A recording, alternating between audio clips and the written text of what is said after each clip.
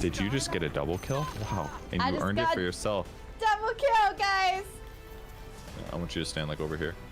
Okay. Just in case Pudge comes. See, there he is. Yep. Just use W and run. Can you terrorize him? His ult, your ulti? Use ulti.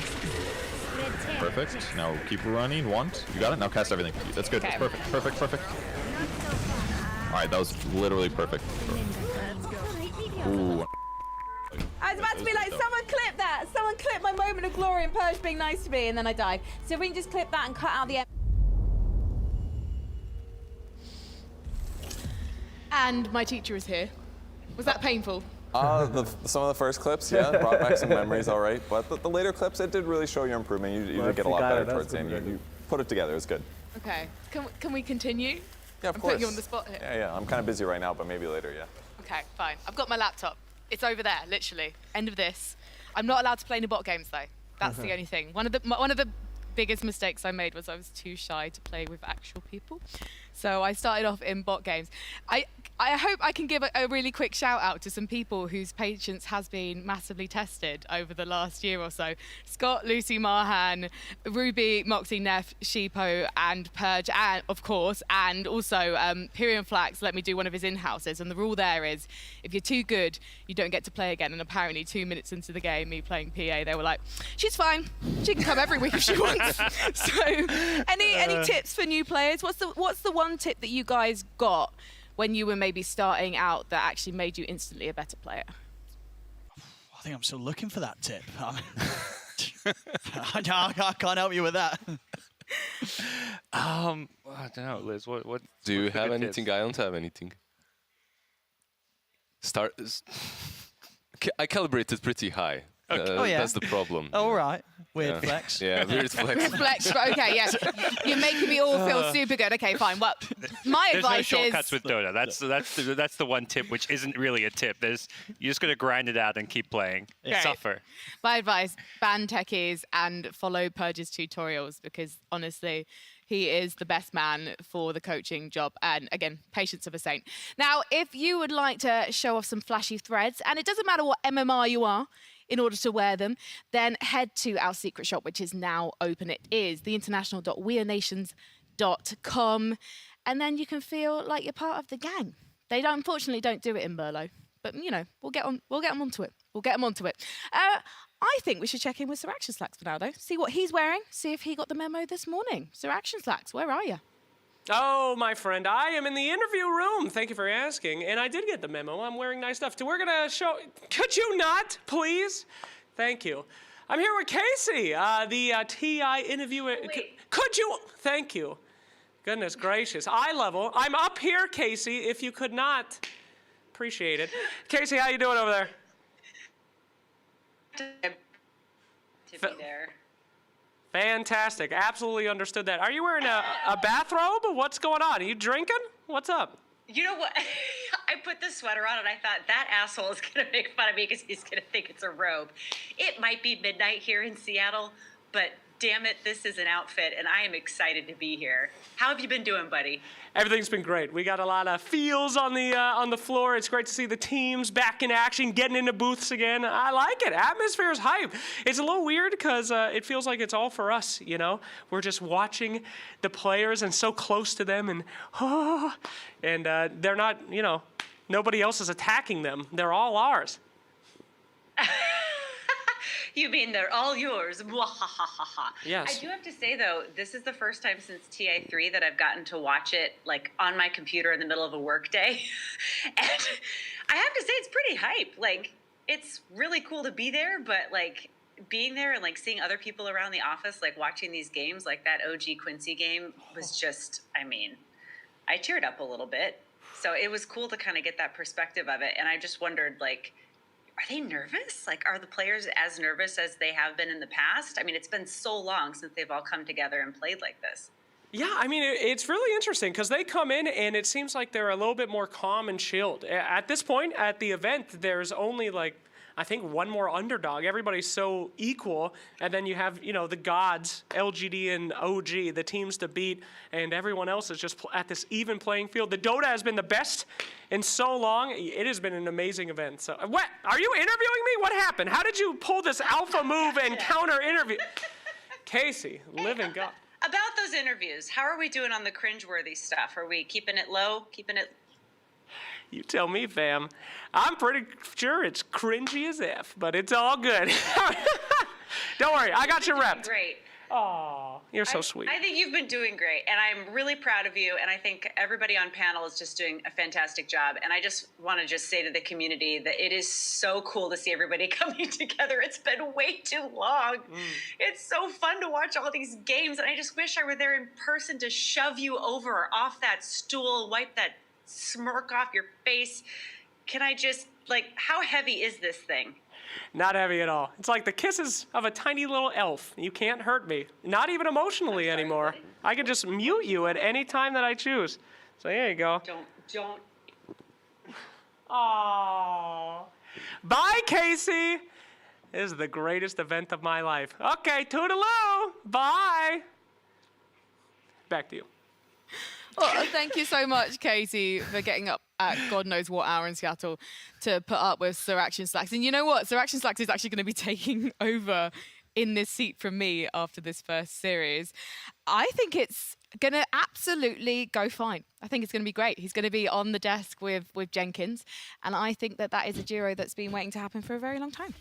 Sounds very clean, like a professional duo. Kind of no shenanigans there. Yeah, the series isn't too big, is it? Well, second game, EG, Vici, I mean, who? It's good for Slacks. Yeah, we'll put Slacks and Jenkins. They'll keep deal it with serious. those. Yeah, it's going to be a top tier, very stony faced, serious analysis. No funny business going to be happening on this desk, and no funny business happening to my right now, because Purge is going to be taking us through some expert figures and facts on the Radiant and the Dire. That's true, and we're starting over here on the Dire side of the map. I know it's a little dark, dreary, spooky, but Halloween is coming up, but hey, I wouldn't want to live here year-round. It's a little bit too much for me personally. So what I want to talk about is the Radiant and the Dire sides of the map. They are, teams got to switch here and there. Which team is actually better? And in fact, it's actually typically the Radiant team. They've classically had a higher win rate across most of Dota 2, and the biggest reason is the proximity to the Roshan pit. Roshan is a big objective to take every single game. And what ends up happening in a normal game is the map gets split about down the middle. The Dire team will take the enemy safe lane, Radiant will take their enemy safe lane. And if you look at the half, Roshan is on the Radiant side, so that gives them a nice advantage. And on top of that, Ancient Neutrals are in a better location for the Radiant team as well. If we highlight those, it's pretty clear that the Radiant team is closer to Roshan than the Dire's is. And on top of that, that's your high ground position. You can stand there. It's a lot harder for the enemy team to invade against you. So it just makes things a lot safer for you as a whole. So it just seems obvious, like Radiant is by far the best to grab every game that you win the coin flip, right? Well, there is some pick order differentiation as well. On the first pick has about a 52% win rate. Second pick, sorry, I shouldn't say Dire. I must have missed that, my bad. Second pick is a 48% win rate. So it is a little bit better to go first pick instead of second pick. On top of that, the best way to offset these disadvantages if you do play the Dire side is to have heroes that can have some vision control around the Roche pit. That's going to mean that even though you're farther away from Roche on average, you're going to be better at catching the enemy team when they are starting Roshan. Elder Titan is really good for this. Already good in the meta, and also very good at scouting Roshan. You just throw your spirit in there, nothing can hurt you. And a lot of times you can even slow down the Roche with these nice stomps. So this just buys you time to get across the map even though you're farther away. So when you guys are watching the drafts for the rest of the day, keep an eye on which team is on Radiant, which team is on Dire. Radiant lineups are going to want to take Roshan quick. Dire teams want some vision control to offset those Dire disadvantages. Back to you guys. Thank you. Also, the Radiant's prettier. Thank you, Purge. No, sorry. That's why I'm hosting and I'm not an analyst. Should we have a look at what we got coming up today on day 3, Sure. the main event of TI10? We're going to have a look at the schedule, I believe. Oh, no, you know what? Before we look at the schedule, actually, Oh, we are going to look at the schedule. That's absolutely my bad. We've also got some other content coming your way, which I will cue in a second. But before then, I'm just so excited for these matches. We've got the lower bracket starting first today. It's the old switcheroo because we started with the upper bracket yesterday. Alliance versus T1. We're going to be talking about that with this very panel shortly. And then Evil Geniuses versus Vici Gaming. That is going to be a clash for the ages. Before we head to our upper bracket, can Secret carry on that momentum after winning OG in spectacular form the other day? And a bracket reminder for you all, so you can see the teams that are already in the top 6. Lovely. IG, Secret, LDD, VP. VP, is that a surprise for you, Gods? Not really. I mean, maybe the bigger reassurance is that they're just playing well on the big stage, because that's something they've struggled with in the past. But everyone's kind of looked at this team as that team that should be in the top 6, just hasn't delivered before. And then we've got our lower bracket. So Team Spirit is going to be going up against OG. Team Spirit had the momentum against Fnatic yesterday, Lizard. They definitely do, and when you look at the Eastern crowd and when you look at their chat, they're cheering them even maybe harder than Virtus.pro. They believe in this team, and so far, yeah, they're a bunch of pubbers that have stacked together, but they're also good with each other. They're friends for a really long time, and I think there's something to that chemistry. I think they can make OG think twice in their series. A bunch of pubbers. Are you going to live to regret that quote? Look, we were all a bunch of pubbers initially. That's how we all started, right? That was it. Yeah, but when we started, we were not top 6 at TI. That's also true. Yeah. That's also very true. But a year ago or so, when they stacked together, it was a similar situation. Now, obviously, it's very different. I think it's Cap who said that basically this is a lineup that will win the international, just not necessarily this year. But maybe they're going to prove everyone wrong. Maybe it's going to be them. Is it them that are first when it comes to the youngest squad, or is it VP? It's VP. It's VP, yeah, but they're really close as well. Yes. Yes, sorry, I got confused then. I thought you were talking about VP, you were talking about Spirit. They're one and the same to me. That's terrible, isn't it? They're not really. That was a joke.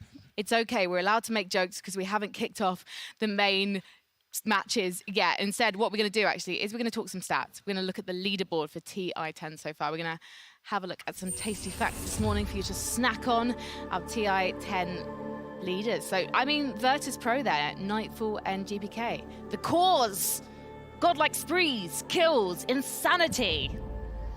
Yeah, overall, they have a lot of good stats on their side, even their supports. Like, this is what we see, but assists, when you look at the supports, the Safe and Kingslayer, the two of them, I think they average on 17 each. So this whole team works together really, really well, and GPK and Nightfall just grab the glory and get the top.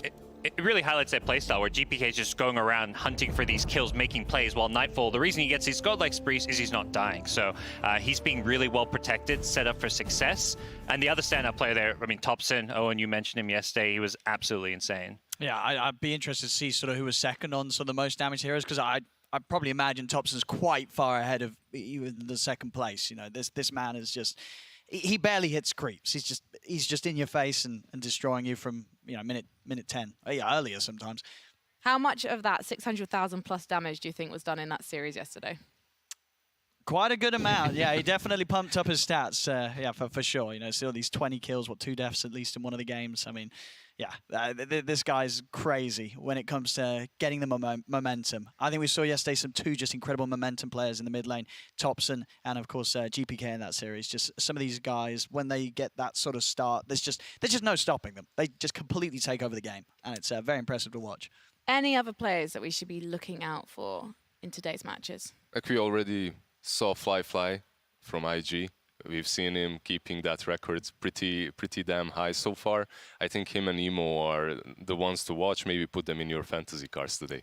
For me, I'll say 2 plays, Ice and Crit. I think they're like the scariest offlaner 4-position combo in the tournament. You know, EG, they're in the lower bracket. They had that poor group stage, but I think they're a team that can make a deep run. You know what, Lizard? You've reminded me of something when you referenced the compendium then. Crimson Witness. Have you got your drops yet? If you bought a ticket to TI10, you have the chance of getting one of those sweet, sweet chests. So make sure you head to Dota2.com/Crimson Witness and register there. And then you've got the chance to get drops whenever First Blood happens. Have you got some nice chests? Have you got any items dropping your way? No, I haven't. Val, step it up. I've been here 2 days. I haven't had a single drop, so come on. Me too. Some of my colleagues, they've got 5. I've had none. Unacceptable. There's an I'm not coming back next year. Anti-British bias. I'm sorry to interrupt you. nothing. I'm also angry. I've got nothing as well. Do you think people will take pity on us and send us things? I hope so. I'll be checking today. If I don't get any today, I'll be having words. Send us nice things, please. Now, that horn means we're only a couple of minutes away from our first 2 teams taking to the stage. It's going to be Alliance and T1. And it's going to be a really interesting one, I think, especially on the Alliance side, because they didn't exactly have the best group stage, but they're holding on after a spectacular performance against Beast Coast. We're going to be talking about that soon. But are there any surprises that have really happened for you on the main stage out there so far, guys?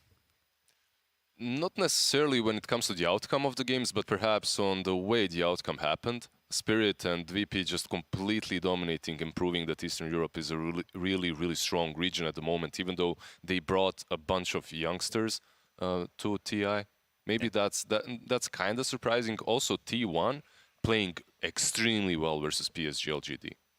Yeah, T1 looks very scary. I'd also, at Beast Coast, maybe disappointing on the main stage, because their group stage was really solid. They took games off some of the top teams, so to see them just fall so flat and play kind of very uninspired in an elimination game was a bit disappointing.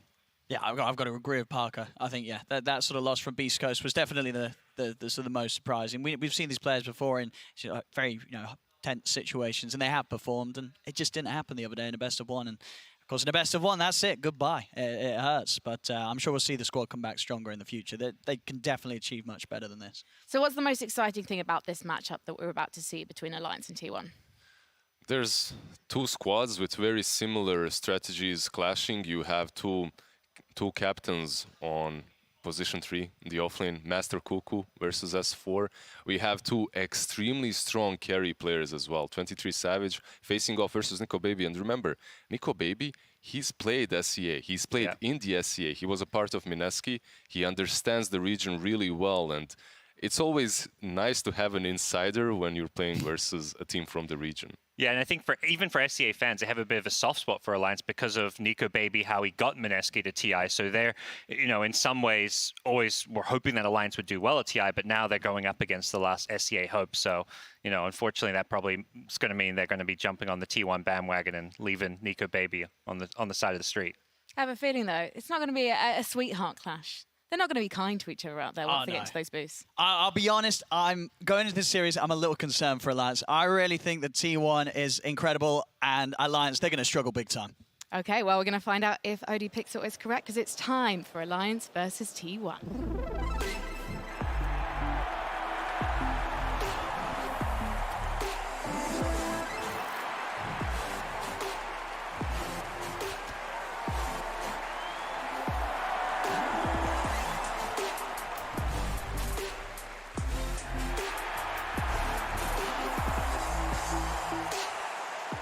Alliance are heading back out onto the main stage here at the International.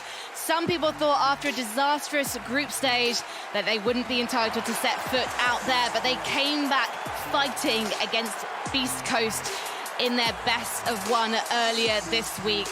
And now they're finding themselves, they're finding their joy in Dota. And today, they'll be making every single moment matter. These guys are not going to be nervous. They're just going to enjoy killing T1.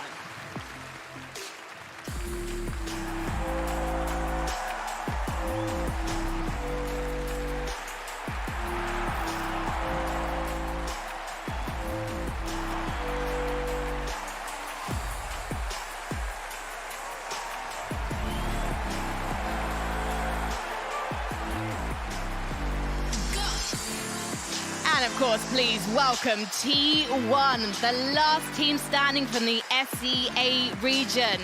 But you can be very, very hopeful and proud of this team if you're watching them. Yesterday on the desk, they were predicted to make the top 4. This team is never going to be seen as an underdog again. They are family, and they fight as family and really put up a fight against LGD yesterday. So do not underestimate them. Just because they like to take things slow doesn't mean you should rest easy when you're head-to-head with them on that stage. But will they make it through today, or will they be heading home? We'll soon be seeing as they take to their booth. And there we have it. Alliance safely in their booth. They looked so comfortable there yesterday, and we are going to be talking more about them in a moment. But first of all, we're going to be catching up with a bit of a legend in the Dota 2 scene. It's their captain, S4. S4 has played with some of the best players and teams in Dota history, but has yet to relive the success of winning it all. Players and teams in Dota history, but has yet to relive the success of winning it all. S4 has returned to Alliance, an organization now managed in part by some of his former TI3 teammates. Gustav is playing for his old team with new blood, which is one of the things he says made him want to return to competitive Dota after taking a few months off. This was kind of the first break I've had in forever since I started Dota. I've never really taken a break, so I felt like I was way worse at the game. How have you changed as a captain over the years? I know that's gonna sound weird, but sometimes you need to like kind of say no to people, and for me that's something I've tried to improve on, and I feel like I've become a little bit better on it. I have some questions to ask you that you're probably not going to like. Is that all right? No. Dream League Season 15, Western Europe DPC is Alliance. One of the bigger stories surrounding Alliance this season was their use of PPD as a temporary captain over the course of a month. You getting more? Our throne is in trouble. Our throne's in a little bit of trouble. I can push it. Yeah, I think that's it, guys. GG. GG. Specifically during the Animajor qualifiers, where event organizers emailed teams to let them know coaches would be allowed in the room during the games. When I first contacted him, it was because of a reason, right? We were gonna use him in game, and this is a bit controversial. However, this is how I understood it, that I feel like other teams are gonna use this to their advantage. So I better get to it early to practice for TI if this is going to happen. Prepare for gate departure. Alliance, please fasten your seatbelts. So Thank you you. brought PPD on as a result. Okay. And so what was your reaction to the way that ended up playing out? I was actually surprised that other teams were not using their coach already. In my mind, everyone was using it, but actually nobody was using it. So then I was like, oh, are we the bad guys now? I guess we're the bad guys. But yeah, in that sense, it looks a bit unfair, and I agree with some of them. But it looks a bit unfair. Did what we thought was best for the current situation. Despite the controversy, Alliance shifted focus back to their main goal, making it to TI-10. S4 not only knows how it feels to play at an international, but also how it feels to win. Limp and Hanskin, I know, haven't been to a TI before. What sticks out in your mind about what that feels like as a player? Alliance shifted focus back to their main goal, with your teammates, making it to prepare them for that feeling. I'm always gonna say that they need to enjoy the ride, kinda, and don't focus on down the line what's gonna happen. Just focus on now and what you're gonna do next. And yeah, enjoy the journey also. Did you enjoy the journey? Definitely. I mean, it's a rough journey, but it's not really regrets. But I feel like at the end of it, you kind of look back and you're like, I could really like push myself to actually win another TI or 2 more TIs, you know, just be the best that I can be, kind of.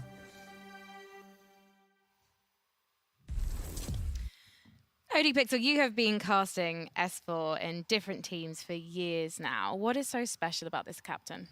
I mean, just the fact that, you know, even after all these years, even though still nowadays his play is a little volatile, he can still have those games where the magic returns. You know, it's sort of the same S4 from the past, and he can still just sort of come out with these crazy moves, these initiations, and you know as well that the players around him, they just, I mean, you know, you hear sort of his demeanor. He's a very calm gentleman. He's very good at keeping the players just focused, making sure that no one lets the emotions get to them. You know, this man, as we saw, he's been there, he's been at the top, he's been all the way through tournaments such as TI, and something like that at TI, just compared to any other events, it's just invaluable to have as part of your squad. Yeah, the fact that he can make all those flashy plays still, not perhaps every single game, but most of them, and at the same time control his teammates, it's something incredible. You would like to have S4 on your team no matter in which team you are, because I remember a couple of years back, I was playing in a league and someone is playing mid, S4 is on offlane, and S4 is telling my mid laner what to do while he's still winning his lane. This guy is seeing the whole map at all times, and that's not something that every single player can do. Yeah. And the calm demeanor you mentioned, Frankie, that's been, I think, key for keeping this team together, what they went through. You know, they're getting a lot of hate from the community. You know, there are a lot of people who are also on their side for the whole thing, but, you know, that would have completely, like, crippled a lot of teams, so he really helped keep them together. And it's really interesting as well, it was mentioned in that interview that not all of these members have actually been to a TI before. For me, the most surprising one is Hanskin's never been to a TI. Yeah. So far hasn't been to one. This is the first, and probably some emotions are running pretty damn high here, but he does have seasoned captain, like we mentioned, next to him to cool those emotions off. And also FNG that we haven't mentioned. He was extremely popular for a decent while in the Eastern Europe region because of captaining VP to the same TI.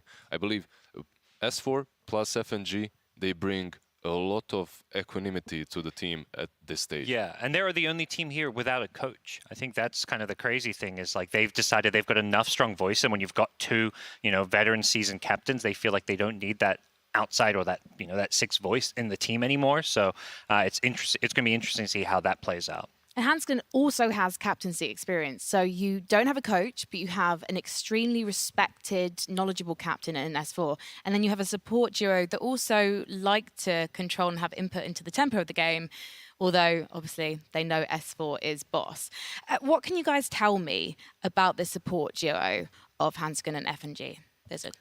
Well, FNG, he's always been the most classic, old-school position 5 coming from the Eastern Europe region.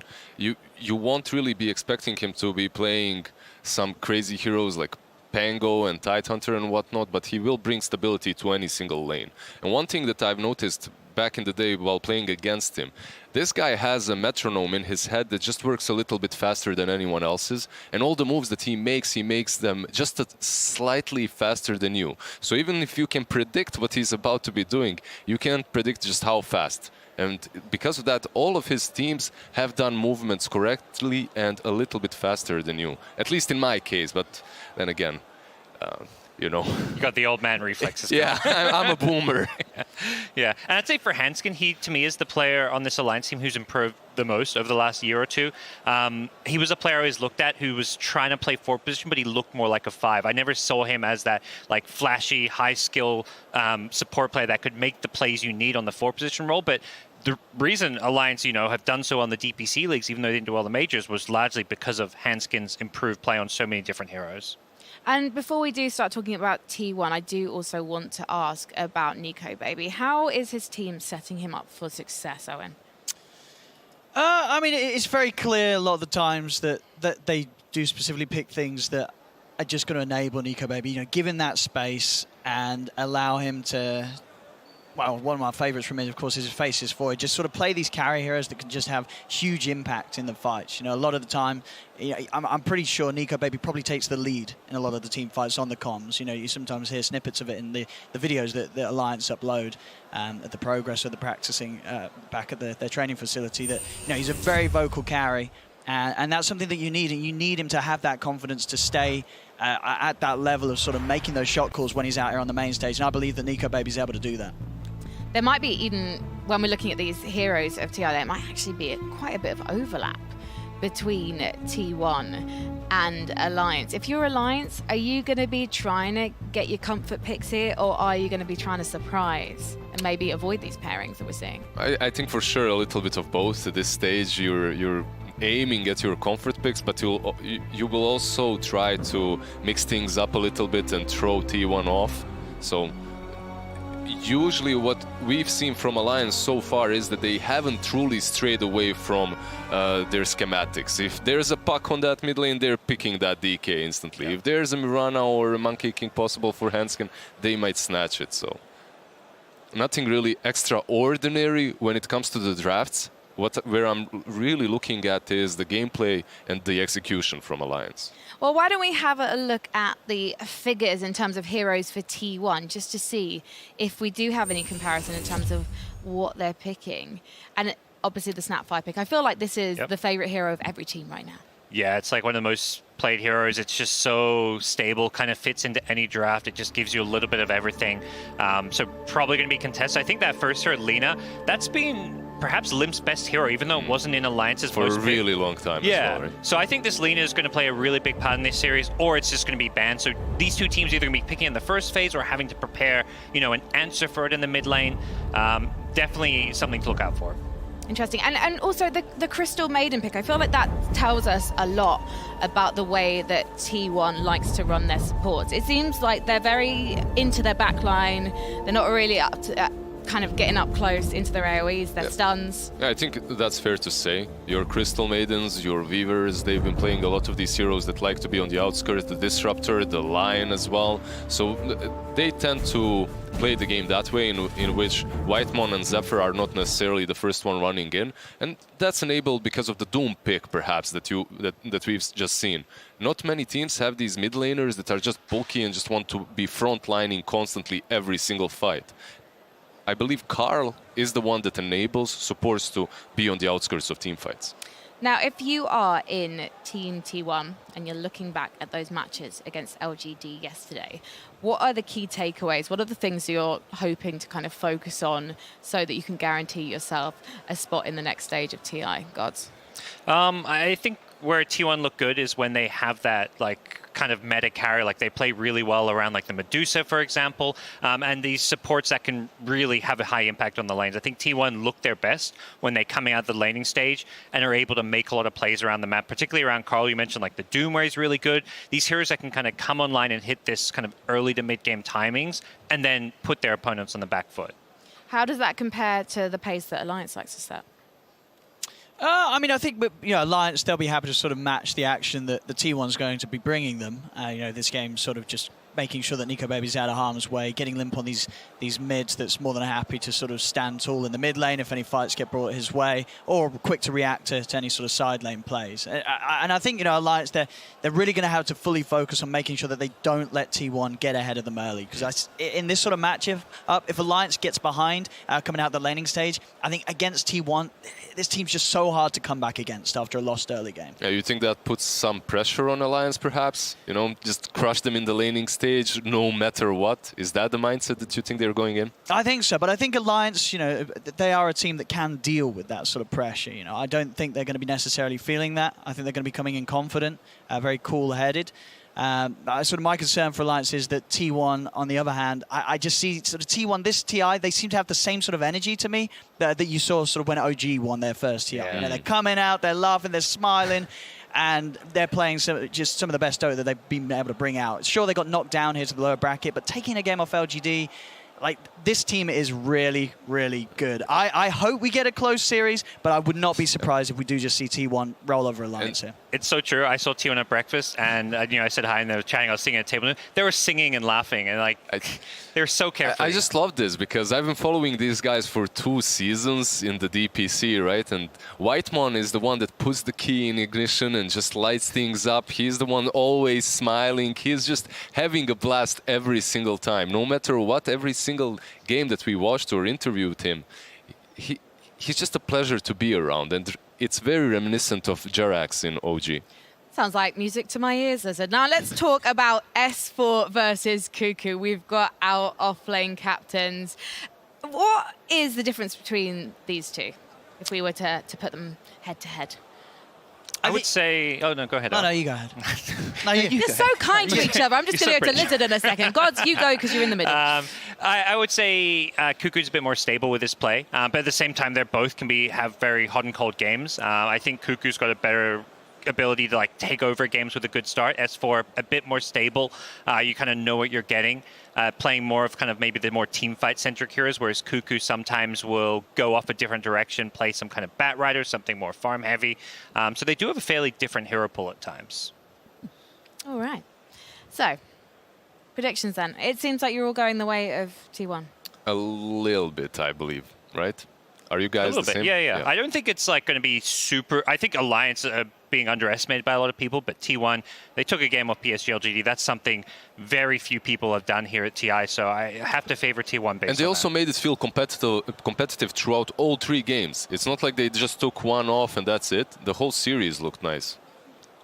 If you're Alliance right now, and you're looking at what T1 were playing yesterday against LGD, what are you trying to do in terms of the build you're going to be doing and the things you're going to be drafting overall? Obviously, we're going to try draft panels soon, but what is the overall thing that you're trying to achieve?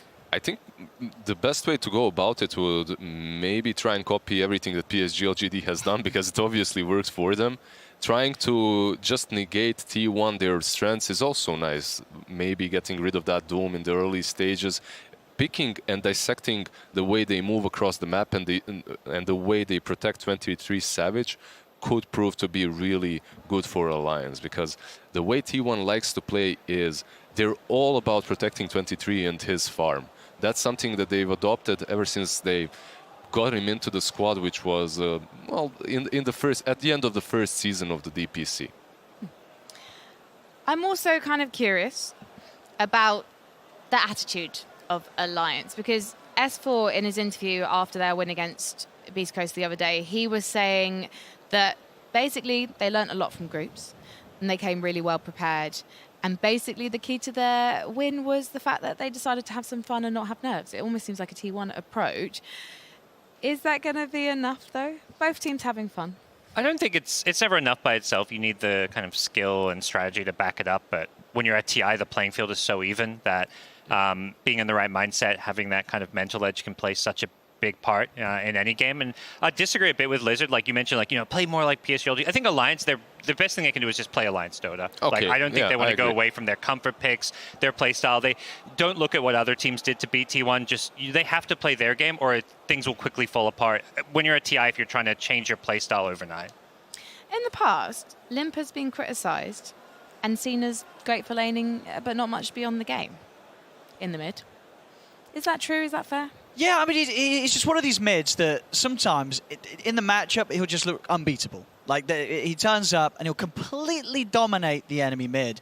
And he normally he can turn that into like sort of this fantastic momentum. But I think there's just been a few games where Limp can get a little bit ahead of himself. Like, he'll have that fantastic start, but then suddenly, just a bit of an overextension or a dive a little too far, and it ends up costing the team a lot. And these sort of mistakes you're not going to get away with when you're playing against a team like T1, who will immediately capitalize on them. So it's just, again, for me, for Alliance, it's just that volatility sort of across the board. Like, they can really hit it right, but when they don't, it falls apart very, very quickly. So they've got to make sure that they don't have those sort of early errors. Yeah, if you take some concise comparison between Limp on a Lina and Limp, let's say, on a DK. On his Lina that we mentioned earlier, he can completely crush the lane.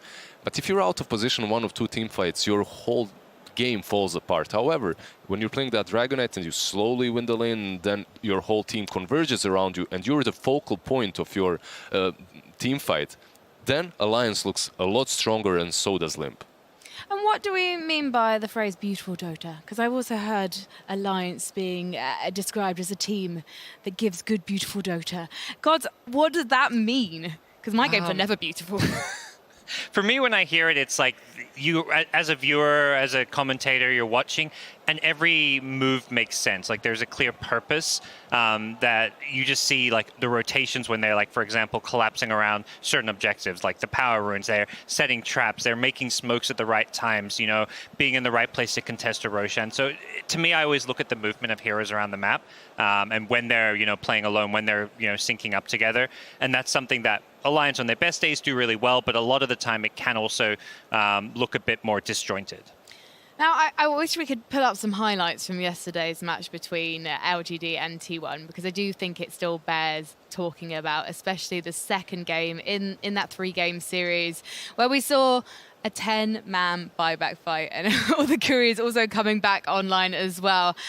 I feel like that might be one of the most memorable moments of TI of the main stage so far. I don't think I've ever seen that ever. No, never. Not even at TI, like any tournament. Any tournament, any single TI, not even any pub games. Not even in pubs. Any Dota games, full stop. Yeah, that was incredible, and it was so enjoyable to watch that game and just be a part of it. T1 versus PSG LGD definitely did put a mark on the whole main event. Do you think that the reason that T1 couldn't pull it back in that last game was just kind of LGD just saying, okay, right, we need to take things up a notch? Do you think it was down to that Ursa? What do you think was the thing that really knocked T1 out the running? LGD definitely did step it up a little bit at the end, but at the same time, they did allow T1 to have all of the good stuff in the second game, and they struggled against it. However, once you negate a couple of those heroes, which I assume Alliance will do in their first draft over here as well, then it does become a little bit easier. And I think the scary thing with LGD is they're not just like a momentum team. When they lose a game, they learn a lot and adapt quickly.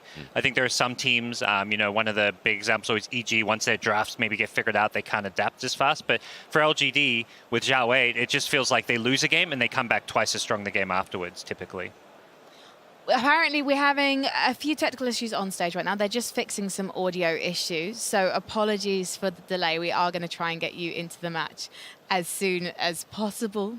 Don't panic. But I want to talk about also T1's T1 drafts.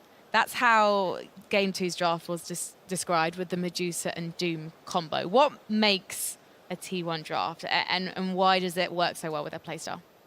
It's usually kind of greedy, like you mentioned. Like the Doom made it feels like it's a bit more on the greedy side, but they have these support, like these backlining supports that can be very active, dish out a lot of damage, and take advantage of the fact that like all 3 cores on T1 get kind of farmed. I feel like that's what I would say about them. Yeah, 100%. Cuckoo is perhaps sometimes a little bit more sacrificial. He can be greedy if he gets that Doom or Bat like we talked about before, but if there is a Doom on mid lane and Medusa on the safe lane, he will play that full playmaker role with Zephyr and Whitemon and create as much space as possible.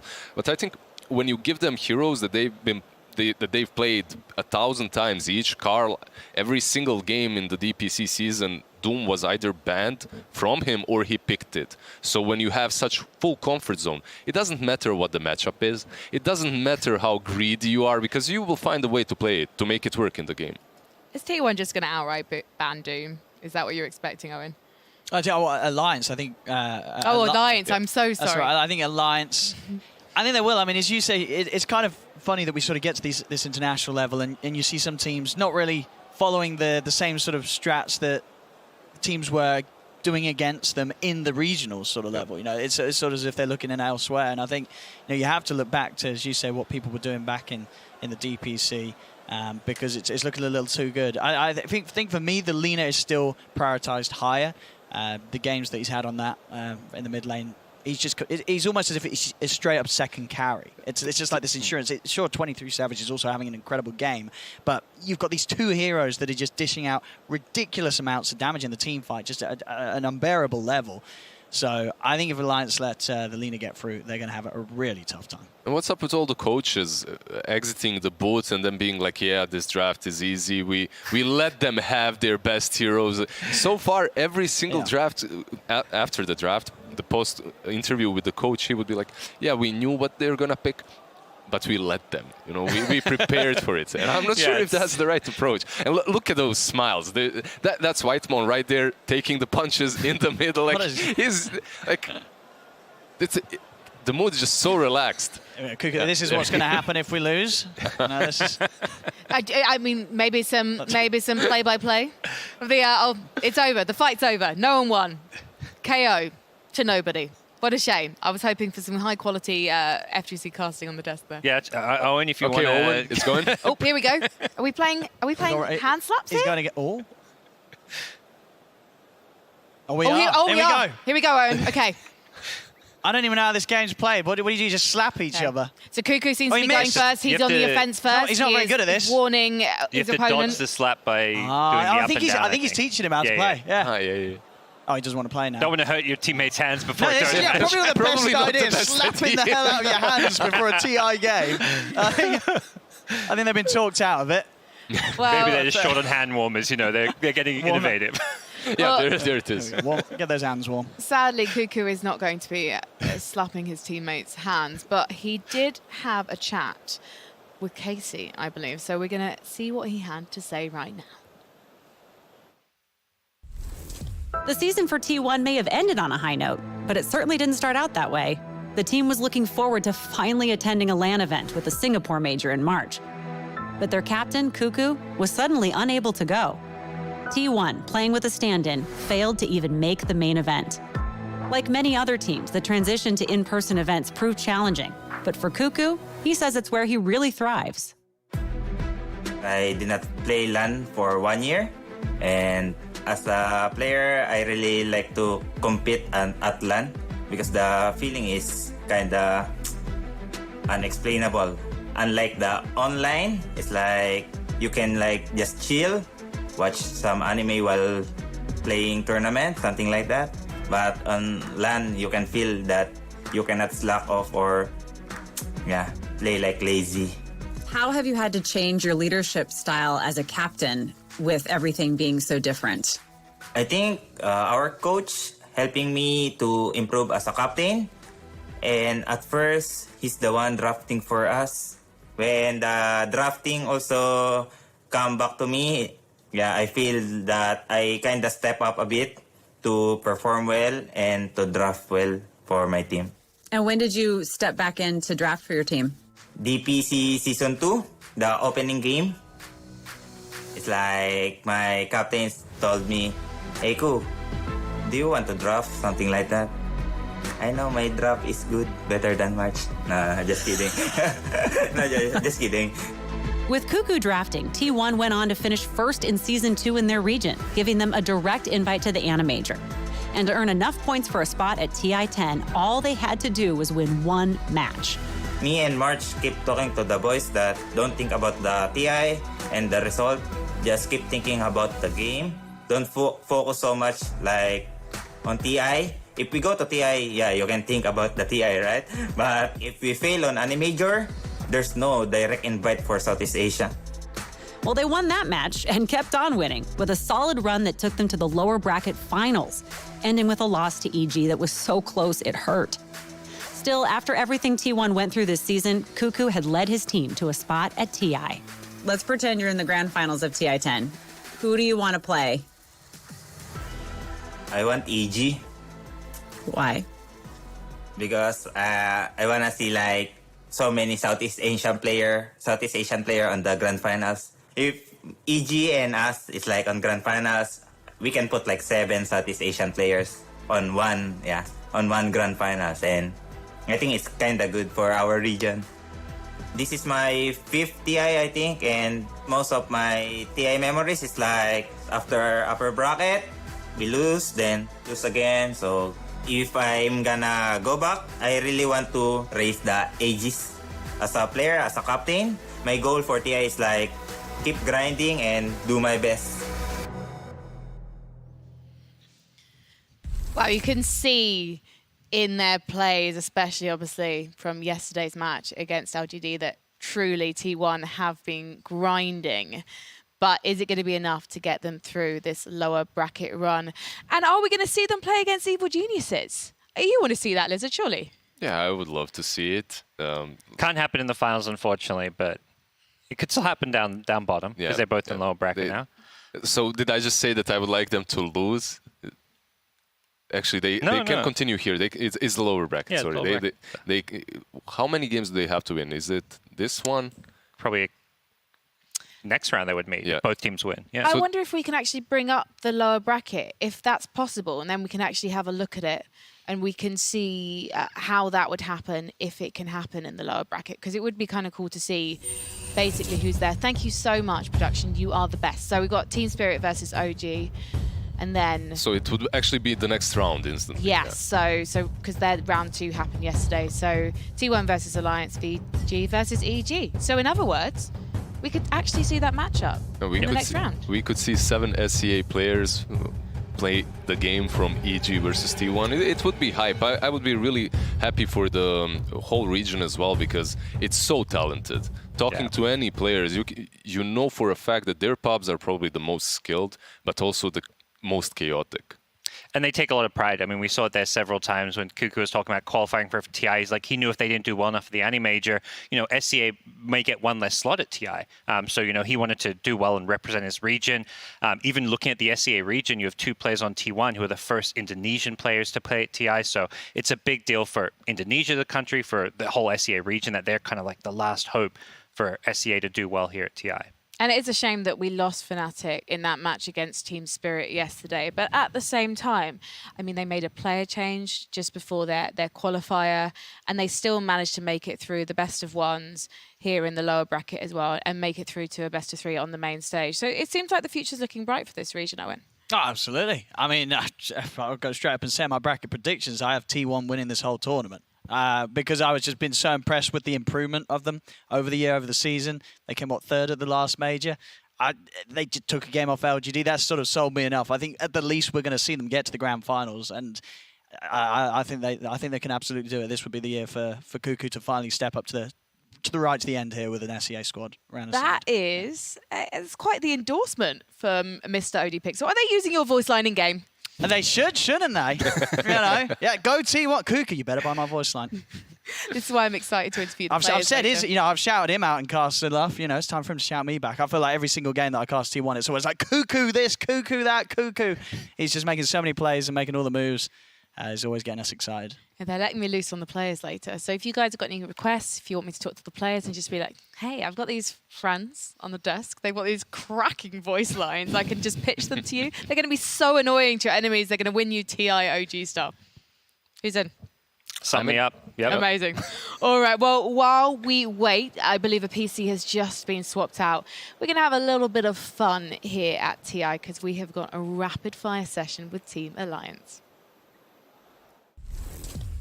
Welcome back. More rapid fire questions coming your way. I'm joined by Nigo Baby. I'm here with FNG of Alliance. Welcome, my friend. Yes. Who is, in your opinion, the worst teammate in interviews? That's a rough one. We're all pretty bad at this. So it's hard to say. What was the last thing you ate? Fuck. The memory's so bad, You don't remember what you ate? FNG, what was the last thing you ate? Bulba. Sorry, not the player. I mean, Bulba is a Belarus word for potato. Potato? Yes. Okay. Not the player. I'm sorry, Bulba. Potato. I'm sorry, Bulba. Everyone's going to keep that one going now. Can you tell us there, Limp, what about the last movie you watched? Actually, we watched Dune together. I wasn't really into the story so much, but 6 out of 10. Oh, you're going to make a lot of Dune fans unhappy with that. It wasn't my type that much. And a lot of people are waiting to watch that movie, and you're one of the blessed people I to felt like they released it very early in Ukraine for some reason, but I'm not sure why. Can you tell me the last person you called on the phone using your voice?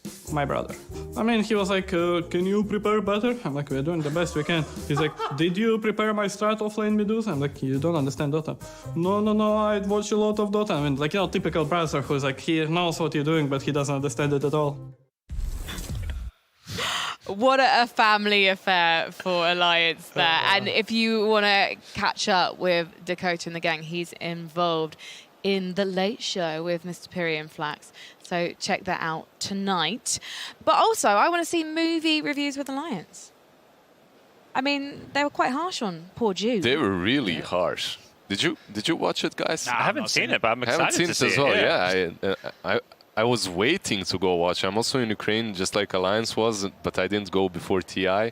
Now they kind of ruined it for me a little bit. Whose fault is that? Yeah. Now you've got the spoiler, the storyline. It's a 6 out of 10 apparently. Here I was hoping Alliance would do well, and now they're going off Flaming June. They're dead to me. Okay, so now you're saying T1. Who do you have winning your bracket again? I had Secret EG in the finals. Okay, it's a classic. Yeah, it's a bit hopeful. A bit hopeful. I mean, is it classic matchup? Is it a you know, is it an uninspiring, not uninspiring, it wouldn't be an uninspiring matchup at all. It's just something that I think a lot of people would expect is all. Sorry, that sounded terrible. Yeah, I think at this point it'd be a bit of a surprise. I mean, EG have to make such a long lower bracket run, and then for Secret, I mean, they took out OG, but still a tough road for them through LGD as well. So yeah, the word I was looking for was obvious. I'm so sorry, folks. Oh, you're good. Lizard, while I try and gather myself and remember that I'm meant to be a professional, what about you? No, I wasn't any different. I was just as bland as Parker when it comes to my predictions. Yeah, it was, what, PSG, LGD, and OG, something like that. Yep. Very similar, very similar. No T1s in the finals. I feel like mine's a bit spicier than an LGD OG, you know? Actually, it is. Actually, it is. I give you that. That's true, but you don't want to upset the OG fan base. For sure. Hashtag DreamOG. I'm right there with you. I've been practicing my no-tail hair flips. I think they're going to be the first team in esports who are going to be sponsored by hair products soon. Oh, those hair flicks are amazing. The moment they uploaded a picture of No-Tail, I tweeted that this hair already won TI. I don't care whatever else happens when it comes to pictures, when it comes to hairstyle. They have not only No-Tail but Thompson as well, right? With long blonde hair. Their coach? Their coach, they've changed over this 2 years, and I would say for the better when it comes to when it comes to hairstyles. Well, you know what I've been very, very impressed by is the suits that you guys have been rocking. I would like to wear a suit as well. It's just that they don't fit me.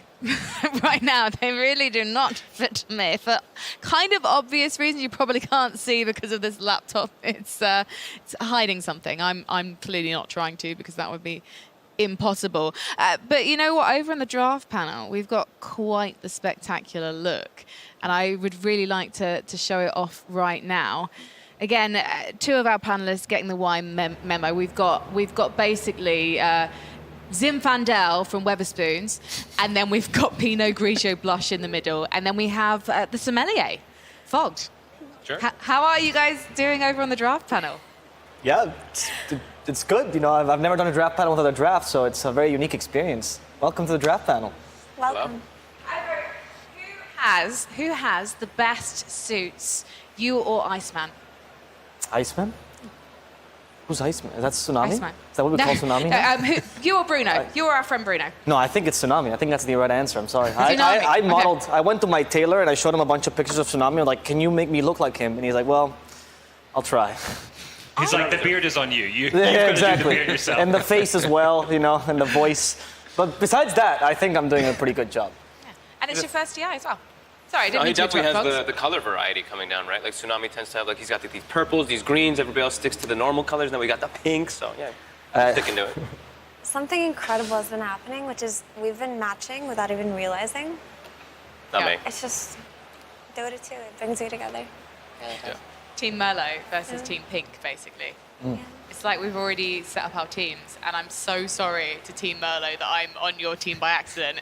Maybe I can be in the coaching role and just do the shoulder massages. I can do a march, coach march, and this is my technique. What do you think? Oh, it's terrifying. That's scary. That's the only thing I'm. Well, I thought I was about to say that's the only thing I'm good at. It turns out I'm not good at that either. I'm going to ask about your brackets as well. I'm going to ask you to kind of predict the winner of TI right now, because why not? We've got time. PSG, LGD. I was going to say Vici originally, but I'm leaning towards LGD now. Yeah. I had LGD IG finals. Okay. LGD winning. Yeah, me too, actually. So definitely it's going to be China's year, you're thinking. Okay. Any particular reason why? This is a really stupid question. They're two of the best teams in the world right now. But you know what? Answer it anyway. Why? Just dominance throughout group stage, dominance throughout the year, comfortable players, powerhouse players, and I think there's a lot of clutch factors that comes into once you get to the grand finals of these like powerhouse mid players in particular, and I think LGD and IG literally have like my two favorite mid players at the moment. So. You don't think that Arme is going to be haunted by TI's past? No. I hope not. I don't think so personally, because he's just been playing out of his mind. He's been grinding pubs every day. I initially had LGD IG finals as well, but I think we might see LGD VP in the grand finals. Oh. VP?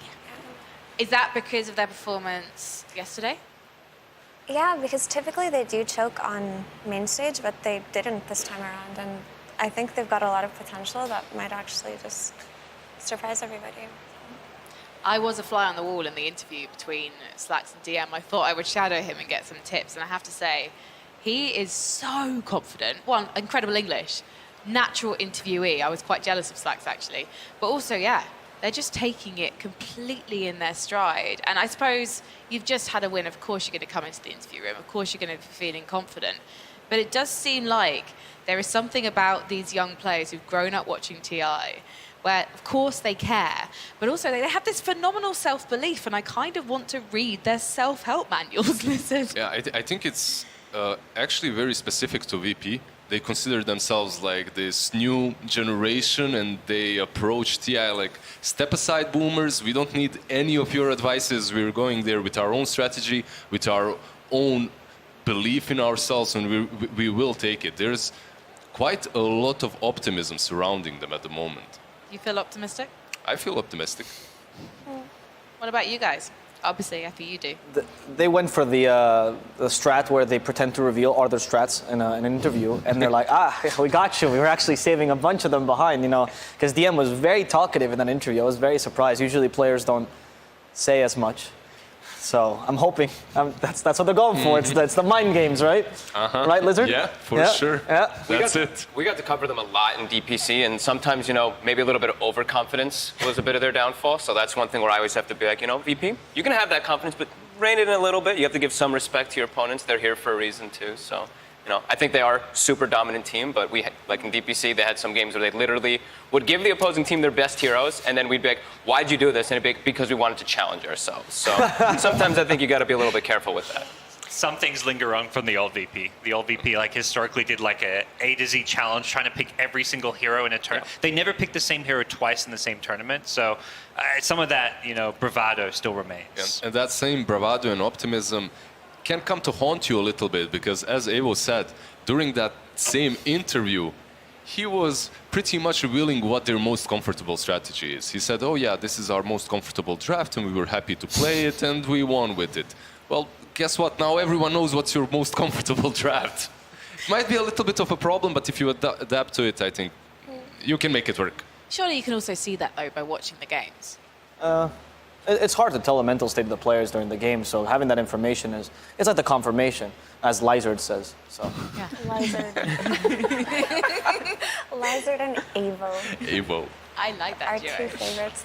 No, I think with younger players and less experienced ones, anxiety does play a huge role in how they perform at TI, and we saw that with Beast Coast, who a lot of us had really high expectations for.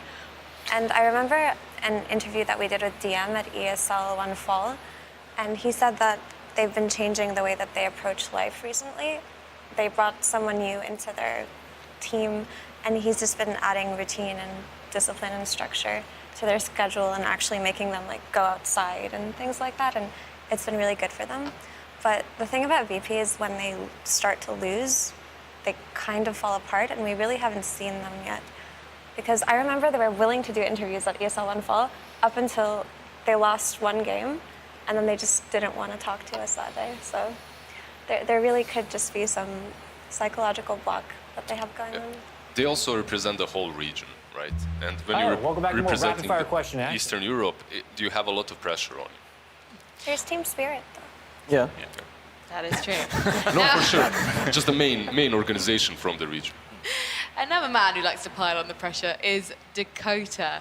So let's find out how T1 fared under his rapid fire questioning. Hi, welcome back to more rapid fire question action. I'm here with 23 Savage of T1. Welcome, Carl. How you doing? I'm good. You ready for some rapid fire trivia? I'm ready. Who played in the grand final of the first TI? Navi. And? I don't know. Nobody knows the other team. IG? Close. Another Chinese team.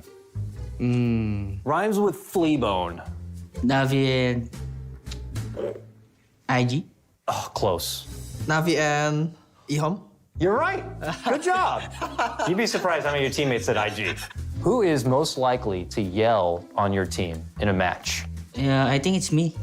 You get loud? You yell? Yeah. Okay. I'm always hype. You're always hype? Yeah. You seem pretty hyped for this interview. Can you tell me the worst roommate on your team? Can I say coach? Of course. I think coach. Who's the best player on your team? Me. Nice. Who's the most improved over the last year? Carl. Can you tell me the last movie you watched? Squid Game. Squid Game. Yeah. Squid Game. You watched Squid Game? I watch Squid Game. Squid Game, Yeah. of course. How do you think you would do on Squid Game? Maybe gonna die. Like.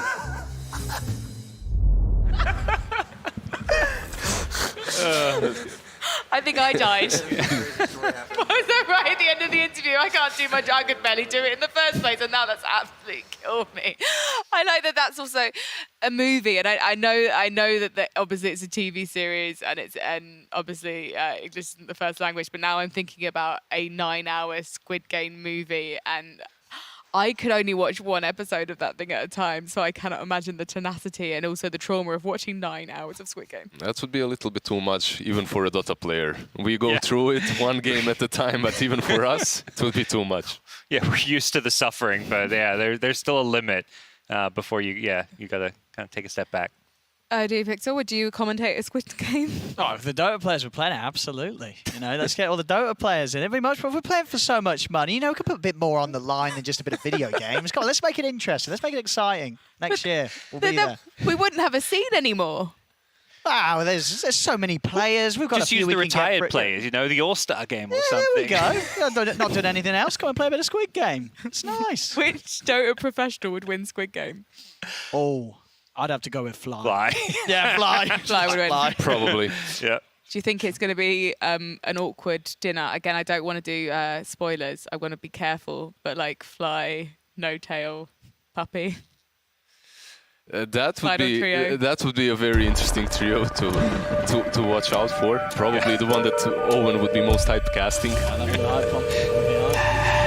I'm going to order myself a gold animal mask.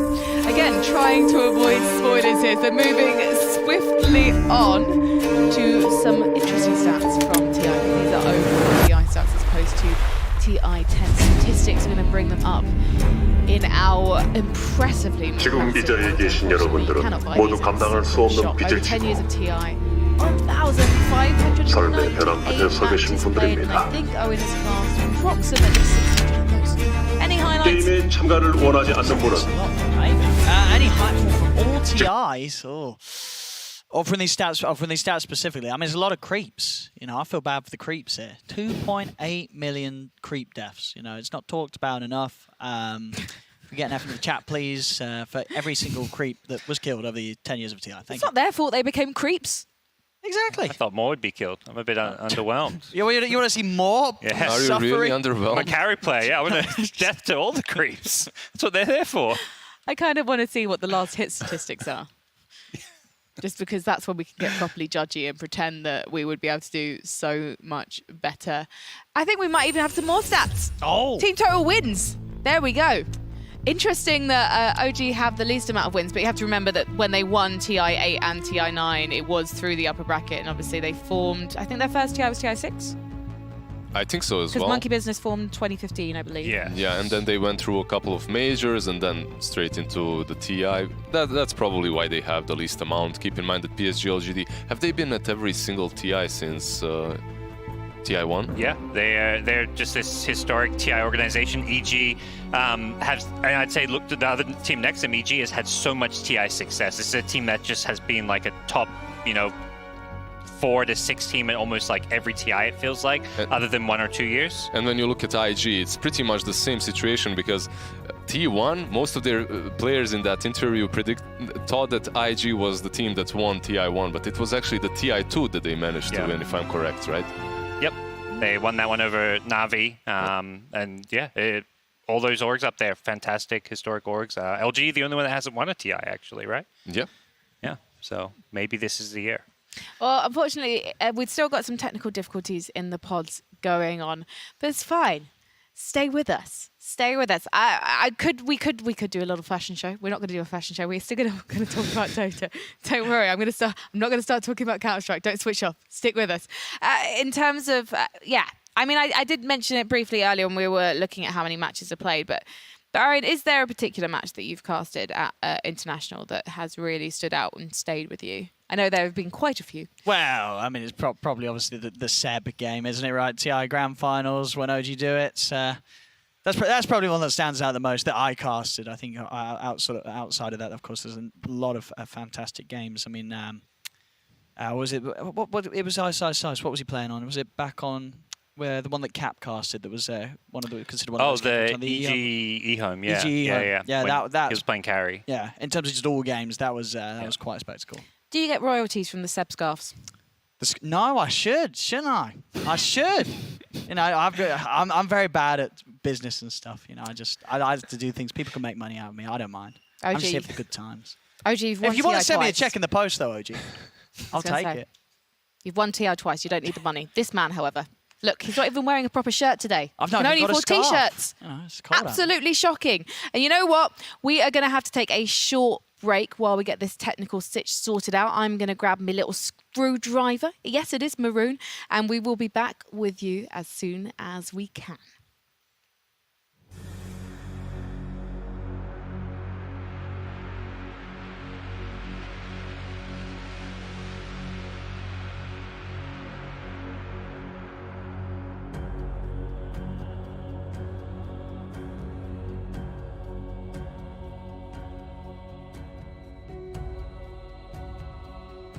Only thing that makes sense is if their internet is having issues, which does not seem to be the case.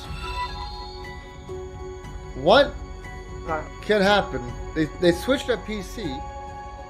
They said they switched their PC, which means there's something wrong with the PC. So if you switch it, that should be a quick fix. But it's still not going.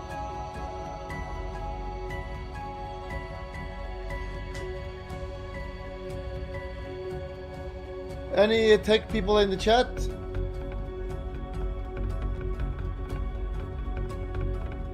Alliance is plane is going soon in 4 days. Helium is on Yale. Thank you. We can just play a game.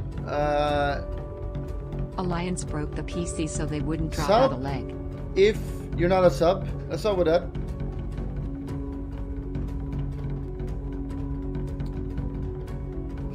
Alliance is not going to lose. It's going to be a long day again, isn't it?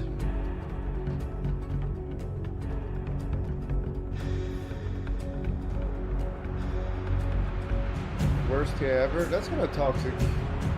What about TI4? I think the microchips from the vaccine plants are messing with the audio waves.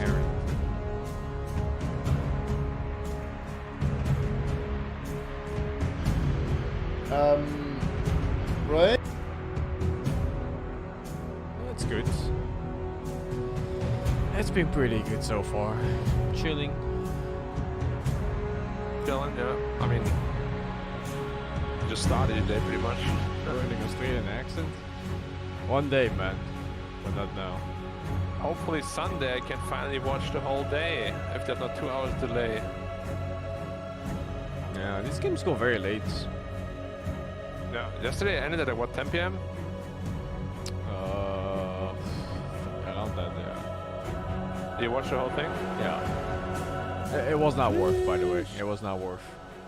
I'm not surprised. There was one OG game that was okay against Quincy-Q, and then pretty much everything else was decided at like 7 to 10 minutes, and they played it out for like 40, and the game ended.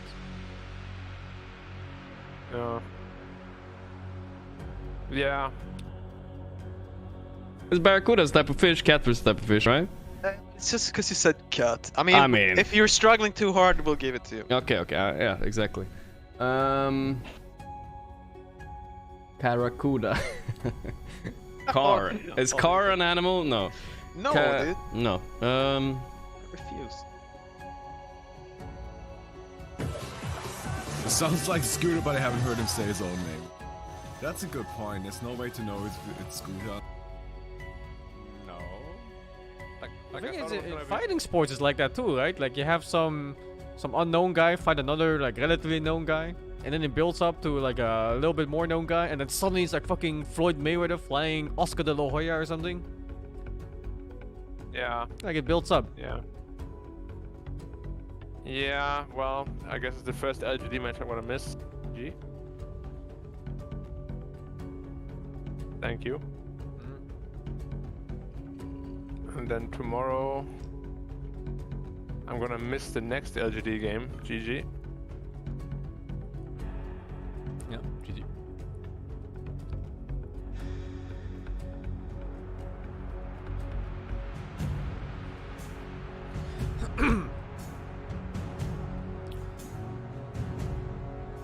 Just ruin your sleep schedule.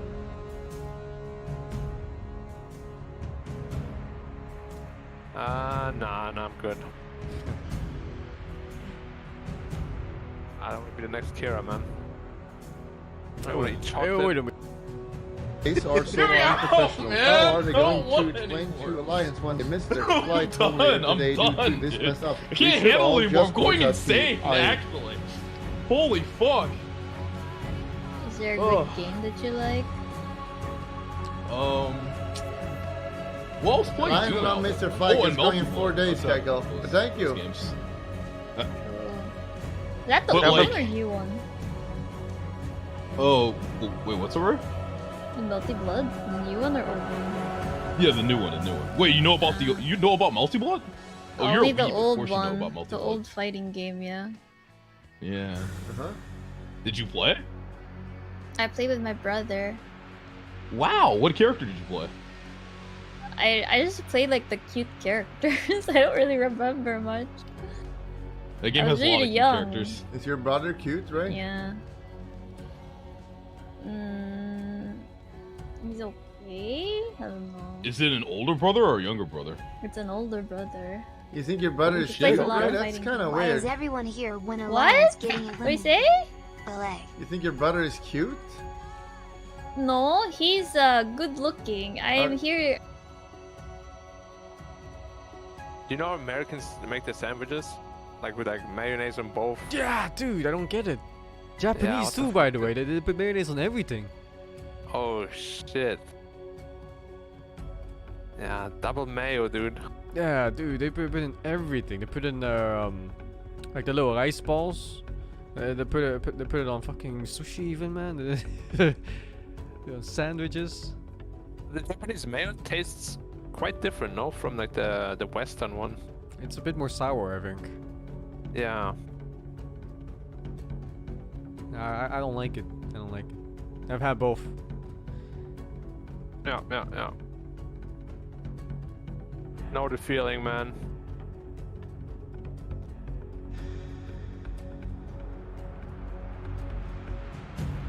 Gonna start soon. Soon.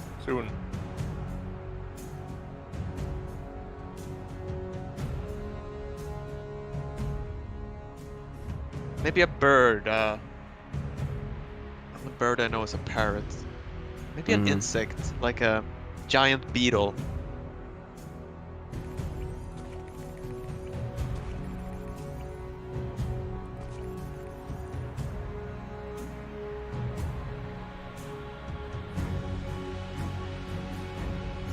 We could sell this banana tree for 95k. That could save the game also. I say we sell this and that, and we have enough for at the beginning.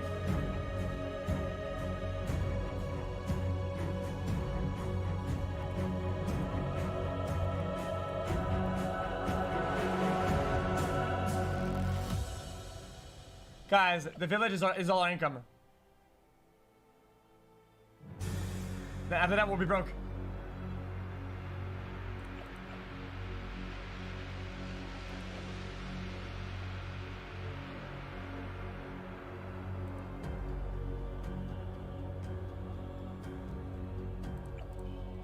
Okay then.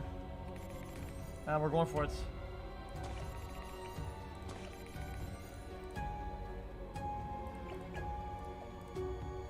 Ready?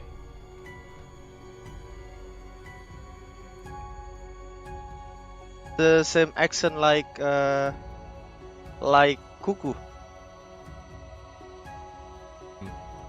Germany and Netherlands. And they're kind of like the national Turkish dishes now. Yeah. Yeah.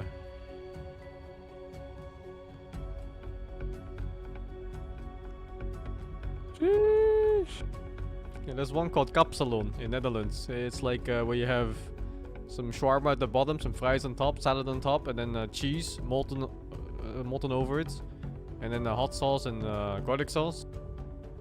No. No? It's It's just soft? Yeah, it's soft. Ray only drinks the That's juices. gonna be- That's even more disgusting. Yeah, I only drink the juice. Ray, what's your I favorite can't juice? eat the duck. Juice? What's your favorite juice, Ray? Favorite juice? Mango Yeah. juice? I don't know. Mango, huh? I like fruit punch. Oh. Mango's an interesting type of juice. Suck my. I like mango shake. Fruit punch really isn't juice though, is it? My favorite is Oh, Borat. Bell, who asked, huh? Who asked? Can you really count that as Fruit punch is my favorite. Fruit punch is my favorite. You got a problem with that?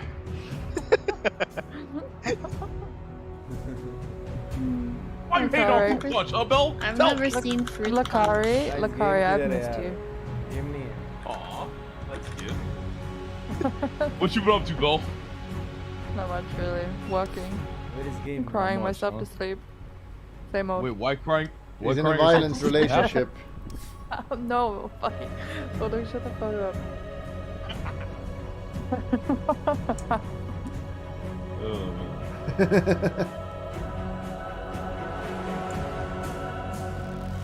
Bulldog asks me every time I join if my boyfriend's hitting me. Is he? Is he? Is he hitting you? Jesus Christ. Blink Sure. twice if you're not blind. I blinked 3 times. Don't worry. It's hard to open up, but we're here for you, Belle. If it happens. Yeah, too many people. Just I'm tell scared. us. Honestly, just hit him with a twit longer, dude. It's fine. Jesus. I'm waiting for game 2. Alliance won the first one. We're waiting for game 2 right now. Lakari, have you been playing much Dota, or are you like addicted to these gacha games? Bro, my last Wind Ranger game was so fucking sick, dude. I landed the sickest powder. I don't even know how the hell I even did it, Bell. I'm gonna tell you right now. Like, the power shots that I landed in that game were insane, bro. Like, out of this world, dude. You can ask chat, dude. Like, anyone from my chat who saw that game, dude, they're still pogging to this day. Like, that's how ridiculous it was. I hard carried the fuck out of that shit, dude. That's a Wait, 20 kill Lakari. Wind Ranger game. Wait, Lakari, what server is that? What server is that? All right, let's not talk about it. Like, yeah. No, I'm just asking. Is it No, Europe you know or why you're NA? asking. No, you know why you're asking, dude. It's fine. Dude, I do the same shit in A. You can ask my boy Bulldog. Bulldog knows. Bulldog, tell him about my Wind Ranger, man. This shit's tight, right? What account did you Go play on. on? I want to see. I played on my Divine account. Listen, check my last Immortal games.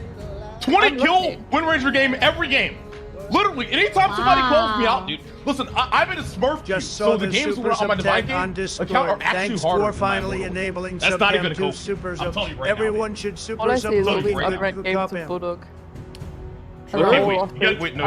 And they're all losses. Okay, wait, hold on. You gotta wait, no. Check Can't the last believe you Wind invited the Ranger whole win, gang alright? to see Alliance lose. It Big doesn't L. even The last load.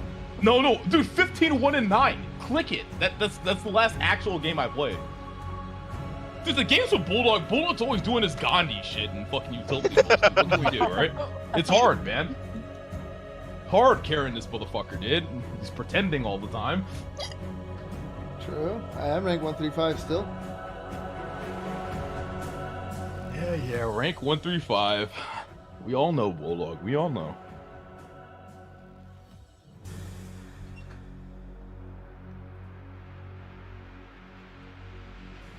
This delay is like ridiculous for our first match. Now do you work with tech, they Bell? not- What's the problem? Yeah, so I mean, like usually the admins would check the PCs beforehand. I don't understand. So they don't do their jobs? What's the 40 million for? Dude, I don't know, man. It's for Gaben. Bro, if I bought this battle pass, I'd be livid. I'd be pissed. I'd be actually mad. Anyone in chat buy the battle pass, dude? It's time to send the trucks. Not me. I actually didn't buy it the only time I didn't. Yeah, I mean, dude, this battle pass was something. Like, Which battle pass? the last one. It was like It was like a copium Oh, the pass. DK Oh, one? is it the Spectre Arcana? Yeah. That one? That one. Yeah. I bought. Oh, you're rich, streamer. Oh no. If I'm rich, I wouldn't playing with you. I wouldn't casting with you. Why? What are you gonna do if you're rich? If you're not gonna cast with us? Fuck some bitches. Prostitute or some shit. I don't know. Okay, makes sense. Yeah? Does it? Do Well, women care about money? Belle, Ray? What? What do you mean? Do women care about money? What do you mean? Of course. They Males are and females realistic. care about money. Oh, we got him. Realistically. Everyone should. Isn't that Yeah. illegal in your country? What is? What? Me? Are you telling me? Yeah. Drunk words? Yes. Just do it. Just don't get caught. Lol. It's been too long. But I never do it. Haram. Yeah. True. True.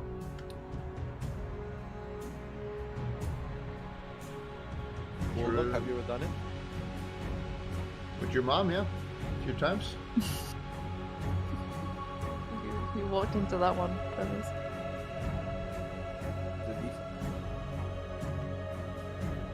Are they gonna give a default win to Lions, you think? Your mom? Yes. It kinda is T1's fault. What? T1's fault? Really? Why? Women don't care Oh, I don't know about if I money or length. Don't listen to We them chat Kick Society. Is it their PC? I got in trouble. Well, thank you so much for waiting. And you know what? I'm This in the match game. is going to be Draft is well up. Really? worth the wait. It's No way. Alliance I'm versus really? You're lying. Troll. Lions versus T1. Game 1. Well, we thought this moment would never come, but we're finally here in the draft of game number 1. We did have some technical issues. Slacks actually stole the headsets. He was running around. He didn't give him back to T1. Was even tweeting about Thawg to divert attention. Awful man, really. But we're finally here. We're ready for the draft. And now we can talk about Dota. So, Thawg, I'm going to ask you first. What can we expect here from Alliance? Well, step one, I was hoping that T1 would take out that Tidehunter. I think that's also a really good option if Alliance was able to get it. I think other hero that me and Effie were looking at is probably the Lina is the other, of course, one the panel was talking about, at least for Alliance, heavy contested hero between the two of them. And then we'll trickle down to our, our Snapfires, our Disruptors, big team fight heroes, depending on what they're playing against. And of course, Alliance might have to be thinking right now is, do we want to ban the Doom? Do we move it up in priority? Do we look for IO? Because they had a couple struggle games on it too, so let's see what it's going to be. I think we should expect a Magnus pick too, just because of his performance yesterday was absurdly good. He did well in groups, but after what we saw yesterday, I think this should be a hero to look for, and there it is. There we go. Priority shifted for sure after the yesterday series. And for T1, whenever we watch them play, they just seem like you give them a comfort pick and they will outplay you. That's the name of the game most of the time. Jenkins always says that this team will pick the greediest draft and still fight you. And they would go 3 Midas and still fight you because they just know that they can perform the team fights better. So, Effie, could we expect more of these team fighting heroes to go with the Magnus, or we maybe see the Doom that Carl's been running around a lot?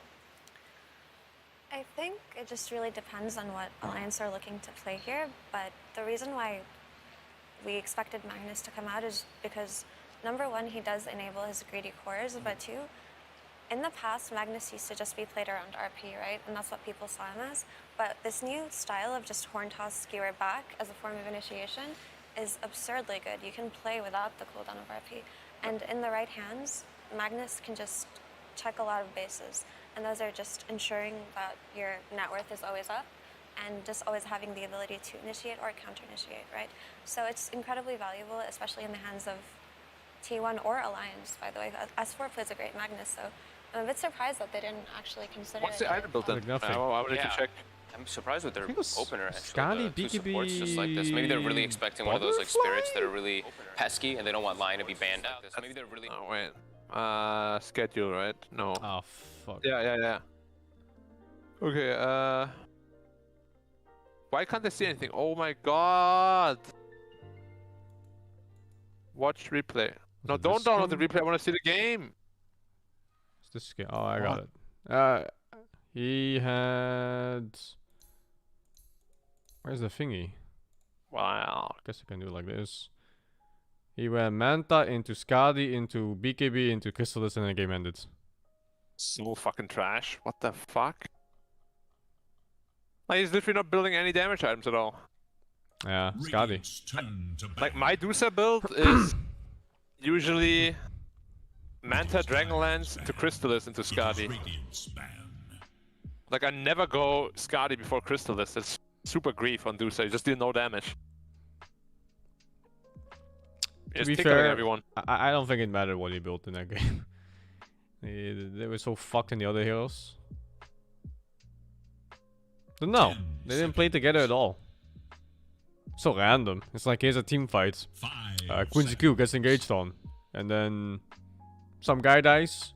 The fight keeps going. Dusa TPs in, dies with them. There's like no cohesion whatsoever. Quincy crew looked very fragmented anyway. They had a very good game one. They were ganking the shit out of OG. They were everywhere. Well, they had a lead. They were killing. They had good map control, good wards. And then at some point, I think they got Aegis, was it? And then Quinn on Kunkka walks in, dies instantly without getting anything off. And then the whole game went to fucking shit.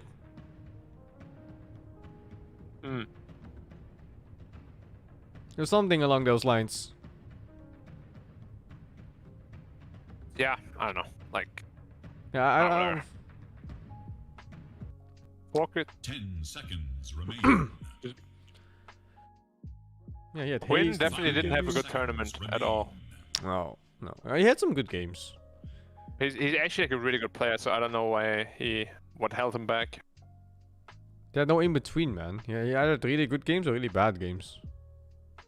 And that's usually what I thought was a strong point, that he's very consistent. But this tournament, not at all. No. This tournament, he had so many random deaths. He cannot win like that. Because Lina, why do you give away these heroes? Like, stop giving away Mag. It's too good. But I guess you gotta give away Mag, or you have to give away Tiny or Monkey. That was a series where Mag was untouched. I forgot which one though. Yes.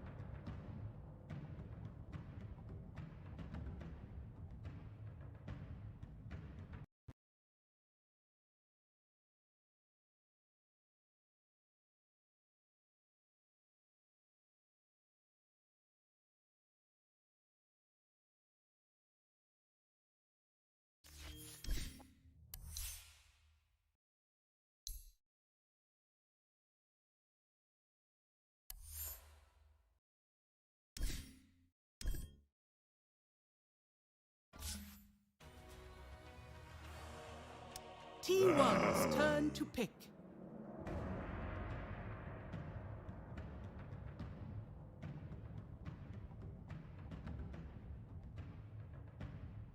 Yeah, literally the whole team plays Mag. Wouldn't even be surprised if Saxa plays like a 4 Mag.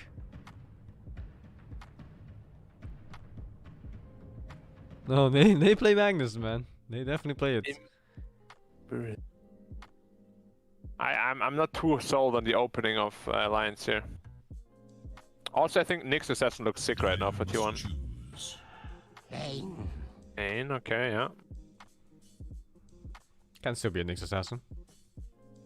Yeah.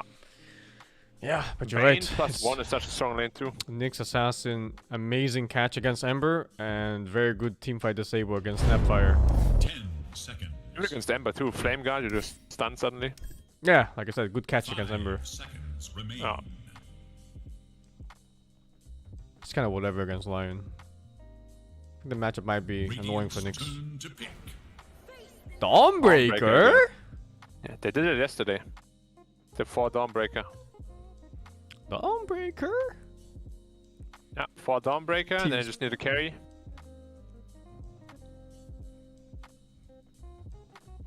My Alliance's draft looks like garbage so far. That needs to salvage.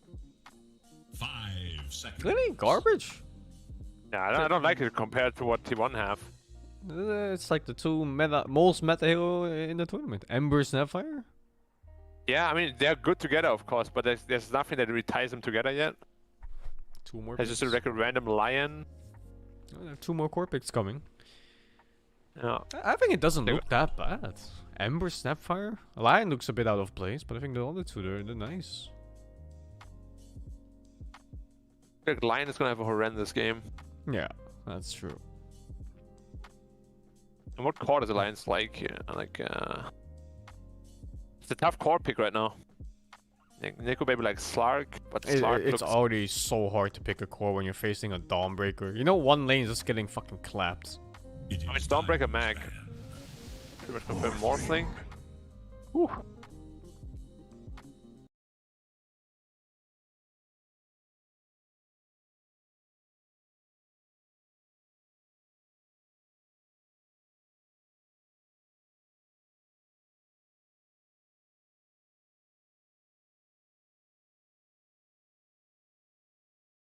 Them Dragon Slave, they have Shockwave, so they're always gonna have good ways to just spam, take fights.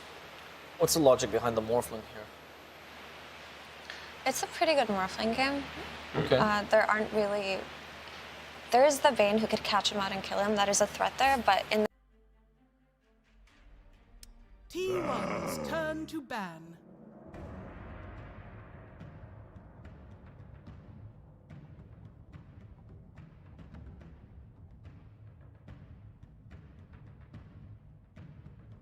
Like, sure, it's a little bit different. Times have changed where it's just right-clicking Lina, but it's still just kind of same concept. Like, if you catch Morph in a bad situation, boom, Laguna Blade plus a double nuke, he's probably just going to die if he's out of position. And the thing about that is you don't want to go in first with your Morphling because you could get gripped or LSA'd from Fog, right? But your Ember doesn't want to go first either because the same thing could happen to him. So they actually do have a lack of a strong, durable frontliner because neither Ember nor Morphling can fill that role for each other unless there's some kind of snowball start on the Ember. DK's gone, Tide's gone. It's like Beastmaster's one of the few left, but they've done Legion before.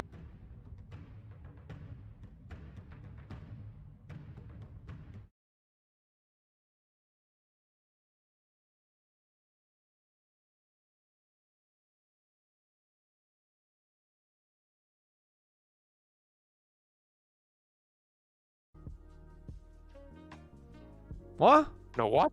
I'm so confused, dude. Yeah, Alliance has second pick. I got it. Relax. I thought the Alliance was the one. They're not. No, their last pick. I got really confused by the pick. It was up at Alliance's quarter. You can see who picks. Yeah, I know, but why was it so elevated? Like it was up. Just follow the little arrow. Yeah, I'm following the arrow now. Okay, so now they pick a carry that's good against Morph. Slark. Slark looks okay.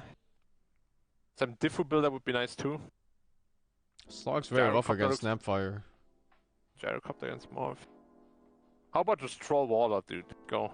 Yeah, it sounds super good. Like good lane too. Against all the melee heroes too, yeah. And that lane, Troll Water, Bane. Is that lose? Yeah, we got this. Yeah, Troll Bane and Morph is not the greatest matchup against Troll. They could go Phantom Lancer, but that's fucking Ember. last, man. Troll is in the gutter, man. It's dead. Oh, Troll is... Oh, fuck. Yeah, it was too good. Oh, what is this? What is das, man? It's actually a really good pick, though. What they is needed a das, man? frontliner to give info. You think the damage is lacking? You mean T1? T1, yeah. Is damage ever lacking with Lina, though? Hits so hard. Yeah, I think so. If you all in Lina in fights. I mean, Rape King is gonna build into Armlet Deso, right? I don't know. I hope. You might just see an Echo Saber. Alliance can't really pick Legion now, though. Like, Bane, Rave King is a strong lane. I just think it's risky to all in on Alina for damage. Yeah, I mean, Rave King is gonna build into damage too, of course. He has to. He has to build damage this game. Sand King last pick. Okay. Well, no, I'm liking Alliance's drafts. They have... Yeah, I mean... They have good initiate, they have good damage, good team fights. They have nice vision too for the fight. Like, you know, you have Mispit going in, you have Sand King going in. I'm worried about the lanes. They have like, everything. They have Roshan kill, they have tower kill. They have really weak early game though.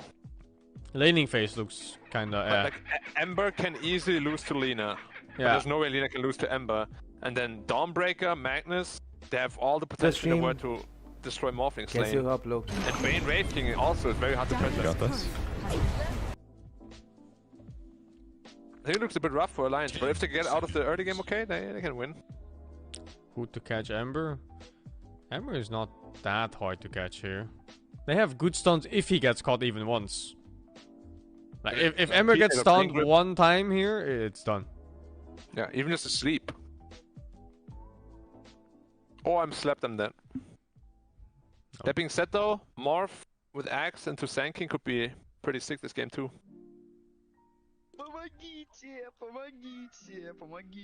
Yeah, I'm not the biggest fan of the Wraith King pick. There are 4 disables. Well, there are 4 disables, but all the disables are slow. Wraith King slow is Wraith King stun is bad. Like the Bane spells are awful. Lina's stun is predictable. And even Magnus RP is kind of slow. So in that sense, it's pretty hard to catch the Ember. But if he gets caught once by any of them, he's just fucking dead. There's a chain stun for years. You know, Bane is deceivingly fast now, right? Oh, they buffed it, right? Yeah. Yeah, they buffed it. Like his grip animation is 0.4 now, I think. And the sleep is even faster. I think it's faster than 4, isn't it? The grip might be 0.3. Let me check. But it's really fast. Like last time, I was like, yeah, he's about to grip me, and I was gripped instantly. Yeah, that's because the animation doesn't match what he does. It's faster. Yeah. They didn't update the animation. Grip is 0.2! It's Omega fast, yeah. Oh, wow. Oh, that's really fast, yeah. Bane can get him. It's an ulti though, and the range is kinda shit. Needs that either lens or whatever. Yeah. Most D wards. Highest net worth at the end. Oh, it's a free Magnus. Do I put Wraith Kong? No, I put Lina. At the end of the game. Oh, who wins this game, Black? Who wins this game? I'm just gonna say T1. I put in Nico, baby.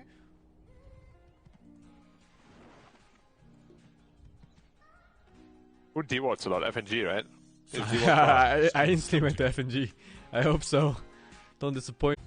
It's like, I don't know, man. You bet your ass he went to demo mode after that. Just to like get it out solid. Okay, man. I should have changed my prediction. Fuck. What happened? He's doing a stupid helmet build again. Well, the mag. What did you put for mag? One prediction. Nothing.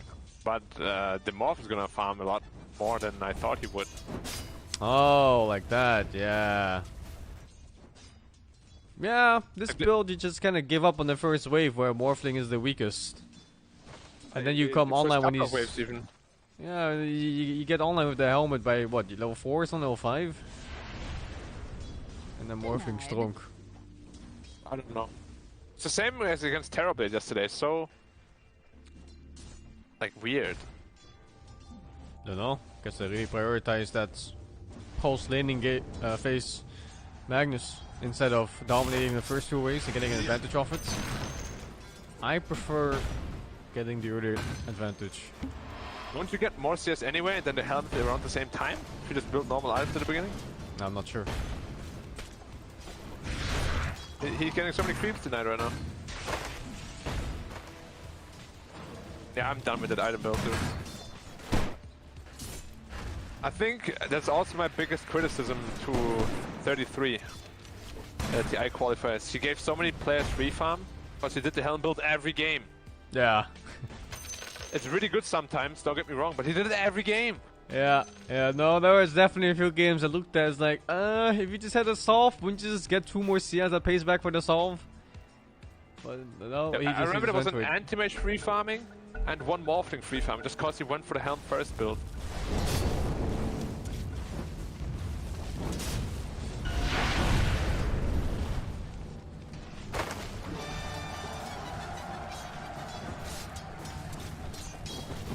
One thing I hate about it is that he's doing this build with a Dawnbreaker. So like all this excess stats you have as a Dawnbreaker to win the lane, it's just kind of useless. You can't play aggressive with this until you get the helmet out, and then you just go balls deep. Even I think they're skilling and power from Dawnbreaker. If you don't stick with Dawnbreaker, does that power the Dawnbreaker? You're gonna clap. He's holding a skill point right now. Okay. I was actually looking at the HP. Did they move over? What the fuck? Yeah. Dawnbreaker is a great hero. Let me check that. He W'd him and he died.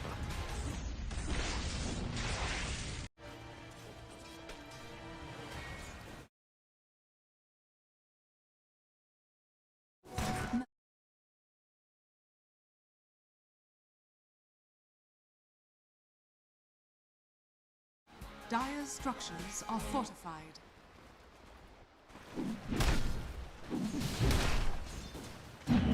Look for Zephyr to just go aggressive. He's going to take some damage here, but we've talked about the Dawnbreaker support in the past, and some lineups feel a little iffy, as it were, especially as a support. Obviously, she's going to be very good in the laning stage, as we're seeing right now, but this game in particular, there are a lot of stuns that set up her ultimate for the later stage of the game. You have the Nightmare, you have the Fiend's Grip, obviously, LSA is pretty low cooldown, Wraith, Fire Blast as well, and then the huge RP. So literally every hero can theoretically set up the Solar Guardian, which, I mean, I think you and I agree is probably the most important aspect of that hero going mid-game and beyond. Absolutely. Oh, top lane, Whitemon going to get caught out, takes considerable amount of damage, but will live through it. Nightmare into the Wraith Fire Blast now is 23 Savage. Blocking S4. He will be able to walk away as those little skelly buddies are chasing him. The boys, as we call them. The boys. I think that's copyrighted by a TV show, Simran. Oh. Can't say that. Okay. Well, hopefully they're not watching then. There's probably not that much overlap between the writers of that TV show and TI, but you never know. You never know. You get surprised sometimes with where people's interests lie. So, especially you. Yeah. Yes. I don't know what that was supposed to mean. Because you have no interest. That was the joke. Zephyr makes his way to the top lane. Wraith Fire Blast into the Starbreaker. The Burrow Strike is there in time for S4. Hammer. But he's going to take so much damage from that hammer. I think one saving grace for Alliance here against the Dawnbreaker ult, like we talked about. Yes, you have a lot of good combos with it, but it's not a good Ags game at the very least. There's no hero on Alliance that really suffers against that 60% evasion. Morphling a lot of the time can, you know, go for more of a magic-based build with the E-Blade. And I think waveform, attack talent, and all this stuff that comes way later in the game, I think can't miss, if I'm not mistaken. I'm actually not 100% on that. Good waveform bomb. Aggressive play onto Cuckoo. Looks like Cuckoo might take a tumble here. Has his skewer available, but is just completely stun locked by Alliance, who get their first kill of the game and this series. Yeah, they can easily take advantage of that. With the Dawnbreaker rotation top, they know they're 2v1. Lion, one of the best supports in the game, 2v1. Not that good 2v2, especially as a 5, but whenever you outnumber, you just have so much lockdown for your carry to just go to town. And they do kill Cuckoo's mag. So he has still managed to almost find level 5 down here, so I don't think Cuckoo is too concerned. The game plan is coming along nicely. Lina and Wraith King are having total free games, basically. So not the biggest of deals, but obviously Alliance will take what they can get in these lanes. Now Whitemon not able to secure the rune. Limp will still get that invisibility. As looking at the overall CS here, let me bring it up real quick. Wraith King sitting at 38 and 10 versus the 33 and 8 of the Morphling, so relatively even. Of course, 23 Savage will eventually go into the jungle. This is the thing I like about Wraith King as a position 1. It kind of creates space for some, like a position for like Dawnbreaker theoretically to get some farm once he enters that jungle. Yeah. Semi-full time, if that's even a word. We'll just go with full time. That's called part-time. Part-time job as S4 gets the Burrow Strike off. Whitemon taking some damage, but the cookie ends up saving S4 for about 2 seconds, but Zephyr is there to clean up yet again. Seems to be everywhere, and he doesn't even have his ult yet. He has a lot of freedom to move. Cuckoo's doing such a good job playing alone down here. He's almost level 6, so you don't even feel bad about this if you're Zephyr. Might even end up killing Hanskin here if Limp doesn't come over to help. He's going for it. Limp he has the hammer. And not going to pursue any further. Cuckoo getting some mana drained here. Has to skewer out the safety. That means he's completely depleted. Surely Zephyr doesn't do this, right? Okay. It almost looked like he was going to try to dive him in the face. At 7 minutes. Yeah. Learned from Cuckoo from yesterday. Just go for it, and then if you fail, you just write, we need wards. So that's true. He did have a word. That is the play. Oh, Earth Spike into the waveform. Cuckoo looks to be done again. So 2 kills in this lane for Alliance. Yeah. Nico Baby and company starting to get back into this game, which, I mean, it's not like it's out of reach by any means, but T1 definitely off to a slightly better start right now. And Nico claiming that is very, very good for his economy. 250 extra gold here, getting the treads flown out now. Very curious to see what build he goes for, right? Because as the draft panel pointed out, there are some aspects of this game that can be dangerous to Morphling. So you could maybe see him go for something like a Lincoln Sphere against Bane, which isn't necessarily ideal.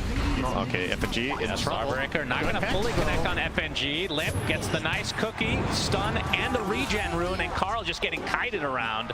Another kill goes the way of Alliance, as FNG taking some harassment, but looks like he will live through the day thanks to the support of the rest of his team. Yeah, great rotation there. Bringing Hanskin was crucial to killing off the Lina. They're going to smoke here in full vision, though. So T1 definitely know that this is happening. See if they guess the right move, though. FNG mana burning here. Zephyr's going to walk right into him. Yeah, the fact that Zephyr is level 4 despite being involved in so many kills is kind of weird, actually. Feels like he should be a higher level right now, but he hasn't taken much lane. That's what you trade off when you leave the off lane, right? So that you give the Magnus the solo experience, and while kills are nice, if you don't soak up any lane space, you don't progress, right? So I think now that Zephyr is showing mid, he might even sit here all the way until level 6, because Bane will need the tome in this game, so might just park him here. As you pointed out, top lane is also an option. You could just put the Dawnbreaker in the safe lane, put Wraith King into the jungle. But this way you might get... You're definitely going to get more gold on Wraith King if you let him take the lane and the big camp. But S4 making sure that is not the case here. Digging that up with a bounty, getting a bounty rune out of his good old shot. Oh, the dust from Whitemon, but a quick burrow strike. There's the stun from Zephyr. And S4 looks to be mega dead here. Actually does a nice job of sidestepping the Starbreaker. It just delays the inevitable here. And keep in mind, this is a Sand King with Vanguard against the Wraith King skeletons, and he still dies. So you can't really be tankier than this at this point as Sand King with Soul Ring Vanguard, but it's just not enough against these 3 heroes. Alliance looking a little bit lost over here in the triangle, I gotta say. They've been standing here for quite a long time, and they're just on top of a ward, so essentially kind of wasting their time. They obviously don't know this, but T1 are just not gonna go there.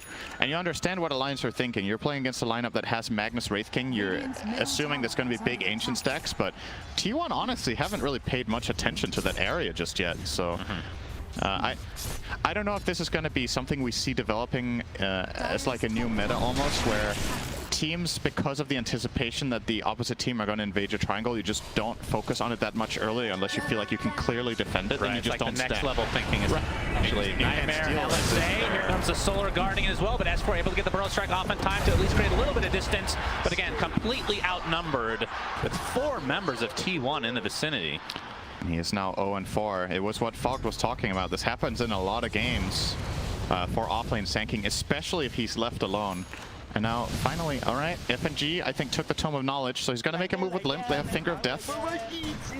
Could very easily burst anyone they find, except Wraith King, who can, of course, put a point in the ultimate. They will find Carl. That would be a very big pick. Yeah, this would be a huge one. It looks like it's going to be an easy one on top of that. FNG gets his first Finger stack of the game. And now some pressure being applied to this tier 1 mid in favor of Alliance. Great move here. They do that in connection with the Siege Creep being alive mid, and FNG is going to tank this at least for a bit. Okay, Mortimer Kisses. Searing Chains with the Mortimer's Kisses. Look, oh, it's from super long range. Great anticipation as well. Alliance. Very, tier very 1 nice as here well. From Alliance. Yeah, getting the mid tower out of that original smoke move onto the Lina. That's a very high value play. More or less equalizing the game with that, actually. They were starting to fall 2k gold behind, but they found a lot out of that. And of course, let's keep in mind, Nico Baby is getting a lot of space as well. Opting to go for first item Skadi here. Interesting choice, obviously. First item. Well, after Morph Mask, but that... Yeah. That's... I don't know if I've ever seen that, actually. It's not the most common build. A lot of the times you see Morph getting some sort of a build-up item, like sometimes you get Yasha, sometimes you get a full Manta, sometimes you see the Diffusal if it's a good game for that. Super good Scotty game against Wraith, Dawnbreaker, and the likes, as Bane's going to be taken out. Oh FNG, my though. God, Savage. Yep. 3 shots from him. I love Armlet on Wraith King. It is such a good item. Whether, like, whatever you go after, if it's the Silver Edge build or the Deso, or I guess in some edge cases Radiance, I really like the Armlet first. You just hit such a strong peak already 10 minutes in with these 2 items. You saw him basically 2-shotting Lion there. Yeah. With that massive crit. 270% critical strike damage on a 4-second cooldown is no joke. That's the old CK skill too. They kind of swapped. Yeah. Poor CK. I guess people are more have an affinity towards Wraith King more than CK these days anyway. Yeah. Well, what they did do for CK though, they increased the chance, right? I think at some point the critical strike was 11% chance. Now it's 33, and the number obviously tweaked. 11? Are you sure about I'm pretty that? sure it used to be that. It's a long time ago. 11? We're both old. I'm gonna say 18. Just okay. the So one here's one of person the in perks chat of that's being gonna old. check Okay, this you out. have a lot of things you can remember. You also have a lot of things you can't remember, and a lot of things you might misremember, which makes for great conversation. Because sometimes you're right, sometimes you're wrong, but at the very least, people are talking.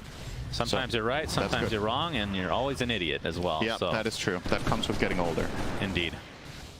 All right, bottom lane, tier 1 tower getting harassed a bit here. As Limp and company. This could be a strong flank area. for Yeah, we're seeing the T1. flank now from T1. 23 Savage. Someone's in trouble.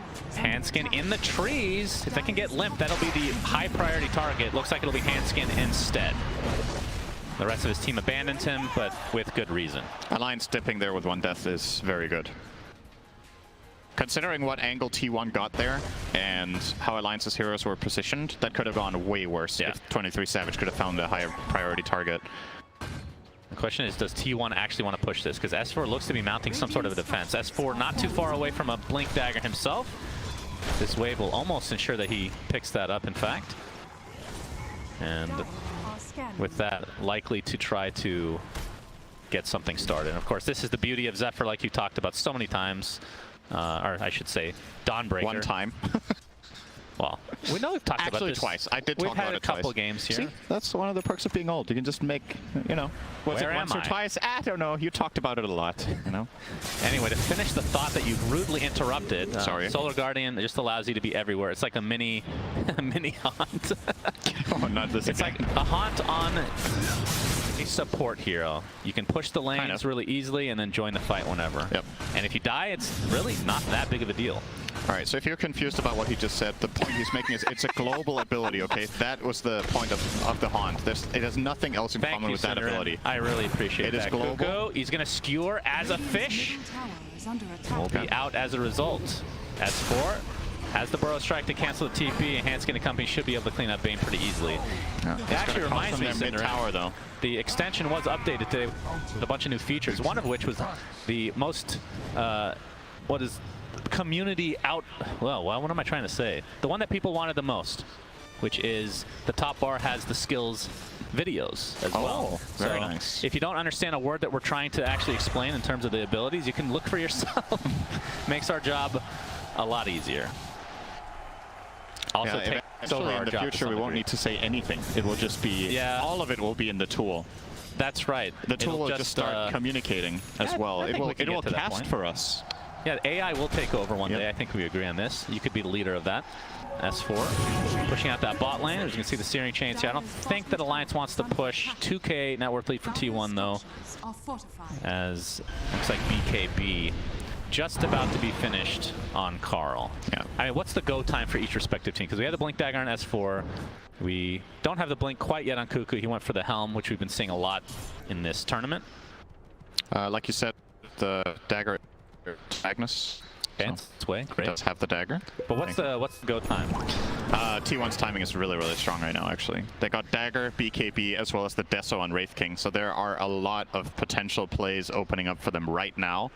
I think looking for the bottom tier 1 tower and maybe even finding a fight would be great, and then you can think about Roshan perhaps. Wraith King, pretty good hero at killing Rosh.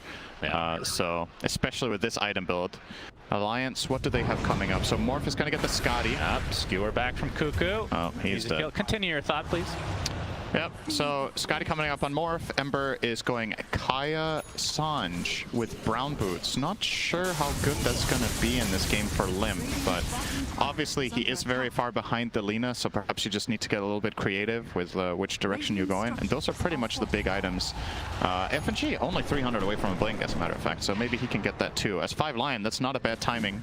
No. Around 18 minutes, pretty good. It looks like T1 will finally get this tier 1 bot. And Nico baby. LSA is going to connect. There's a Fiend's Grip from afar as well. Laguna Blade finishes off Nico baby. Hanskin trying to take out the tower, but it's very healthy. For lack of a better word, that seemed a bit naive, almost. It's obvious from our perspective with the vision that we have, but you're pushing the top tier 1 tower with only Snapfire protecting you, not something like a Blink Sand King that can instantly interrupt spells like Grip there or counter the Lina. But also T1 weren't really showing that many heroes to inspire you with the confidence to go for that play, so I think Alliance bit over a little bit more than they could chew there.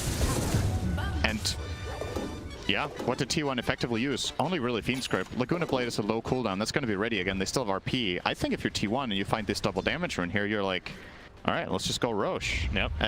Your team fight is available. So.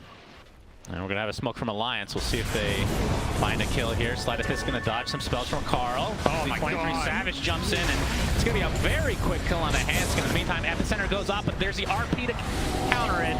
And T1 taking 3 kills for themselves and taking basically no damage in this engagement. Yeah, 23 Savage almost one-shot a Snapfire with Dalian. Double damage as well. They even Nightmare.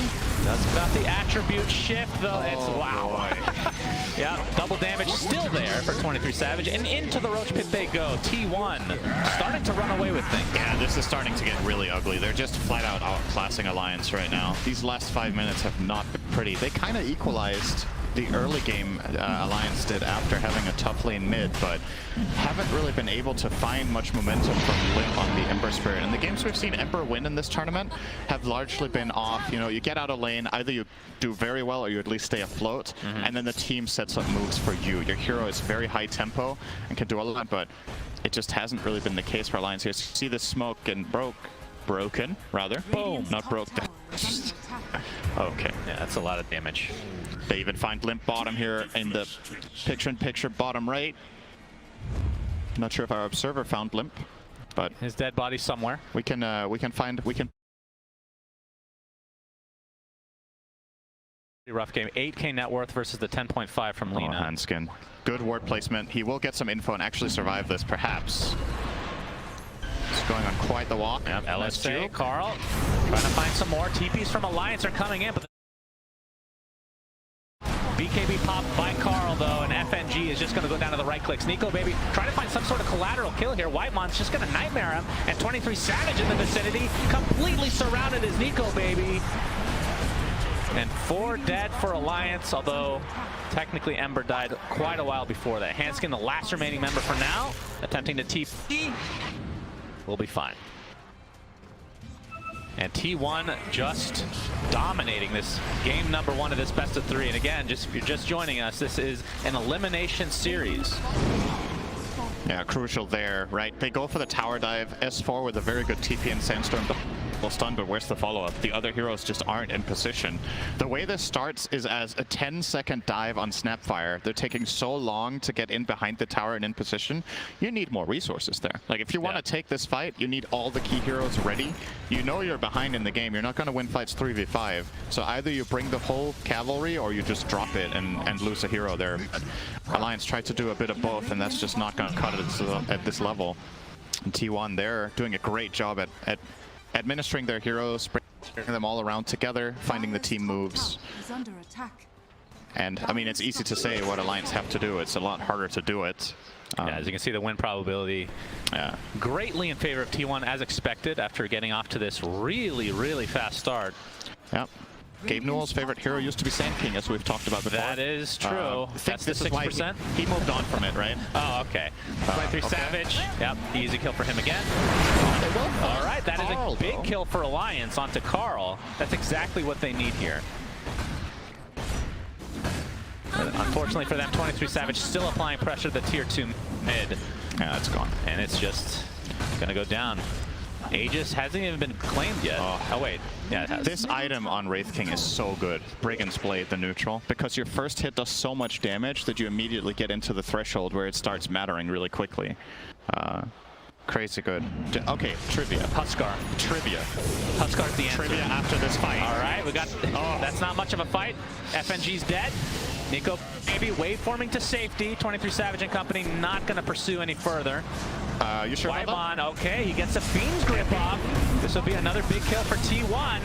Nope, Starbreaker not able to connect. He's going to be able to remnant away for now. S4 taking so much damage will just be brought down to the right clicks alone. Whitemon finally dies. Such a pesky Bane Elemental. And Alliance getting some trades here. Yeah, that's pretty good for Alliance given the circumstances. So you get a kill.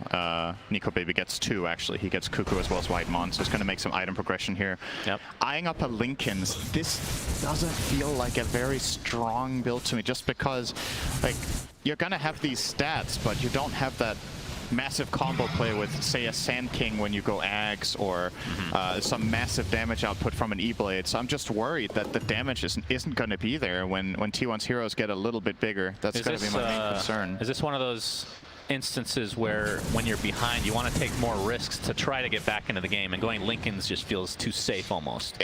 It's the thing, you know, I love to say this, you're playing not to lose rather than playing to win. And playing not to lose in this day and age in Dota rarely works in my experience. If you're behind, you need to go for the, let's say you have 15% chance of winning with a play, right? If it's the best chance you have, you take it even though the odds are terrible. Because the alternative is even worse, which is you don't go for it and then you just lose by default. And that is something I think, you know, not that we're going to be talking a lot about public games or anything, but I think that's a mentality that people are not particularly good at adapting to in their public games, is that if you're far behind, hiding away is not a winning strategy, pretty much ever, unless the enemy team is going to throw in your base. Which happens. Yeah, I guess it depends on the level of play, right? It happens more often in pubs than in pro play, though, right? So it depends on the level of play, of course, but yeah, sometimes you just got to take the risk even if the odds aren't good. Carl will be spotted up by S4. Well, who found who, actually? Yeah, that's a good question. He jumps in. There comes a Solar Guardian, though, and just like that, T1 is here in numbers. FNG sacrificing himself to the gods here as S4 gets horn tossed and likely will be brought down next. So 2 quick kills for T1. And Alliance attempting to get out of dodge, but Hanskin going to get spotted out. 23 Savage. Yeah, his arm length is apparently goes through Fog of War. All right, here's my trivia. If you know this, what is something you would really want me to give you if you're right? I'm very confident you don't know this. Okay, a Snickers. A Snickers. Okay, if you're right, you'll get... All right, that's some free product placement right there. True. I'll get you a noble What is the name of the passive of Brigand's Blade? The passive? Yeah, the effect that there's no way. It's like something Mercy. It's called Dark Mercy. That was pretty I remember reading it. I couldn't remember the first word. No idea. That's pretty good. You can get half a bar for that. Right, that's pretty impressive. Are you going to eat the first? If that gets you all excited, I will do it. I will do that for you. I'm a good friend. So you say. Oh, that's actually a Jenkins quote. Let's pretend I never said that. True. So T1, yeah, this is shellacking for sure so far. Question is, what can Alliance do? They're going for that safe build on Nico Babe with the Lincoln Sphere. And really limp his build. It feels like, I mean, he has the BKB, which is really needed. The casual Sage with Maelstrom helps you farm, but Nico is queuing up a...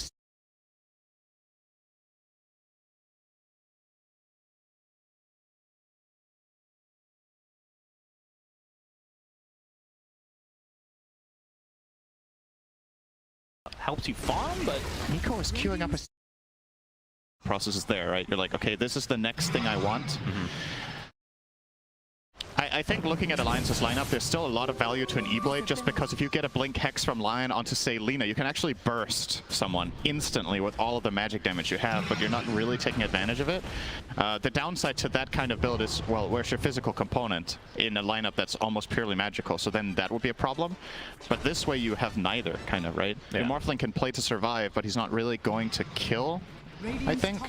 So worrying here for Alliance, but of course, if they do win one fight because Morph survives and turns it around, then maybe they can find... Quick Hex. Eps4. No, not going to go for the Epi. Yeah. Good damage onto 23 Savage, but one of the great boons to Wraith King is this lifesteal. So 2 hits on the wave heals a lot. And Nico Baby now with the Lincolns online. And yeah, a lot of, I mean, I guess not a lot. There's a decent amount of single target skills from T1 to take that off. But from Bane, it just takes so long to cast, right? Even in Feeble, it's a bit of a process, and especially against something like Morph. I can see the thought process for sure. The cast point of Enfeeble is actually not that bad. Did they? I guess they've changed that skill so much. Yeah, I think it's a while ago that got changed, but it's always been considered a good Linken's Breaker skill just because it's high cast range and it's such a, I don't want to say unimportant spell, but you know what I mean, right? You're not throwing away your Nightmare to break a Linken so you don't have it defensively. This is one of the best spells in the game, in my opinion, against Linken. So all Whitemon needs to do is have good positioning, break the Linkens with the Enfeeble, and then he can look for Fiend's Grip or Nightmare, whatever he wants to do on that Morph. All right, Burrow Strike. S4, 23 Savage. They are poking him quite well here. Nice armlet toggle for now. He has the Deso going for the AC next. Very close. He will live. Good of course, he does have 2 lives, so it'll be difficult to take him out regardless. All right, Sunsven trivia. Oh boy. For the second half of your bar. Okay. What is the passive of Dragon Scale? Of that, I have no idea. Let's say armor. You know, based on some of the naming conventions we've had recently, that's not a bad guess. It is called Afterburn. Yeah, I would not. That sounds like a shaving product almost. As we have Alliance. Do you want to advertise things there? What's the plan? I'm not ready to go out quite yet. Cinderin is Alliance trying to do something here against T1, but the longer they wait, the more the deficit becomes, it seems. And Limp will just be TPing out for now, but has a Remnant available to come back into the fight if he wants. That is a tanky courier. 23 Savage will get his Elven Tunic. Yeah, and What completed is the AC. passive of Elven Tunic called? I don't look at... It doesn't have one. It was a trick question. Oh, technically it does have a passive. 3 passives, yeah. but no name. No names. Yeah. All right. Understood. Dewarding here. 23. Oh my God! Holy jeez! Gaben Lord Almighty. Literal one-shot. FNG. That hurt me. You know... 3 passives, but no name. No names. Yeah. All right. Understood. Dewarding here. 23. Oh my God! Still, maybe 39. With Mag on the team and a Deso? I don't know. I think I would kind of expect that. Okay. We have different levels of expectancy. I guess the PAs in your game don't have the same items at minute 29. That's right, Cinderin S4 trying to mount some sort of a defense here, but this is with the Aegis online for Carl. Obviously, Wraith King doesn't need one. Although we do see them take it relatively often, but I like to see it on the Lina this game. Considerable amount of damage done to the tier 3 top, and T1 going to reset. Carl hits really hard with this Empower. I think in a way it's still underappreciated when we commentate Empower. We are always focused on the melee heroes that get cleaves, that can farm ancients, etc. But having any hero that just attacks a lot inherently just gives Empower value, even if it's ranged, right? Lina has insane attack speed, so she's probably one of the best Empower heroes in the meta right now, actually better than some melee heroes. Oh my God. Boy, the hack. Look at the damage. LSA's not going to hit though. Carl, one of the few mistakes from T1 this game. Pretty much a masterful performance thus far.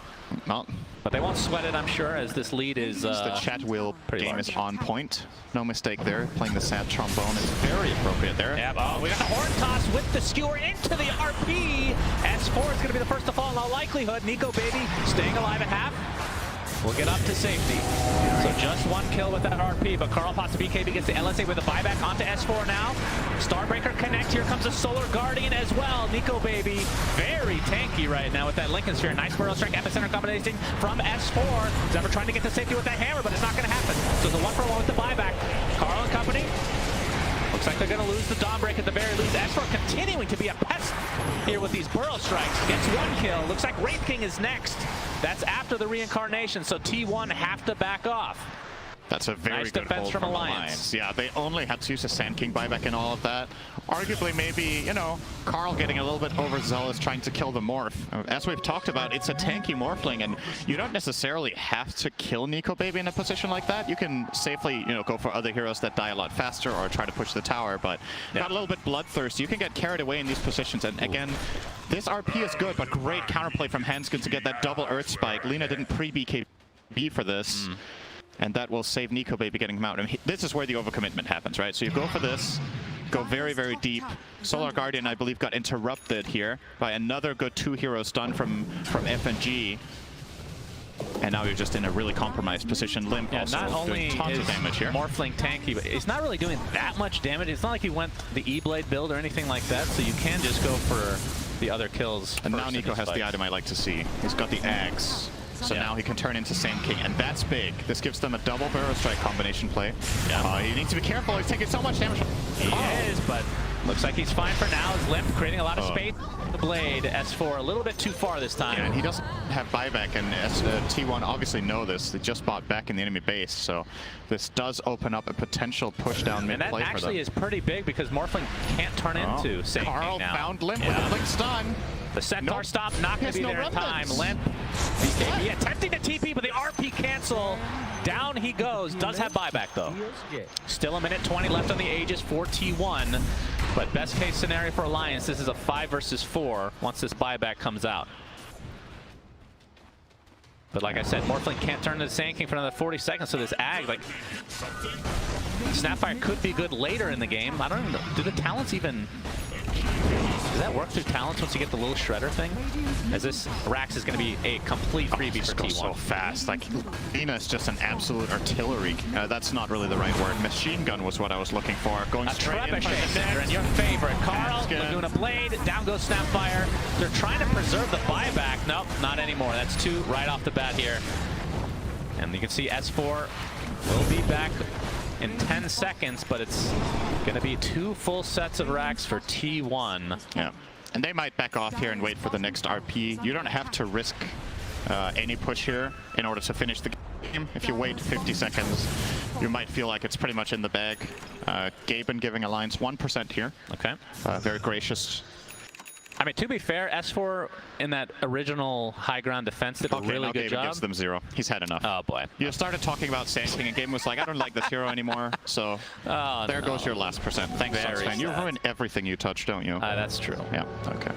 Aegis is now kind of like Kyle with predictions.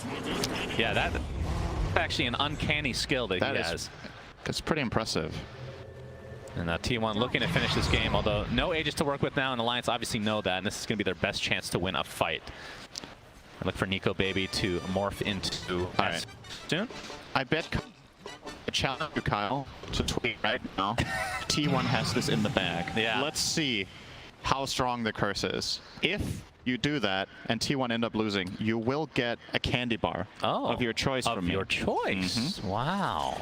He might not have time to actually take out his phone.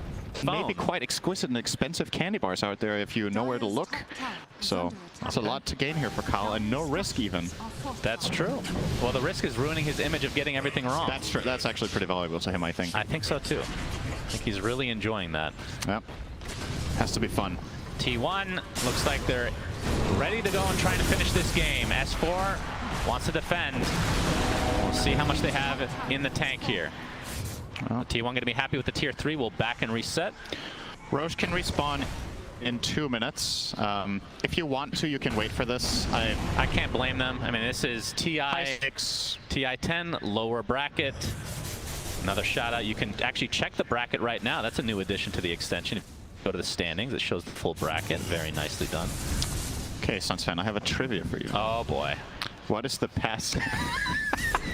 Enough with these passives! Of Mindbreaker called. I'll give you a hint. Okay. You like very simple names. Silence. That's the first word. What is the second word? Is it silent something? Yes. Silent strike. Silence strike. Okay, you get your full point. That's a really good guess. Thank you. All right. Beautiful. Definitely didn't look over my shoulder there and cheated the test. I would never do that. No, you actually didn't, did you? I trust you. Why would I? You have so much to gain from this. No, I'd like to look like an idiot, Your image. actually. That's true. You and Kyle should start a team. Maybe we should start a new podcast together. Might be an opening pretty soon. Is 31K net worth lead for T1, and definitely playing a little bit differently. Portos. Yep, Portos is there, and S4 is dead. 60 seconds on the deck. That skewer range time is so absurd. Like, you're expecting that skewer to stop any second now, and it just keeps going. Yeah. I mean, this feels like, I mean, you talk about Elder Titan. I feel like Magnus feels like the hero of the tournament right now. in a lot of ways. Is doing very Getting well. through a lot, as you see the overwhelming blink come in. We didn't catch it on camera, but a lot of damage being done by T1. And it looks like the Fiend's grip is there as GG's will come out for game 1. This was a shellacking, Cinderin. Yeah, T1 up 1-0. As no need to sugarcoat it really, that was just up 1-0. As no need to sugarcoat it really, that was just That was not even close. Okay. That was just not even close. T1 came out of a stronger laning stage. Alliance had a couple of good moves in the first 10 minutes, but after that it was just all T1 all the way to the bank. And they secure themselves game number 1 with a 39k gold lead here. Alliance, I think, adjustments for game number 2, you probably, if you're drafting like this and you give the enemy team Magnus and you give them like this strong team fight and a favorable mid matchup, you have to play around Limp more. Like this needs to go faster. Or you need to take a different approach to the draft entirely where you feel confident just taking time for yourself. It was just T1 dictating everything in that game and just doesn't cut it. You need to challenge them. You need to get... this is what's most important at this level of play. Don't let the enemy team be comfortable, right? And they were just comfortable the whole time. T1 just looked in their element the whole game. Well, still, just one game. They can try to shake this. Don't let the enemy team be comfortable, right? And they were just comfortable the whole time. T1 just looked in their element the whole game. Well, still, just one game. They can try to Hates shake the this build off. They have a lot of experience, of no course. money But left to pay off T1. this is a best of 3 Cinderman. But let's see what the panel has to say about Hey, this first coach game going yes, to T1. of course. But I take $1,000 Thank you very much. per hour. Lovely to see Can't Cinder afford it. also rocking the maroon hashtag Team Merlot. But we've got to start by seeing time if you for guys roster changes. agree Droid with our Carry lovely would be casters better. there. Do you think Alliance played well in the first 10 minutes, Owen? I mean, it was better than the other minutes of the game. So, relatively sure. But, I mean, overall, it's. I mean, it was what I expected. And it was more so what I expected when they let them get this Magnus and Lina. I mean, I don't know how you can expect to beat T1 on the main stage when you let them have these two heroes, which have clearly been their best heroes. The reason they beat Beast Coast as being their preparation and not feeling any pressure. So why on earth wouldn't they ban that Magnus after watching LGD yesterday? There's just too many heroes that you need to be banning. Maybe that's the thing, right? Like versus Zephyr, you need to ban out that ET earlier that every single team is banning or picking. Then you have the Doom, then you have the 23 Savage Medusa. There's just too many components here that they're thinking of. Maybe they thought, okay, this is probably the easiest for us to beat. It's also their comfort zone. We can't ban everything out, so let's give them the Mag and the Lina and try to work with it. It didn't work out. But they did seem unprepared, because even going into their first picks, they were using reserve time. That was a huge shock to me. You come into a best of 3 in game 1 particularly, where you've had, you know, the entire night to prepare. You should know exactly what you're going to be picking in that first phase based on your opponent, because they knew they were going to leave the Magnus. They had to have had a game plan for a first pick Magnus, and they went in reserve time for 2 picks. Yeah, and we were talking about S4 having these marvelous games. Sometimes this definitely wasn't one of those. Maybe he was micromanaging the team a little bit too much and they weren't helping him. I feel like, yeah, you need to activate Limp, you need to help out your mid laner, but as well, your Sand King can't be 111. Your Sand King can be completely stomped in the laning stage, because who will make any plays for your side then? Well, looking at the draft, do you think that Sand King was ever part of the plan? Maybe not plan A. I mean, I think not many. There are some teams last picking their offlaner, but it felt like when they got to his pick, there was not much left that was going to fit the game for him. And I think this game really highlighted, you know, why most teams don't have their kind of shot caller, their captain, playing the offlane role, because it is really hard to do both when you're a core player, you know, winning your lane as well as trying to lead your team. And also quite shocking for T1. That could have been the fastest game they've actually played here at the main event of TI. We should probably see if we can get our stats guy Leah on that one, because I'd be really interested to know. Do you think the pace was simply because T1 just had the confidence, they knew it, they had it in the bag, or because there was a risk of Alliance actually being able to scale up and take back the tempo, Owen? I mean, maybe if the game went... I mean, I don't know. Sure, they had a more fun Alliance, but they were just so far behind. I don't know if any amount of duration of that game would have made things any better for them. Like, they were just so far behind. I think T1, they're happy to play the game at any stage. We just see that high ground push where things started to go, they were 23k up, so they're pretty comfortable. T1 obviously resetting, and then they sort of did what they've done in a lot of the other games that we've seen here, really. A team that's very, very safe, and they make sure not to throw games away. There was just that little bit of a premature push down the mid, but other than that, they were ready to fall back to the same way they've won a lot of their games, which is just sort of stall it out, get this incredible lead, and get to the point where there's just no chance for the enemy. You can imagine what they were going for, right? With the Sand King and the Morphling, there is synergy there. It's not like Sand King it was something completely unprepared. You have the Aghanims on the Morphling, then Sand King, double stuns, double Sandstorms. It can be really difficult to deal with, but they got there way too late. I think they let the Wraith King ramp up way too fast. Armlet, Dezo, and Blink Dagger. That's great. Yeah, it was just all in fights. Just go straight, no Radiance, no shenanigans, no farming, just fight constantly, and it worked out for T1. I was going to say, what did we like about 23 Savage's Wraith King? I mean, what was there not to like, to be fair? Well, it was everything. It was none of this. I think we saw Wraith King in the group stage. I can't remember which team played it, but it was like Midas, Radiance, farming. And I mean, this game, 23 Savage, he goes to prove you get these items, you fight, and you're making just as much money as the Wraith King that's going to go AFK and just hit creeps all game and then inevitably lose the game, because the hero just doesn't feel that good when it's played in that sort of Midas, Radiance, AFK way. You want to do exactly what 23 Savage did here. I was a little hesitant when I saw the pick come up last, because I was worried that, maybe they're going to do that, but then of course it's like, no, it's T1, they're going to fight, they're going to brawl, they're going to get him involved at every possible moment, and we saw him one-shotting heroes. Poor old what was it, FNG or something, just disappears underneath the blade of him. I mean, he was having a great time, and I think that's awesome to see, T1 bringing out these sort of carries that aren't necessarily the top carries of the meta, and just showing how strong and confident they are. It just goes to show we've not seen everything that T1's ready to show on the main stage. They've definitely got lots up their sleeve. I've now got a new mantra to playing Wraith King. Why waddle when you can blink? Why did Purge never teach me that before when I was trying to play Wraith King and I was complaining about how slow his animation is when trying to get last hits? Do you think actually now we're going to see more Wraith King, now that 23 Savage has showed it could be viable at the main event? I'm not quite sold. I think Magnus also enabled the hero quite a bit. I don't think we loved the pick at the time, but perhaps we underestimated what... I think the Magnus is a big part of why you don't have to go for the Radiance build, because you do have that, flash farm and power ability. So it's definitely a strong hero. And 23 Savage, what amazes me is that this guy, he hasn't been at the TI before. He was just picked up. He played a little bit in Vici Gaming. Well, not really played. And then they took him to T1, and he's already on the main stage of the international, and he's picking heroes that are not in the meta and feeling extremely comfortable on them. That's huge. That just shows the confidence. Yeah, I have a feeling big things are ahead for this kid. But right now we're actually gonna take a trip down memory lane and see when big things were afoot for Alliance. My favorite memory from past TS would be TI3, where we Alliance won. I remember almost every game I played, because most of the games we played there really stood out. It was my first TI I went to, and for me, it was just completely new. Since I watched the previous TIs, I watched TI2, and that's where I got like really into Dota. And going into my first TI in TI3, I pretty much remember everything about that TI. I pretty much remember everything about that TI. It's 30 years ago.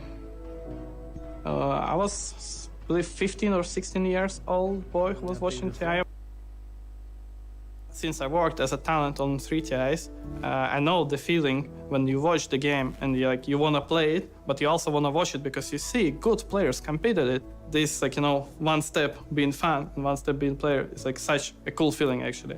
I did watch the TI1, but I was not into it so much. But TI2 was really when I was like, wow, this game is good. I need to really, I want to be these guys, The best TI?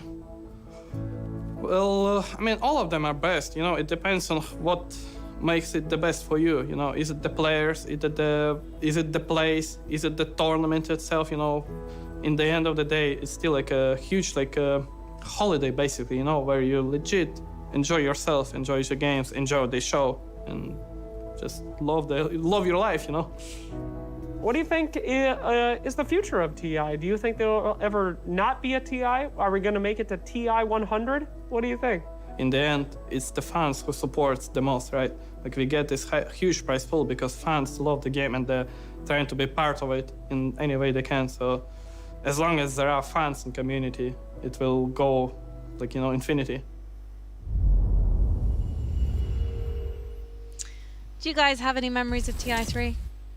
A lot, yeah. That finals, I mean, the TI3 Na'Vi Alliance is like one of the craziest Game 5 Grand Finals ever. The comeback, and I remember just sitting in the stands. I was next to the Korean commentators who were at the event, and they're just screaming, going crazy.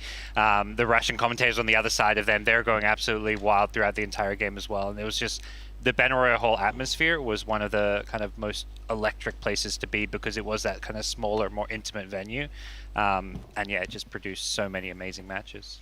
Given that S4 was part of that winning lineup, were you quite excited when you saw him return to the Alliance brand? For sure, everyone wanted him back on Alliance. They struggled since pretty much TI3, so with him returning, you're thinking, okay, they can do it again. And I really like what FNG said. It's not about the TI itself when it comes to the Dota and the games. It's about what makes it special for you. Is the experience that you had. And TI3 for me is exactly that. It's what TI1 was for him.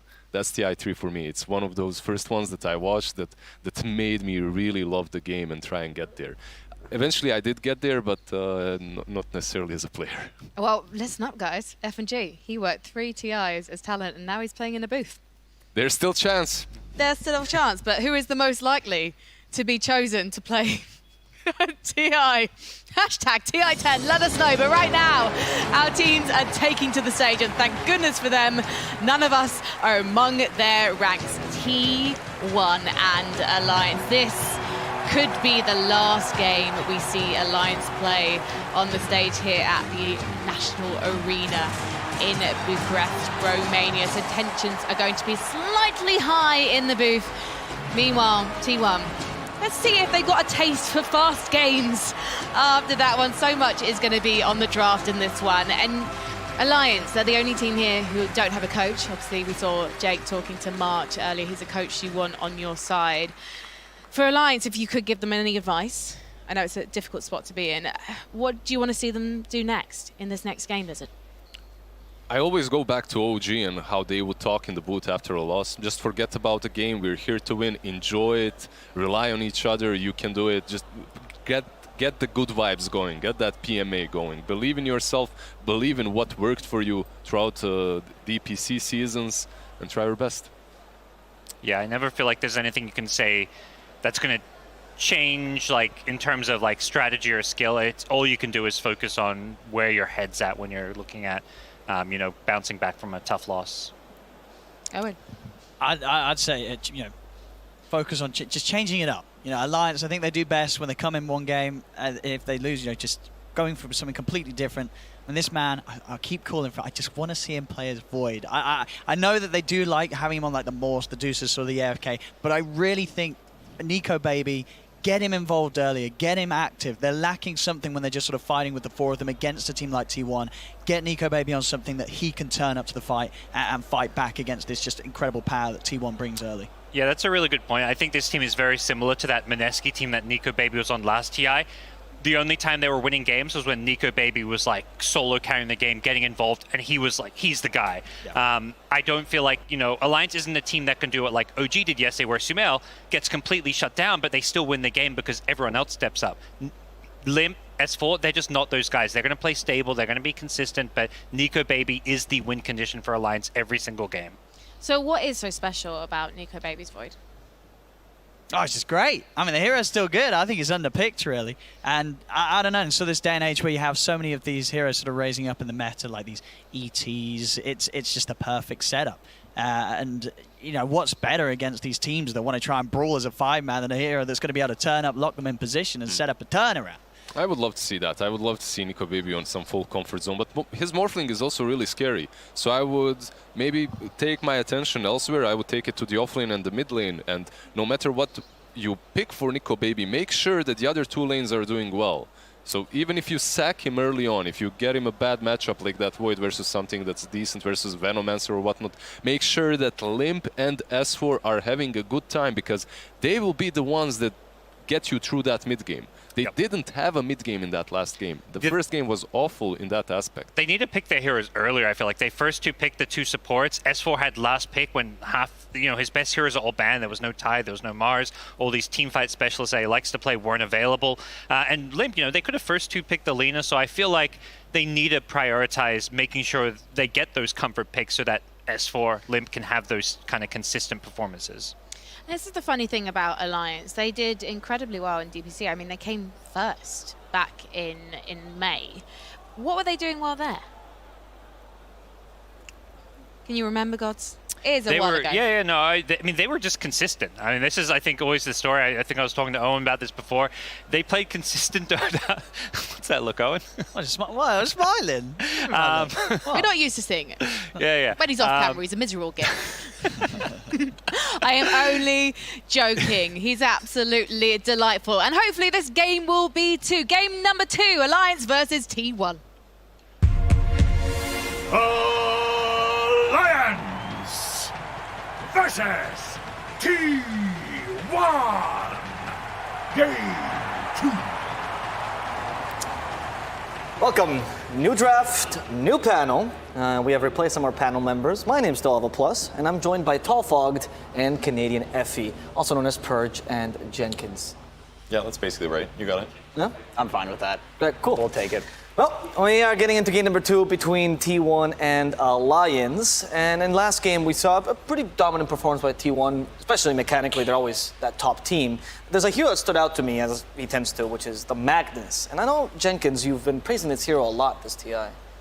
Yeah, so I've been trying to think about what makes this hero tick. Why is it that it feels so strong in this TI? And I think there's an element of, it's obviously really strong, and I like that people are respecting it now and finally banning it out. But my theory was that in TI, people 5-man because they don't want to lose. You really don't want to lose. You just want to play safe. The whole, family theory, the comfort of being around your teammates. You're not going to be the one that's like throwing the game. I also think at TI, with that 5-manning, the value of being able to like fish for kills goes up immensely. So, it's a cursed name, but Pudge, for example, has been good at previous TIs for the same reason. You have this wall that's being formed with a really good team. You hook somebody out, all of a sudden it disrupts everything. And then also, BKBs is also something that as things get more and more pressured, as you're playing safer and safer, BKB comes earlier and earlier in the builds. And what does Magnus have as his ultimate? It's like the best BKB piercing disable in the game. And I think the most important thing for Magnus there about the pick-off thing is that you don't necessarily have to commit RP to get those pick-offs now. You can either use Shockwave to collect them or Horn Toss, so it's way less resources to go for those fishes than it used to be. Yep, 100%. Sorry, I can't gloss over this point. You say Pudge was good at previous TIs? He was good at previous TIs. Like TA6, right? Yeah. When they picked it in the final? Of course. And the one game they lost? Yes, of course. Was with Pudge. I did a replay review of that game. Yeah. Very depressing. Yeah, it was, yeah. Just little thing. I want to talk about another hero that we've been seeing a lot. Actually, this combo is pretty strong, as Fogged was suggesting for Alliance, the Snapfire Tide. The Tide made sense within this teamfight idea, but what has made the Snapfire resurge so much? A lot of it is just that she has a free force staff for their second skill, and because teams are so good at TI, sometimes even 300 distance is enough to keep somebody alive from a gank. So the fact that she has that from the beginning to the end of the game, plus high coordination, makes it amazing. Her ulti is great for getting kills.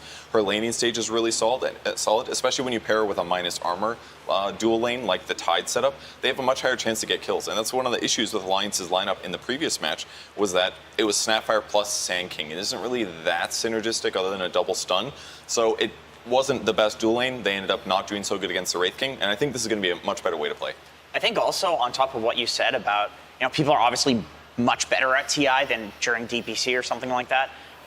With Snapfire and even though it's only 300 units, in TI, there's a lot of combos. There's a lot of team fight for all of the reasons that we've already talked about. And so combo breakers have immense amounts of value. And so any hero that can do that, whether it's a hero that gets an early 4-staff or a hero that has one built in, it's going to be good. All right, and on the T1 side, this time, we see the double support combo, Lion and Dream Protector. I actually want to talk to you, Jenkins or Purge, about the idea of draft theory, because we've been seeing this a lot. That if you have the two straight picks in the first phase, they are starting with supports always, right? They're not revealing a core here. Can you explain to me why that mentality might be?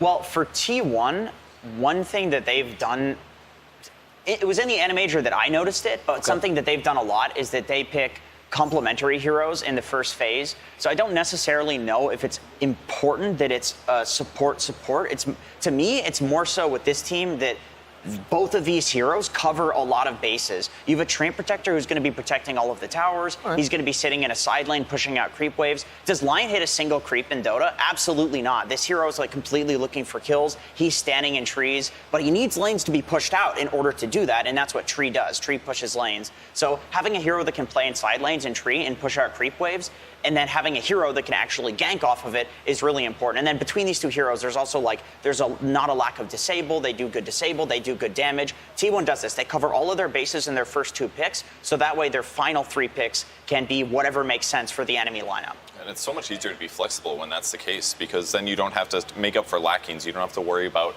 maybe your lane pairings be weak. That's a lot of the reason that Alliance opened like they did.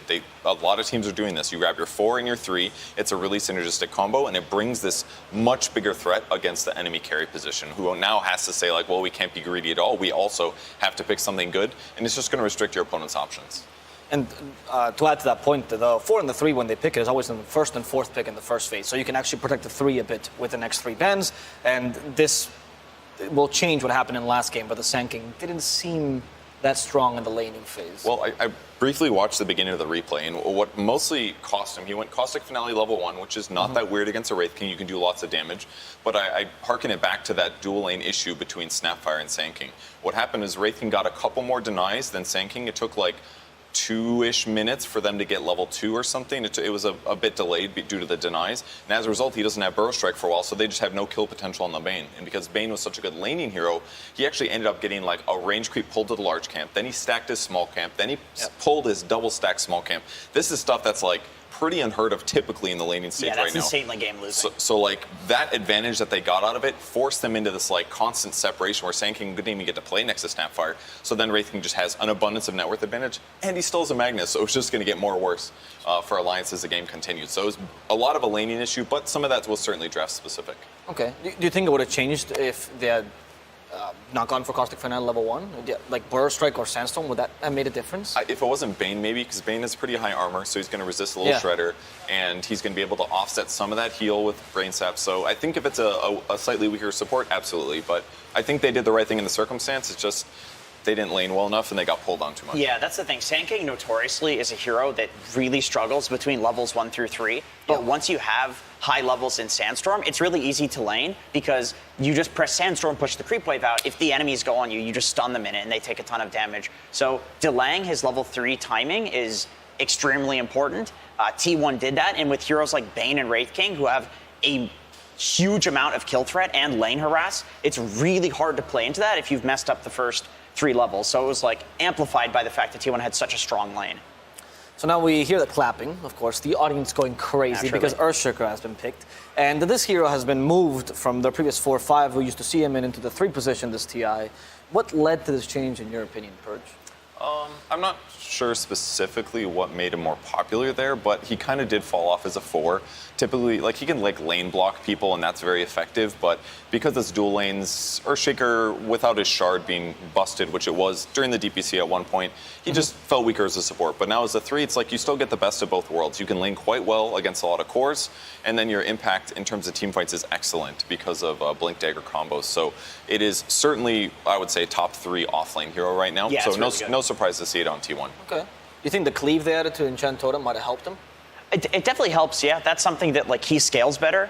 My opinion on Earthshaker is that he's been pretty decent as an offlaner for quite some time, just because he has that like natural tankiness that's so annoying in an offlaner. Magnus has that as well, where you go to kill him and he's just some 3,000 HP hero. If he goes for treads at like 15 minutes, like, okay, this is... But then on top of that, I also think that the game is being played a lot faster than can support a position for Earthshaker, who... You can't really take a lane to farm your Blink these days. Like, in that timing, a team is going to beat you. That's just how Dota has kind of felt for like the last 5 to 6 months, where the hero has fallen off. But you're farming in the lane as Earthshaker, so the timing, you get it like 5 minutes earlier, and in that 5-minute window, you're not going to lose the game. We see a FNG special, which is a Crystal Maiden. We've seen it, I think, once before, not to great success this hero. I think it was T1 actually picked against LGD. Why? Why the I Crystal like Maiden? it. It's a lane stabilizer. It's good at harassing. It's going to lower attack speed. That's pretty effective in some of those early trades, and it's going to just make it a lot harder for them to kill Medusa in the laning stage. Is she like a poor man's coddle here for the Dusa? I wouldn't necessarily. I mean, I guess it's kind of similar. You're blasting opponents, getting lane trade advantages, but extra mana regen on Tide and Snapfire are great too. It's going to make them be able to harass more often in the laning stage. Is she going to be an easy target for the Slark, though? Eventually, you know, Slark is a later timing hero where, at least looking at this draft for Alliance, I see the Dusa CM lane, which presumably it's going to be that. Even if they put Snapfire and did some, CM4, like that would still do very well against Earthshaker Lion. You know, Lion is very killable. Earthshaker's a hero who's going to sit on the wave. So you're super susceptible from the harass that's going to come out from the Mystic Snake and one of the nukes from either of these two supports. And if Snapfire comes in ganks, that's even more potential to kill an Earthshaker. So, I feel like Alliance is going to get a lot of farm this game on both of their supports.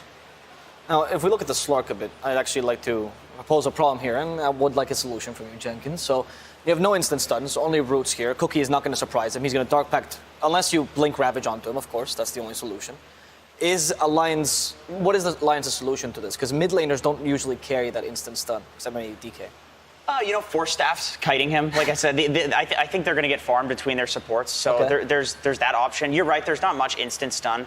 I do think with a Dusa, with a Tide, you can kite a Slark enough where you just catch him after his 2 Dark Packs and after his ult. I think that's actually possible.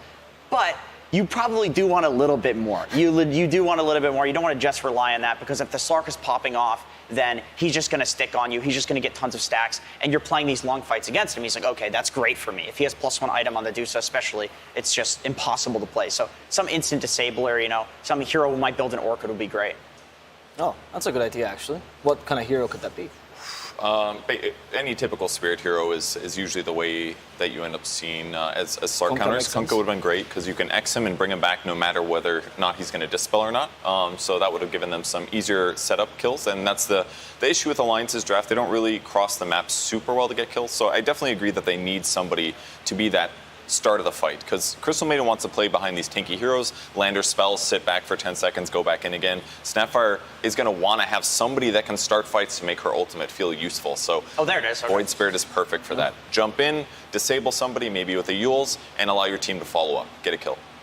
Can you build up an Orchid like you were suggesting? I think so. I think this is a good Orchid game. I mean, people are usually opting to go for a different style of Void Spirit build, which is the Yule Scepter into Sanjin Kaya, and you're just going for this late game high magic damage build. But I think in this game against the Slark, it does make sense. It does depend on the timings. Like if Slark is already having a bad game, you don't necessarily have to build the Orchid. It's fine to not build the Orchid because the Slark's not a problem. You can just kill him with your ground targeted nukes, for example. But it's definitely in the cards. We're more likely to see it in this game than in the other Void Spirit games that we've seen.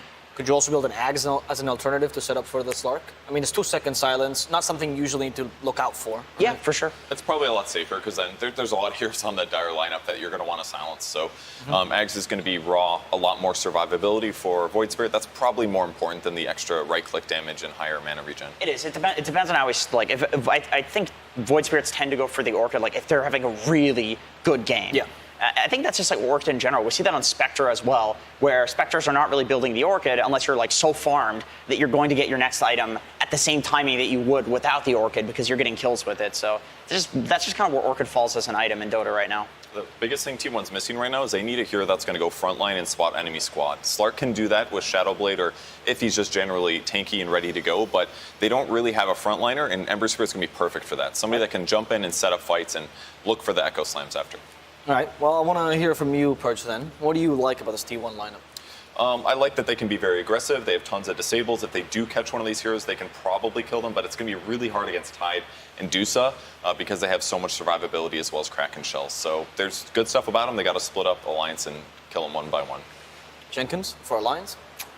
I think that Alliance has good heroes for ganking. I think they have good heroes for the early game and the Void Spirit and their 4-man around the Dusa. And I also think that they can play the long fights. I know T1 has Slark, but I still think that the long fights eventually will favor Alliance once they get enough items on their Dusa. Is there anything they should be worried about as Alliance? some weaknesses at this draft? Laning stage maybe for Tide. In most of the group stage games, we saw Slark get banned out against Tidehunter for worries of that extra harass. And with it being a tree, that's a pretty aggressive dual lane with Leech Seed and the Bramble, whatever, Nature's Grasp. There we go. Yes, yes. I've heard that lane's not actually so bad for the BSJ? For the Tide anymore. Yeah, it was from BSJ, so maybe I should take that with a grain of. No, he's a Slark spammer, right? He's a Slark. He's an offlane player too, as well. So, but no, it does feel like that. Like Tide with Snapfire, especially, you've got like the double minus armor. It's so much harass. Like you could even skip Kraken Shell. Well, I would love to go to BSJ now for the last word, but he's not here, so he's lazy. So we're gonna instead go to Sir Action Slaxus once again with March. Hello, hello. Thank you so much. We have March here yet again. March, a very quick Treant Protector snag after that very standard opening coming from Alliance. Were you expecting that? I mean, Snapfire is a very highly contested hero, and we like it too, so I think that's why they picked it up. We like that hero as well. Yeah. All right, well, say no more. Very quickly, chances of this game win. How are you feeling? Give me a percent. 75%. 75%. Well, we're 100% ready to go into that game, so let's go ahead and throw it to our fantastic casters and Sunsfan. Thank you, Slacks. Recycling memes as always. That's your entire job description these days. Sunsfan here with Cinderin. T1 versus Alliance. Game 2 of this best of 3 in the lower bracket. How do you like these lineups this time around, Cinderman? I think I like how Alliance this game have solved a bit more of the team fight problem.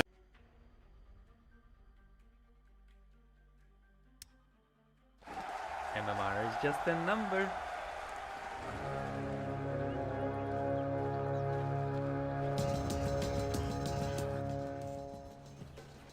The battle begins.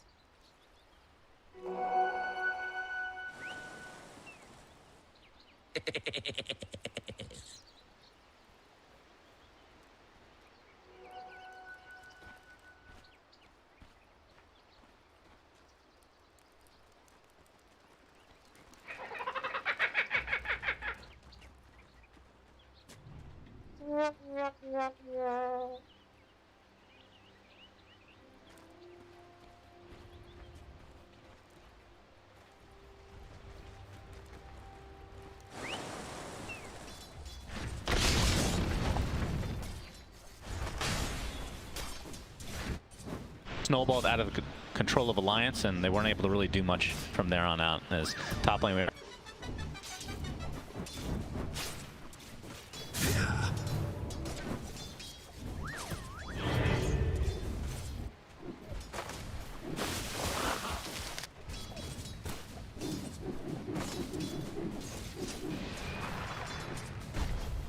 Treant in 2 games in a row, and it just didn't really work for them. And I had this theory, okay, maybe they've been scrimming against T1 and been rolled, because like almost no other team, like you said, plays it. Oh, Zephyr is in trouble. He will be fine though.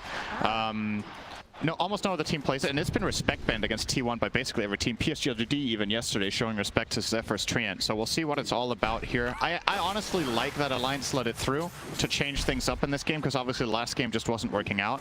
So they're choosing to give something else over and see what they can do about it. Unfortunately, to me, this is a really good Treant Protector lane. So I don't think they address the hero very well in the laning stage, and that's a really big part of what T1 use it for, is this hyper-aggressive play coming out from Zephyr. Yeah, and Zephyr, of course, I mean, Tree as a hero, highest base damage in the entire game, so the level 1 potential in terms of just trading right clicks is better than anybody in the entire game. As you can see, Carl playing the Ember Spirit this time around versus Limp's Void Spirit, so the Spirit Brothers at it again. Looks relatively even right now. I mean, who would you favor just hero-to-hero matchup between these two? In the mid lane? Yeah. I think it's pretty much a wash. Honestly, this lane very often ends with a draw.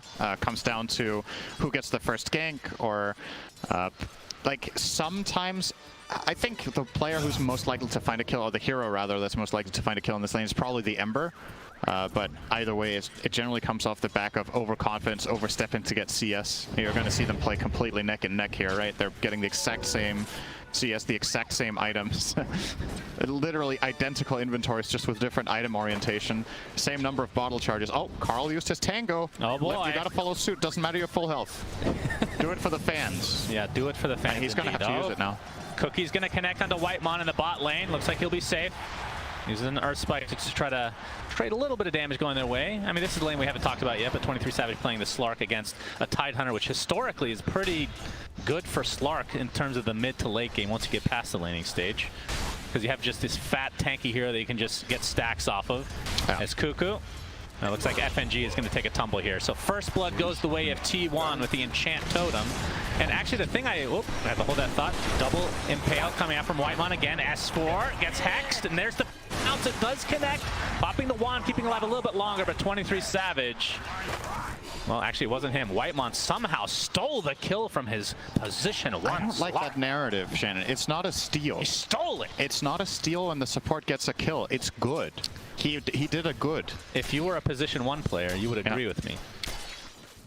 I am very much not a position 1 player. I know. And I'm all about the team. Yeah. Getting a good game for your support. He's going to pay it back to you later.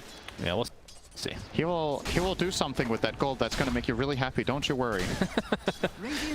Zephyr in the trees right now has his Nature's Grasp ready to go. Has 2 levels of Leech Seeds, so can do even better trading. They're able to potentially find a kill there. FNG, obviously one of the slowest heroes in the game, is Nico Baby. Not a whole lot of mana to speak of. A nice fissure. Nico Baby forced to go up top. Enchant Totem is there, but don't think they'll get the kill. But he's going to take heavy damage as a result of this. In fact, Zephyr might be the one in trouble. Okay. They're just going to turn it around. So Alliance getting their first kill of the game. That looked good for T1 because the Fissure and Nature's Grasp were lined up so nicely, and there was no path for Nico Baby to take. It's just tanky enough, and obviously a little bit clunky with these 2 melee heroes walking in together, end up blocking each other, can't really connect onto Nico Baby, and obviously the Crystal Maiden as well, doing a lot of work. Now FNG, however, is out of mana, and he does not have the aura yet, so he's going to send out 2 Mangoes as well as a Sage's Mask. So for a little bit of time, he will have some downtime here, but doesn't really matter. Cuckoo is just free farming closest tower anyway, and I don't think FNG could have done that much about it. So yeah, you can see in terms of CS, Carl just slightly ahead of Limp right now as he's going to get the slide of Fist. Here comes Zephyr from the side. Gets off the Nature's Grasp, going to slow a bit with that Leech Seed as well. Limp in quite a bit of trouble, pops a Fairy Fire, TP support coming. Zephyr, yeah, the last slide of Fist, and now FNG might be in some trouble. He's dead. Double Remnant. Zephyr will be able to get up a couple right clicks along with the Leech Seed again coming online. So double kill for Carl, just in T1. Doing very well. I was gonna, man, it's a good thing I didn't say it because that would be a caster's curse, but for the mid lane, Limp definitely off to a better start until that point. Yeah. And now Carl is going to pull significantly ahead. He's level 6.5 against Limp's 5.75. I think Carl's net worth has to be up by a few hundred, 800 or 700, pardon me. Yeah, Limp trying to get some retribution here onto Carl. Oh, he does get the stun. Yeah, Carl needs to back up despite Whitemon being here. Well, never mind, Zephyr's on the high ground as well. It's a 3v1. Oh, Limp dies here. Chased. He gets hexed as well. T1 looking for another kill on the mid laner for Alliance. Okay. Oh, he gets off. Oh, he's going to mitigate a little bit of damage there. Turning it around. Okay. Gets 2 kills before dying. At least get something out of it this time, Cinderman. Talk about value Resonant Pulse. They thought they had the kill. You saw Carl already backing off. He was like, all right, Trey on the line, you just hit him once each, he's going to die. He gets that damage block through that 2-hero Resonant Pulse connection, and then he gets level 6 from the first kill, so he can jump on the second kill as well. So a nice heads-up play there from Limp to get something out of that. Because that looked like he was just completely doing bottom lane. Absolutely. 23 Savage and Whitemon connecting on S4. He's playing on the edge here. S4. He get a lot of stacks for 23 Savage now. Whitemon with Zephyr's company should be able to take S4 out. He gets off the gush, but won't be enough to find his way to get the kill on 23 Savage. Halfway to level 6, and once he gets to that point, it's going to be extremely hard to kill this Slark. You know, dying as an offlaner with a creep wave like that, you're just so sad. Like 23 Savage just denied 4 creeps. He denied a full wave immediately after killing the Tide, and now he's just going to stabilize down here, find his level 6 very soon. It looks like Alliance will try to gank him before then, but keep in mind Slark has night vision, so your angles are a little bit more limited here. And 23 Savage even has a read that something could be coming his way, playing very cautiously. Might even take level 6 just from range without going for the CS. Oh, never mind. We'll be pulled away by S4 though. Yeah, still level 5 on the Tidehunter. And as we talked about 23 Savage, this wave should give him level 6. He's given solo XP. There we go. So has his Shadow Dance to work with. Talk to me about... I mean, this looks like a really good Slark game, like theoretically, against Medusa, against Tide. I think so too. Anything else to say? Like the panel, no, like the panel said, honestly, a little bit surprising maybe that Alliance let it through. You pick the Tide first phase. Yeah. Most teams go into bans here and ban the Slark. And then, okay, if you want to let that through, that's fine. But you also picked a carry that Slark loves facing, so you made his game even more enjoyable. And it's always important. Okay, hang on, Hanskin. Whiteman's going to be there. He'll be able to clean him up pretty easily. A little bit late to the party is Limp. He gets a haster at the very least. It's always important when you look at the draft and you look at how the lineups turn out and you're like, man, this hero's counterpicked by 3 picks that wasn't good. You always need to remember what the draft order is, right? Like, you're always giving away information based on pick order. So a lot of the times, even at the absolute highest level with the best drafters in the world, there's going to be heroes that are just hard countered in the game because they get shown early. And obviously that's why a lot of the time you show your support as one of your first 2, sometimes even both supports, so that the cores can have better conditions. But yeah, in this game you did first phase your offlaner, and then I feel like not fully protect him here on S4. So that could end up costing Alliance dearly. He will find his level 6 minute 9, which is not all that great. Cuckoo level almost 8 on the Shaker for comparison. And this is while I believe both position 4s on the, the respective 4s have the same experience as well. So it's just raw offlaner difference. It's not like one of the 4s just took a lot more experience in the lane. Almost said stole. Bad influence from you there. It's not stealing. It's cooperative gameplay. Okay. We don't need to spread this agenda of playing cores against the supports even more than they already are in public games. I mean, to be fair, it's gotten a lot better over the course of the last few years because everybody's getting farmed now. Yep, we have the Hex to start things out from Whitemon. This might be another death, but Cookie keeps him alive a little bit longer, but not long enough. FNG not able to save his mid laner. Limp now with his 3rd death of the game. And like I said, in terms of the 1v1, he was doing great, but since these ganks have been coming, just feels like non-stop from T1. He's just been dying left and right. And the concern I have right now for Alliance is, what's your move, right? You need to do something about this status quo. It's not favoring you. You have a Slark lane against Tide, he's happy. Shaker's lane against Medusa, he's also happy. He's just, like, Kuka's just farming lane and jungle. He's out farming the Medusa as Shaker in this lane effectively. His net worth being higher by about 300 right now.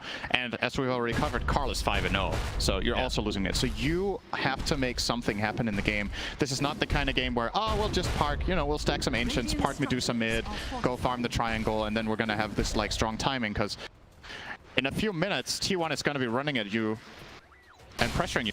You're not going to get that area for free, so... T1 getting credit for another kill. I mean, speaking of Ancients, there is a stack for Medusa to eventually take, but you can see that there's a somewhat aggressive ward also placed in that area for T1. So when that is being taken, they'll probably try to contest. 23 Savage. Trying to get some trade-offs here. Might dive here. This is dangerous, though. Yeah, he's going to think twice especially about with 23 Savage having his ult, so a lot of passive regen now. Karl gets off the steering chains. S4 is going to apply the Ravage. Will it save his life? Negatory. Sleight of Fish finishes him off, but Limp Company might be able to get some beautiful trades here. Karl does one more Sleight of Fish, but dies shortly after. In the meantime, 23 Savage destroys Crystal Maiden despite getting that freezing field out for about a half a second. Hanskin looks to be next on the menu, but he doesn't get Cookie off in time. 23 Savage, okay, we have the Mortimer's Kisses from afar, but they're going to go for the Limp kill. They'll get it successfully. It'll cost him his life, but he does get the stack at the very least of Essence Shift. Nico Baby all alone in the mid lane, so this is exactly what Alliance needs. Pretty good for Alliance overall here. It might have looked like a bad Ravage, but ultimately they do get pretty much value out of it, finding those 2 kills and almost a mid-tier 1 tower. Lovely play from Nico Baby, especially to make that judgment call as Medusa to go push mid. Minute 10. That is not an obvious choice to make in this game state, but looking at what was happening bottom, it was definitely the right call for him to go there and get as much out of it as he could. You know, you've got to be like a shark, is what he says, and not exactly the most hyper-aggressive carry that can be like a shark that he's playing here, but he's finding as much food as he can there in the mid lane. That's true. I mean, very slow. When Medusa. I think of Nico Baby, I actually do think of Medusa because it's literally tattooed on his neck.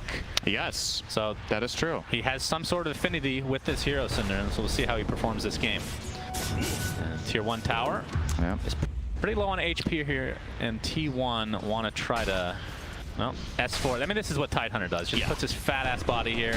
You're unlikely to access this tower without a siege creep against Tide with the heroes that you have right now. So S4 making the right call to go there, and then Nico Baby's to the jungle, probably going to be looking at that ancient stack. Might triple stack it here before 13 or even quad stack it. It is being pinged by Zephyr, so he kind of has the same read that, you know what, this is probably what Alliance are going to be looking to do next, and he's completely right. The stack is now coming in from Hanskin, so would imagine a smoke play could come up soon. I'm hearing a pick pull. Yep, that was used to stack. Very important that he had pick pull to be able to pull that off successfully. They didn't stack, did they? Okay, good effort. I think the timing was off. Yeah, maybe. The pick pull needed to be activated about a half second earlier, Cinderin. Maybe he activated pick pull and the Ancients got scared and ran back. Yeah, they'd be scared by a pick for sure. S4. Stuck inside the Nature's Grasp. Looks like he's going to be taken out. Does not have Ravage yet. Okay, never mind. Kraken Shield activates. That's good call. FNG takes him out there. From the Crystal lane. Nova saves him. Very good. It takes him out from the lane. Technically correct is always correct. Alliance looking to go on 23 Savage, who's very low on mana right now, but looks like here comes T1. Dagger on Shaker. They want to jump limp. Oh, Pounce not able to connect for 23 Savage. Cuckoo. Like you said, Blink Dagger's there. It gets the Enchant Totem off. And Limp Astral steps to safety. Does that have any more stacks, though? Another 6 seconds before it comes off cooldown. Mortimer gets his from afar. Very good. Up close, actually, onto 3 heroes. T1 taking so much damage, but the Echo Slam is expended to at least get 23 Savage. It's going to be a trade for 3, though. Triple kill for Hanskin with a god tier Mortimer Kisses. Oh my god, can you imagine damage breakdown on that one? 3k damage. Not bad. We're 14 minutes in. That is some sick value out of the Kisses there. And yeah, T1, they were really looking for that Void Spirit kill, but unfortunately, Lion could not fully connect. I think maybe if Cuckoo Echo Slams there, that could have bridged the gap, but understandably doesn't want to use it, and just really heads up play there from Hanskin to find that angle and get a big old off. Yeah. Why is it called Mortimer's Kisses anyway? Why not? It should be like Mortimer's Belches or something, you know? Like he's not... I don't see the connection at all. I know you really want to make belches happen in this game, but there's only one hero that has those, and that's Pudge, and that's probably going to stay that way. It's too bad. This is one of the best Mortimer's Kisses we've seen this tournament for sure. Getting really big value out of that. Zephyr, Cookie connects on top of him. He's going to be taken out very quickly. Never mind. Gets the overgrowth off. They got a little bit too confident. Finally gets taken out though, but the TPs are here from T1 trying to turn this around. Limp takes a tumble. 3 dead so quickly in favor of T1. Hanskin will get hexed as well. Limp didn't finish the kill. He had the... I mean, would that have made a difference, you think? He thought the Treant was dying, so he used Dissimulate, right? And he jumped away. Yeah, he thought he had it for sure. Yeah, what ends up happening is that instead of killing Treant, he gets a 2-man ulti off. Yeah. That allows his entire team to connect on both of them, so definitely going to be regretting that. Like, you probably have casualties there regardless, even if you do kill off the Treant with that Dissimulate, but at the very least, both not you and Tide, you don't both the fact get caught. That and it forced them to Ravage, right? Like, that's the thing. S4 popped the Ravage because he's like, okay, I have to kill the Treant because we didn't get it done with the Void Spirit. And then he doesn't have the Ravage when all of T1 connects. So honestly, kind of a huge mistake there for Alliance that ends up costing them a lot. As you can see, T1 taking the lead in terms of just the net worth alone. Diffusal Blade now online for 23 Savage. Yeah, he is strong. Yep. Going for the BKB next, so looking to fight pretty early. Has 7 stacks already of Essence Shift, actually. If he has BKB, one spell for the entire BKB duration, that's Stone Gaze. Nothing else is going to touch him at all. They don't have significant single target damage. That's one of the things you trade off when you pick Medusa. She's a very good spread damage carrier, but doesn't until very late start having that heavy single target because your natural buildup will favor split shot for the farming, and you don't get like something like first item Daedalus or whatever, right? Like not that any carry does that, but you get the idea. It takes time. You need 3 or 4 items before you truly start just standing your ground against Slark. So with that BKB, he can feel very, very safe. Oh, he's actually maybe getting eyes on Nico Baby here with that night vision. He sees him. Yeah. But it's going to leech a bit of the experience. Ancients are taken out for Nico Baby, so at least that is not contested. He's going to wrap around. He will see Hanskin here. He saw the Solar Crest being used, and that means Hanskin has no defensive capability from that. No plus armor. Will just cookie himself to the high ground, though. And we see the Stone Gaze going up with a nice fissure blocking him off. Cuckoo, in the meantime, looks like that's going to be the sacrifice. Fissures and dies. So not the setup that T1 was looking for. A good defense from Alliance. Yeah. As I've talked about in a previous cast, I always wonder, it gives an insight into what players are thinking when they ping heroes like this. He just pinged Snapfire Medusa. Looks like Zephyr is going to die. Gets off the overgrowth, but 100 seconds of none of that for him. Okay, I was gonna say I don't want to jinx it anymore, so I'm very hesitant now. That took quite a while, which maybe not so good a sign for Alliance, but they're not too far behind right now, so definitely can find an avenue back in the driver's seat for this game. Yeah, this bottom tower is definitely gone. Nico Baby's going to take that, working on his Scotty. He went for S and Y. Okay. Opting not to go Manta against Treant, which I think a lot of Medusas would. Overgrowth is very annoying to deal with for carries in general. Sometimes in the past we've even seen carries go Manta BKB first two, just to deal with Treant on a hero like, for example, Troll Warlord, who is totally dependent on being able to attack in his ult. But Overgrowth, Searing Chains, there's a couple things to take off here. I feel like Manta would have a lot of value here, but Nico, maybe he feels like there's too much, so he'd rather have the status resistance, so at least he gets rid of them faster than having that one quick removal. I could see the logic in that as well. You're playing against Shaker and Lion, that's just too much, probably. So I kind of like this way of approaching it instead of the Manta. I like how we just went through a little mind experiment where you've convinced yourself after talking. It's good to see. Yeah, it's very open mind. You're able to convince yourself of something else if you want. Oh, looks like Crystal Maiden is done. FNG trying to get the D ward. That is how all machine learning works, by the way. I train against myself and come to a conclusion. Yeah, so that is that's shockingly accurate and disturbingly accurate. In fact, Nico Baby, like you said, working on the Scotty now. As Alliance trying to stave off elimination here in game number 2 of this best of 3. S4 trying to TP out, but the pounce will cancel. Whitemon in Infinity as well. S4 trying to run. Yeah, S4 trying to move. He's not going to move. S4 trying to cast a spell. Thank you for the commentary, Cinderin, as always. S4 trying to respawn. I would love for you to cast a team fight. Just Cinderin trying to robot cast. Voice, robot cast. Sounds good to me. 23 Savage now. Still a ways away from the BKB. FNG. Yep, that's another death for him. 23 Savage now with 9 permanent stacks of Essence Shift. Gonna harass Nico Baby a bit. Free stacks. Yeah, and of course you can see the power of Slark against the Medusa just drains the mana so much faster, especially with the Diffuse Blade on top of that. We did say it was going to be a hard maiden game, man. FNG is just, I don't know, I'm not in the booth. I would imagine he's not particularly having fun. Not seeing a lot of voice lines, not seeing a lot of laughing. I also can't see him, so that would probably be a little bit hard to see, but true. It is, it's tough being a maiden in this game. And in hindsight, you know, Alliance, when they picked it, perhaps this is one of those picks that's easier to criticize, because with the information they had available at the time, you set up even more for a good Slark game because he's good against Maiden, right? Yeah. And the heroes that you saw at that given point in time was, I think, Treant, Lion, Shaker, which, from my perspective, Crystal Maiden doesn't perform particularly well against. So maybe you were just really hungry for the aura for your Void Spirit and Dusa. But yeah, tough game for FNG, that's for sure. No doubt. We got the finally gets the D ward. He fought hard for that one.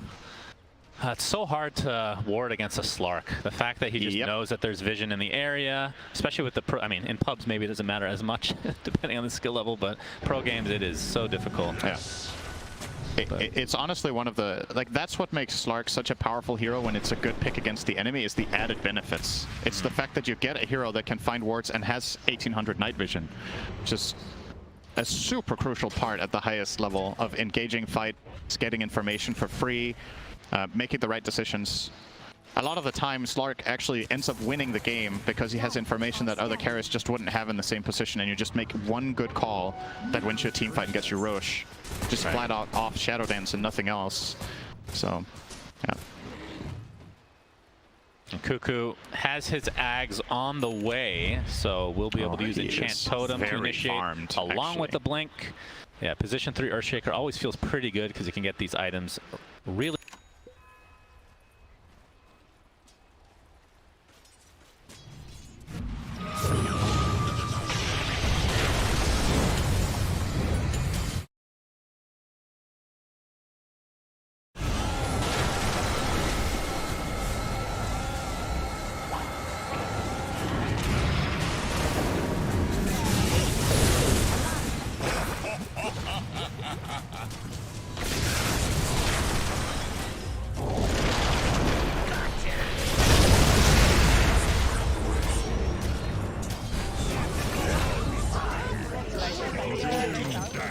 Помогите, помогите, помогите. Dire's middle tower is under attack.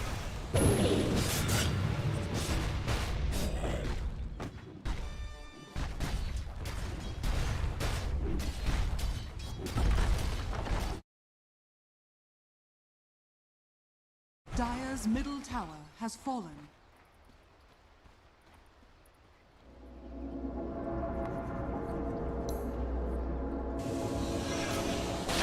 Dire's top tower is under attack.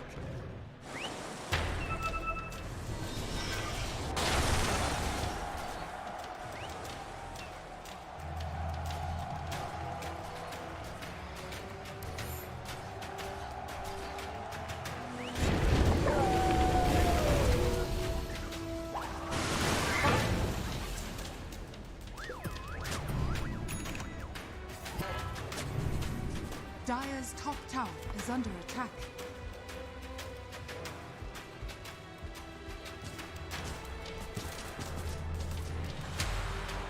Dire.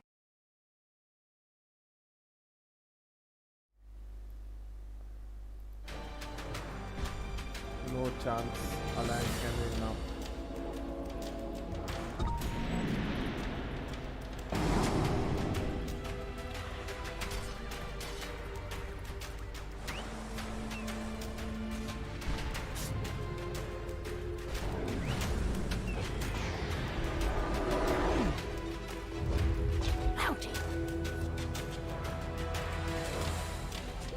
मौका है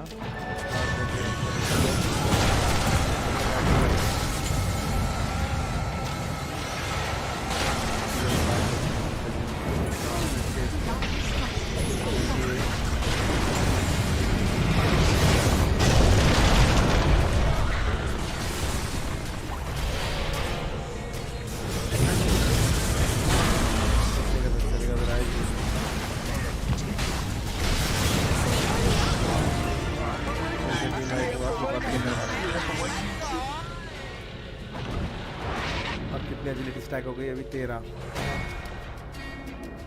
श्री रोशन भी easy win है। TI जीते, T1 जीत के है। Alliance bye bye. Alliance bye bye. Bye bye alliance.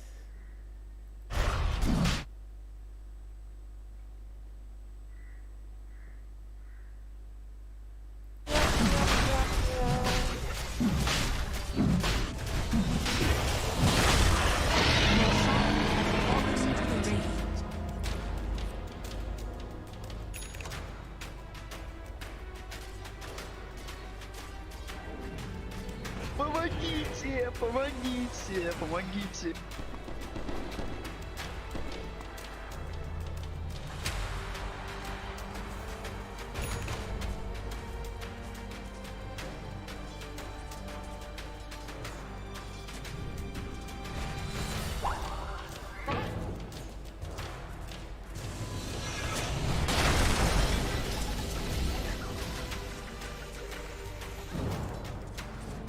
Free ward मिल रहा है और बस ward Hunter.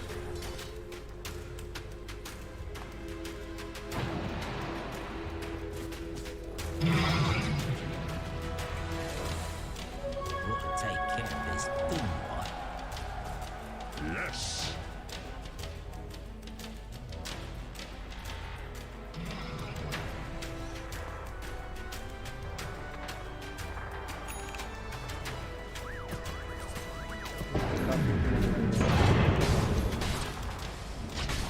Radiant are scanning. Dire's top tower is under attack.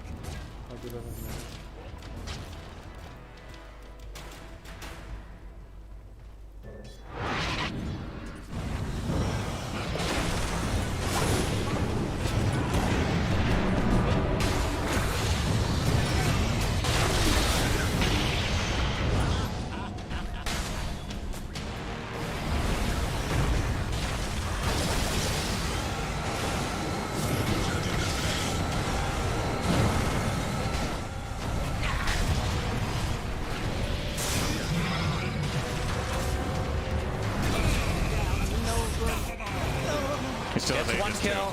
Nico Baby, very low on mana, which means he is very susceptible to die here, Cinder. 22 Savage resetting, going back in, buyback. You see the mana drain coming from Whitemon as well. Nico Baby pops the wand, but to little avail. Zephyr does get off his ult, but the finger of death taking Nico Baby out in spades. No buyback for him. You see a nice freezing field come out, but it's going to result in the kill of Karl. In the meantime, beautiful impale on the 2.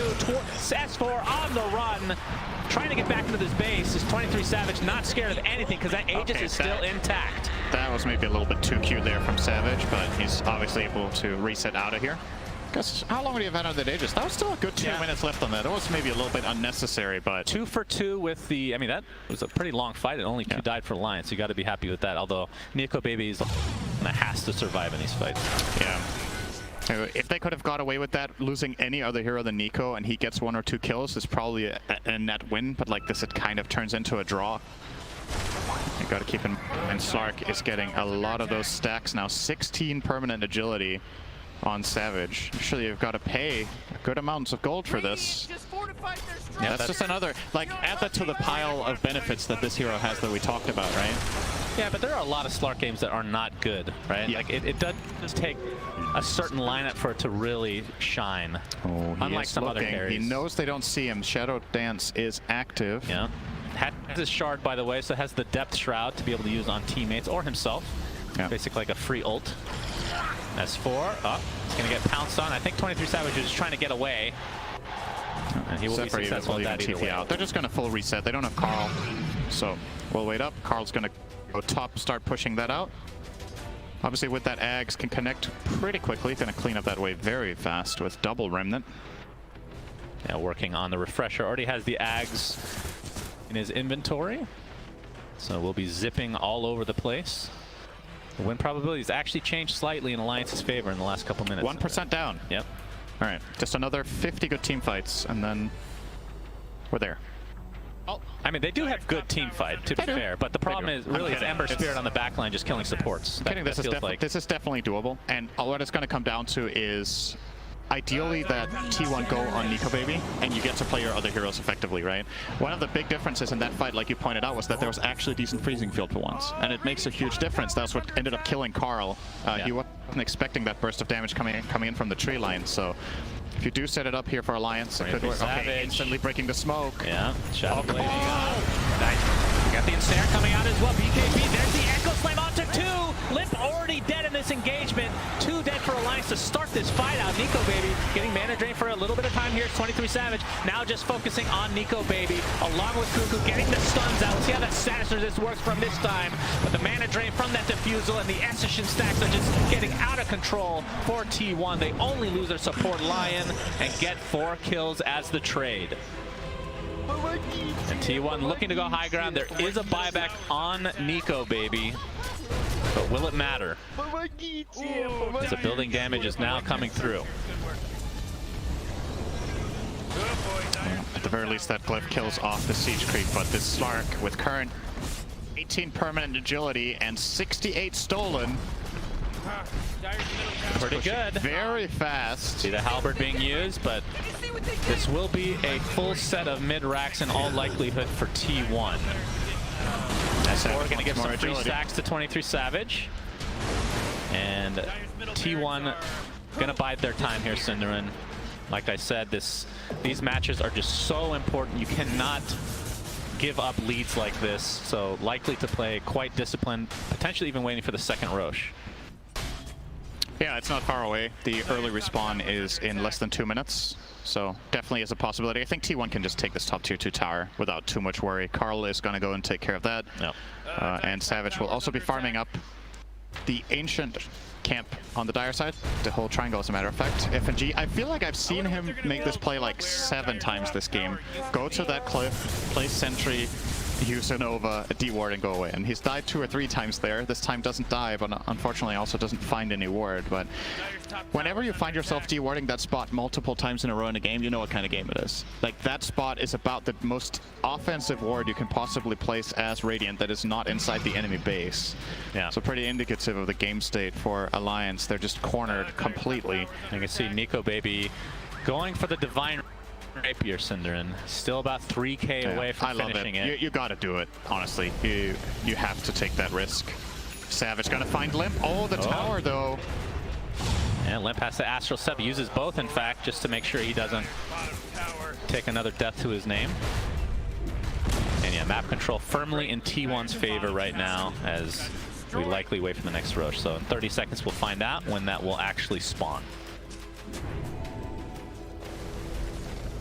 FNG trying to get some map control back, but it feels like he's just died every time he's attempting this. Yeah. Poor lad. And they know the ward is there because of Shadow Dance. So get rid of that immediately. Nico Baby is exposed here. Alliance are trying to bait him. They really want this fight where they go on Nico. They feel like it's their only chance, and I agree with this 100%. Smoke up as well.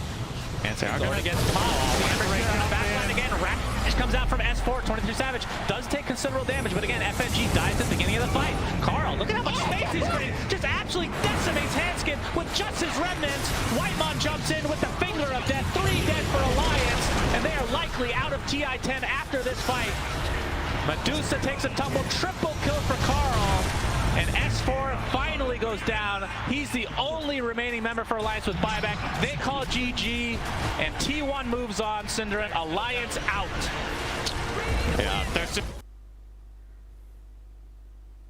Alliance out. Yeah, there's just no doubt about it after watching these two games. T1 just clearly the better team at this event. Alliance got completely rolled both games.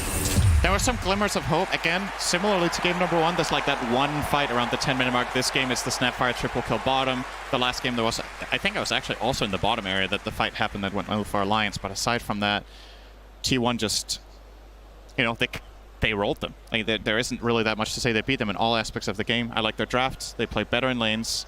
They play better in the mid game. They got the Roche. They won the team fight.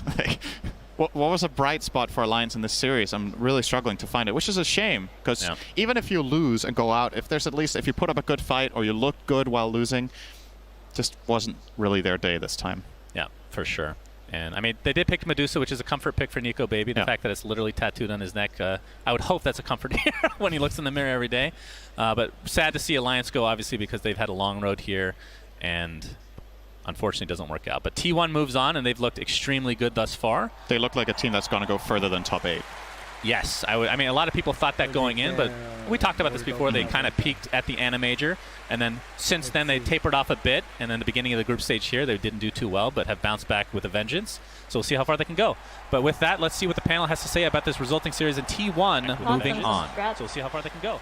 Thank you very much, Sunspan and Cinderin. To be honest, Cinderin basically no, summed up guys, my this match is a sad shoot. No keck yelling. You should be sad. Okay, fine, we'll talk about things. We'll talk or despairing, not keck yelling in chat. Next year, top 8. Okay, fine, we'll talk about things. We'll I talk want about to see things. the I Liz think we win should talk screen about now. If Carl. Vesper's not Carl crying, had a I'll fantastic cry. game on that Lena mega farm. In game 2, it was even more impressive. You should have legged, honestly. You should do the leg face. From the get-go, from the one-on-one matchup. At least Alliance, at least Alliance put up a good fight. Then again, a couple of supports rotating in, helping him by out. not He gets smoking level 6 2 before games in a anyone row. else, and he just dominates throughout the game. He's so I don't know what they're decisive, waiting so for. clinical in the way It's like he they're fights waiting his for them team to get fights. jumped on. Always instantly jumps into the backlines, eliminates Hanskin, eliminates FNG, and from then on the game is much easier for them. And the T1 supports were so good enabling. I feel like so many Treant protectors you see, they're like, oh, you know, I'm going to sit and passively play the side lane. Look at him! Look how pathetic this guy is! Mid, collapsing on that mid lane as well. So I love the way the supports really try and set up Carl for success. Well, right now we... Alliance वालों की I'm here with FNG. Thank you for your time, FNG. So I just want to ask you, what's going through your mind right now? Well, losing sucks. You know, it's like I can't really tell anything else, but because I mean it is what it is. You know, we lost. We were way worse than enemy, I would say. I mean they played well, and yeah, good luck, T1. T1 is a scary team, this TI, right? There must be some pride in losing to a strong team. I mean, yeah, of course, it's like it takes a lot of pride also to say that they're a strong team, you know, as well. But yeah, I mean, I would say we're just not happy with ourselves more than looking at our opponent, you know, this type of feeling we get. So what do you do now after a loss? How's the way do you recover? I mean, I guess we just let time do his thing, you know. All right. Anything you'd like to say to the Alliance fans out there? Yeah, sorry guys, we tried our best, and thank you for your support. Thank you, FNG, and we're gonna go back to the panel. Thank you very much, guys. And the odds were against Alliance in that matchup, so they shouldn't be feeling too bad about themselves right now. And you know what? Someone who definitely shouldn't feel bad about themselves is Hansken, because actually there were some great moments from him. Really, really good opportunities with Mortimer's kisses there. There was a great 3v1 situation, easy triple kill, punishing T1. You were definitely impressed, Lizard. Yeah, he did a ton of work, and I believe he is basically the main reason why Karl had to play the way he played, constantly breaching those backlines, because if he didn't, Hansken would continue dominating teamfights. He was demolishing T1 in a couple of those early engagements with Mortimer's kisses, hiding in the trees, and he's positionally an extremely good player. Sadly, in this game, it just wasn't good enough. And unfortunately, I think some of the other Alliance players didn't set up. We saw S4, game 1 is Sandking just having a really rough lane. Another kind of poor game from him. And Lim not going for Yule's Scepter against an Ember. The reason I think Ember has such a free, amazing game is because what's going to kill him? Like, well, firstly, there's nothing to kill the Slark, and then you have this Ember who doesn't have to worry about any kind of Yule's Remnant catch. It just made Karl's game so easy. So what's the future for Alliance? Possible roster changes, possible... I mean, maybe they stick together. Depends how they feel about, you know, whether or not they can work out their issues. I think they don't have the right pieces to be like a true title contender myself. But I don't know. Yeah, it really comes down to what Alliance is looking for. Yeah, it's a really tough situation to be in. They did win one best-of-1 in the lower bracket, got out instantly after in the next series, but...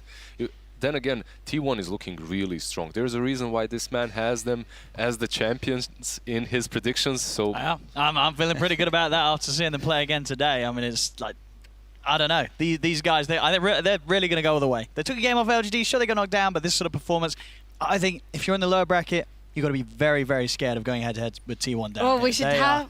They're going to hit hard. Apologies for interrupting you, but you said the word bracket and I went, oh, we can have a look at those. So let's take a look, first of all, at the upper bracket, because that's where we're going to be heading later. So your bracket overview there. You can see how many teams are remaining. Vici versus EG is coming up next.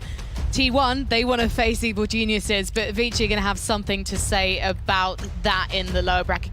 Goodness, that looks absolutely terrifying, Owen, that lower bracket. And honestly, I know we're getting a little ahead of ourselves, and I know it's the upcoming series, but to say something quick, I think T1 will get that EG matchup. I think it's going to happen. I think Vici's looking to do shaky. Ori yesterday, he was not having a great time mid. That's not going to cut it against EG. I know it's a different series, but to go back to that interview where Cuckoo said he wanted to meet them in the finals, it's not going to be possible, but I think he will meet them in the next round of the lower bracket. Okay, so hypothetically, in that lower bracket, we've got OG, EG. Obviously, we do have Spirit as well. I don't want to count them out completely.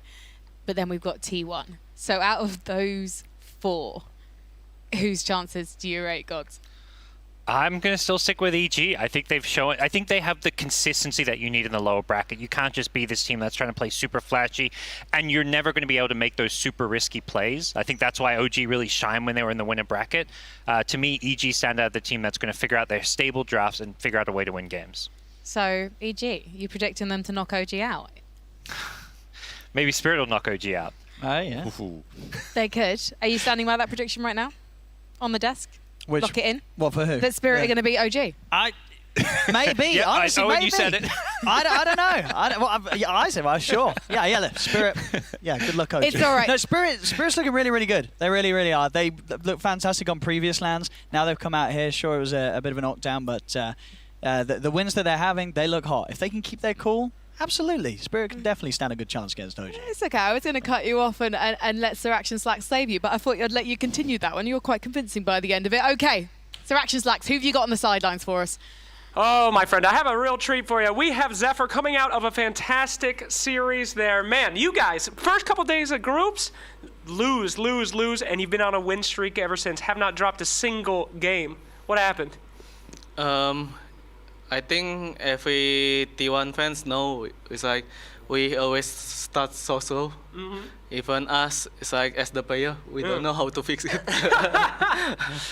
Well, you seem to fix it. You might have started off so-so. You're ending strong. You know, I got to talk to you about being one of the first Indonesian players to ever get to the International with Whitemon. And now you're here representing not only C, but Indonesia itself. So I just want to give you the floor. Any words to the fans out there that are watching? Okay, can I speak with bahasa? Absolutely, please. Okay. Mama, ako di TI. I understood that, dude. Oh, you understood? I mean, come on. It was 2 words. No, but so you guys feeling confident moving in the uppers? Are you ready for your next match? Yeah, we are ready. Yeah. All right. Well, that's fantastic. Sir, keep on that win streak. It's been absolutely a pleasure watching T1, and we will see more of them coming up soon. But for now, back to you. Mama made it to TI. That's a dream right there. For many of us, for many of players that have been in that spot, that's a dream, getting to TI. Making your mum proud. Making your mum. Oh, My yeah. mum doesn't even know what esports is. She has no idea I'm in Romania right now. Anyway, less of my sob stories, and instead, let's remember the good old times, because it's time to ask the players what they remember.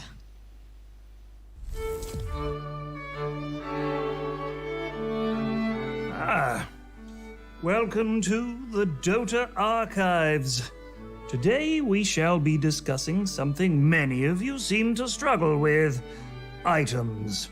The game of Dota contains more than 200 of them, with many more having fallen by the wayside in Dota's march towards perfection! While many such items have been forgotten, sorry Fusion Rune, there are a few that live in our minds rent-free, as the kids say. One in particular everyone remembers. Iron Talon. Ah, the Iron Talon. Originally designed to help your canny farm, but instead used by your worthless Legion commander to level 1 jungle. But don't take my word for it. Here we are. I say, pro players, remember when Iron Talon existed? О, талон. Мне очень нравился талон. Да, еще даже когда он нейтралка был, я помню, во-первых, его сам себе берешь, и у тебя появляется возможность типа где-то проедать, где-то варды ставить, если ты пятерка, например. Плюс ты мог большого крипа просто нажать талон, там нюк, и он умер. I miss Iron Talon because the offlane can start with jungle. And right now, yeah, sometimes I want to start on jungle, so I cannot feed as offlane. That's the time you play post for, like you buy on Talon jungle level 1.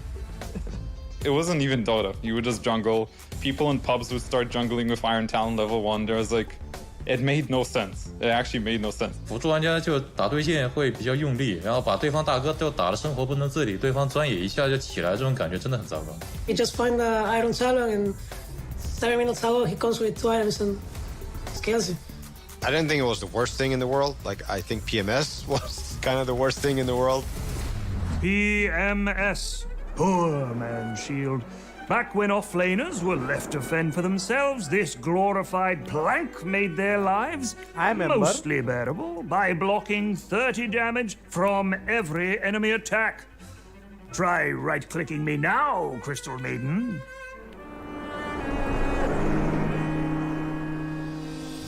Tournament shield was so dumb, man. It was so dumb. Playing against some melee Aggie hero TV or Naga or something and trying to hit the guy, and you just would hit him 16 times and you maybe dealt 20 damage if you had bought enough stats. Yeah, it was just bullshit. You just go to the lane. Either if you have 40 damage, which is support hero, you're tickling the guy and you kind of feel like, well, you know, enjoy your lane carry. I'm getting the hell out of here. You know. The patch before it got removed, it was just every mid melee hero bought it and went mid, right? And then they just won the lane. It was too strong or something. It had some crazy block percentage. 去美队永远的神啊！对，自从去美队被删了之后，我的火猫都很难上场了。Se sentía muy bien tener un escudo que te hace aguantar tanto. Que era que como que venía el support, te pegaba y tú lo mirabas y simplemente lo ignorabas. Back then, there was one patch where you would pick Legion Commander and you would buy PMS and you would 1v3 a lane. The other offlaner who's like level 2 struggling in like Struggle City, and I'm like just chilling level 5, and they're like, what's going on? Some items have only just recently left us to go to Ice Frog's item heaven in the clouds. However, the Necronomicon and the 2 demons it spawned shan't be joining them because they belong in hell! 感觉就没有比这个道具更让酱油讨厌的道具了，哈哈。You know, I'm just running around and suddenly like these 2 little guys just gang up on me and kill me, and I'm like, oh, that's cool, I guess. That item was definitely an abomination of a Dota item at the end. Like, perma haste, slay jungle camps really fast, give true vision, give mana burn, give a hard purge. 然后3级输以后他还能排野，这个真的是恐怖，好吧，恐怖如斯。Yeah, I don't like my wards to be killed by some guy that just clicked 1 button and doesn't have any skill. I spam a lot of tag gears and like people just buy Necro Book level 3 and like clear all my bombs. So like yeah, it's very good that Necro Book is gone. Короче, нереально бессилен. As a good riddance, I'm happy they removed it. I'm so happy they removed it. Yeah, good riddance. Can I say the saddest moment? Like, why they removed the Necro Tree? Because I love the Necro Tree item. I'm gonna use it, follow to the support, and remove their vision. They are kinda sad, so I feel good when they are sad. What a sicko. As a man greater than I once said, everything can work. And you, the player, experimenting like some mad scientist is why the game of Dota continues to get better and better. Do not weep for the removed items, for upon that heap of selfless sacrifice we stand proudly today. They will always live on, as long as we remember them. Good night.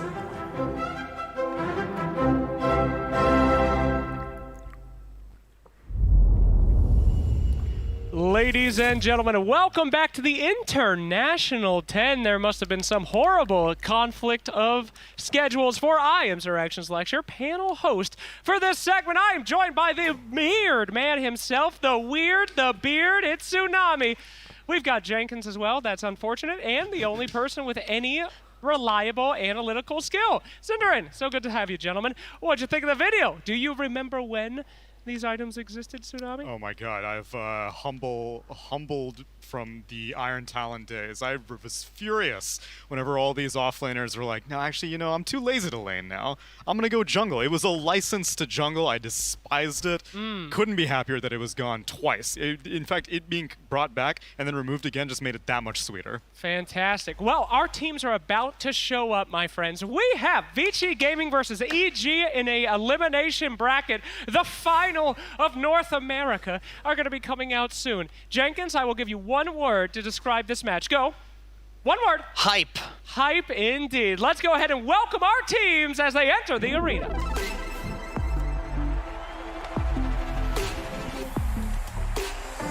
Let's go, EG.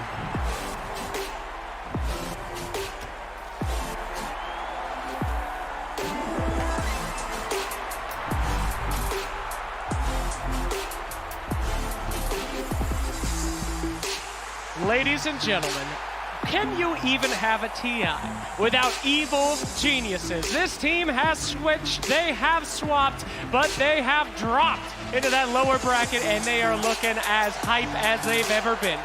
Before, EG used to say they love lower brackets. Going in low, doing the eliminations, snaking their way to the end. Well, these guys have done anything but snake, and they are slaying as they enter the arena.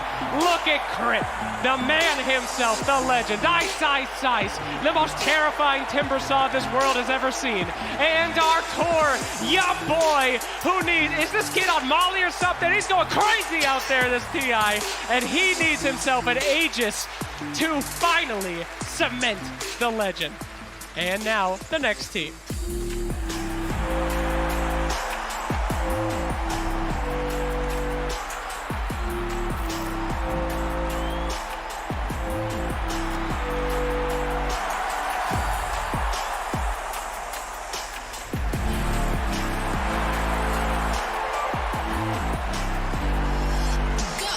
shudder to even say the words Vici Gaming, for we are simply not allowed to say the names of gods on the stage. These boys have been going so hard. Now dropping down in the lower brackets to face off against EG.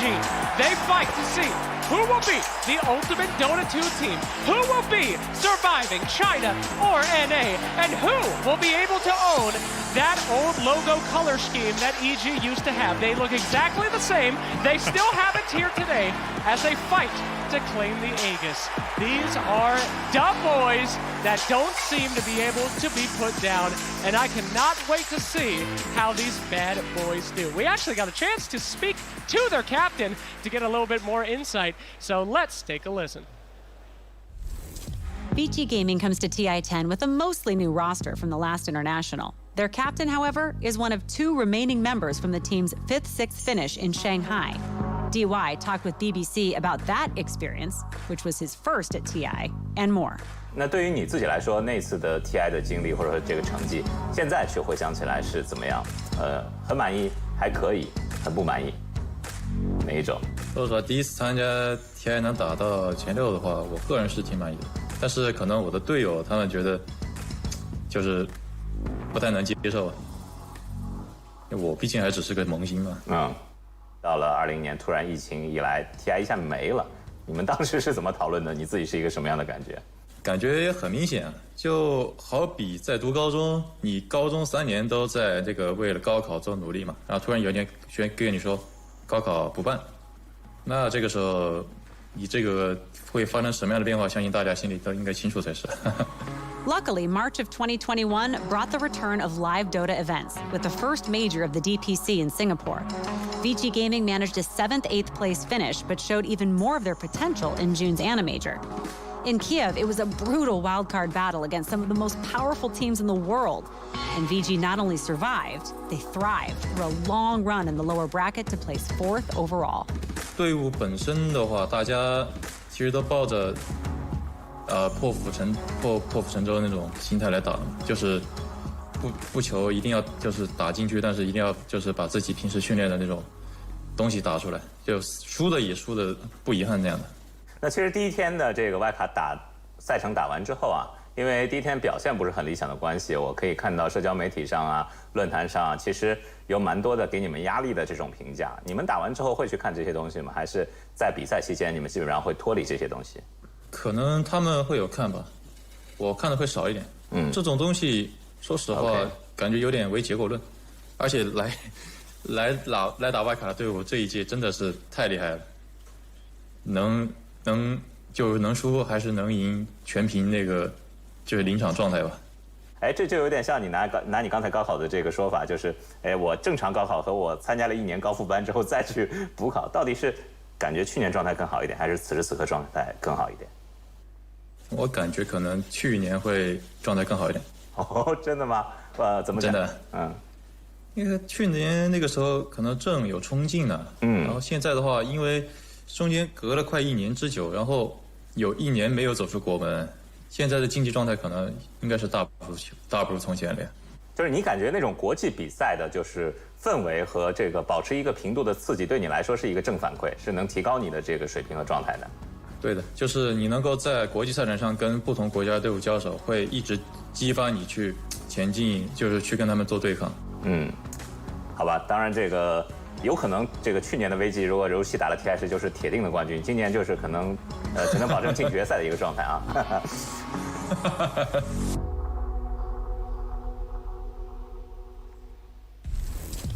Absolutely. Thank you so much for DY, and we are so excited to get into this match. Gentlemen, I've been talking this entire time. Love the time, by the way, Tsunami. I get the joke. That's hype as hell. But let's start things off at the top, and we'll make our way down. Cinderin, how are you feeling about this matchup, baby? I mean, I want to start out saying, imagine this, one of these teams doesn't get top 8, right? That's just like a starting point going into this match that I think a lot of people wouldn't have expected pre-tournament. Many people had both teams even finishing top 6, top 4. So that already, to me, is a crazy storyline, that one is going home 9-12. As far as how strong they've looked, I don't know, it's been a little bit a mixed bag for both teams. They've had some really good games, and there's been games where they've kind of, kind of just dropped the ball with advantages. There've been games where they've been rolled completely depending on opponents. So I think it's really hard to call who has the advantage. Obviously, VG Gaming came in from the upper bracket. They lost a close series yesterday. Yeah, it was close. EG got a one-game win on the main stage so far in a less close game. So I don't know, based on that, who you would say looks stronger. I think it's going to be pretty close. Yeah, I agree. I agree. I just want to talk about the interview because I got some vibes from that interview. I know he was saying like, oh, you know, maybe we're feeling like a little bit less competitive this year, this TI, you know, compared to the previous. But were you guys getting the vibes of like they're just kind of chilling, like they're chill, like low pressure and almost like putting up the front of like, oh yeah, maybe we're not so competitive, but like really. To me, that's almost a good thing because of like the lack of pressure. And I remember DY said in another interview that when he was there questioned about the small hero pool of VG. They're one of the smaller hero pools of this tournament, and he said like, yeah, we have a small hero pool, but nobody's figured us out yet. Nobody's figured out our heroes yet, and so we haven't had to pick our like pocket picks. And so the vibes I'm getting from VG are just really chill. And I feel like given how this TI has gone so far, that's going to help out a lot. Well, just because something's small doesn't mean it's not effective, Tsunami. You know, and on the panel can surely attest to that. What are you thinking about with this match, sir? Do you think that EG have this one shut in? Give me percentages, buddy. Oh, you want percentages? I want percentages of EG taking it. Okay, so I see Jenkins' angle of low pressure, but I think that could be also interpreted as complacency to an extent. Okay, sure. I think that they are kind of low pressure, but that means that they don't really get that fire. And I think of all the teams here, I think coming second place, they say that on Olympic podiums, it's usually the silver medalist who is the least happy. Gold medal, obviously, you're very thrilled.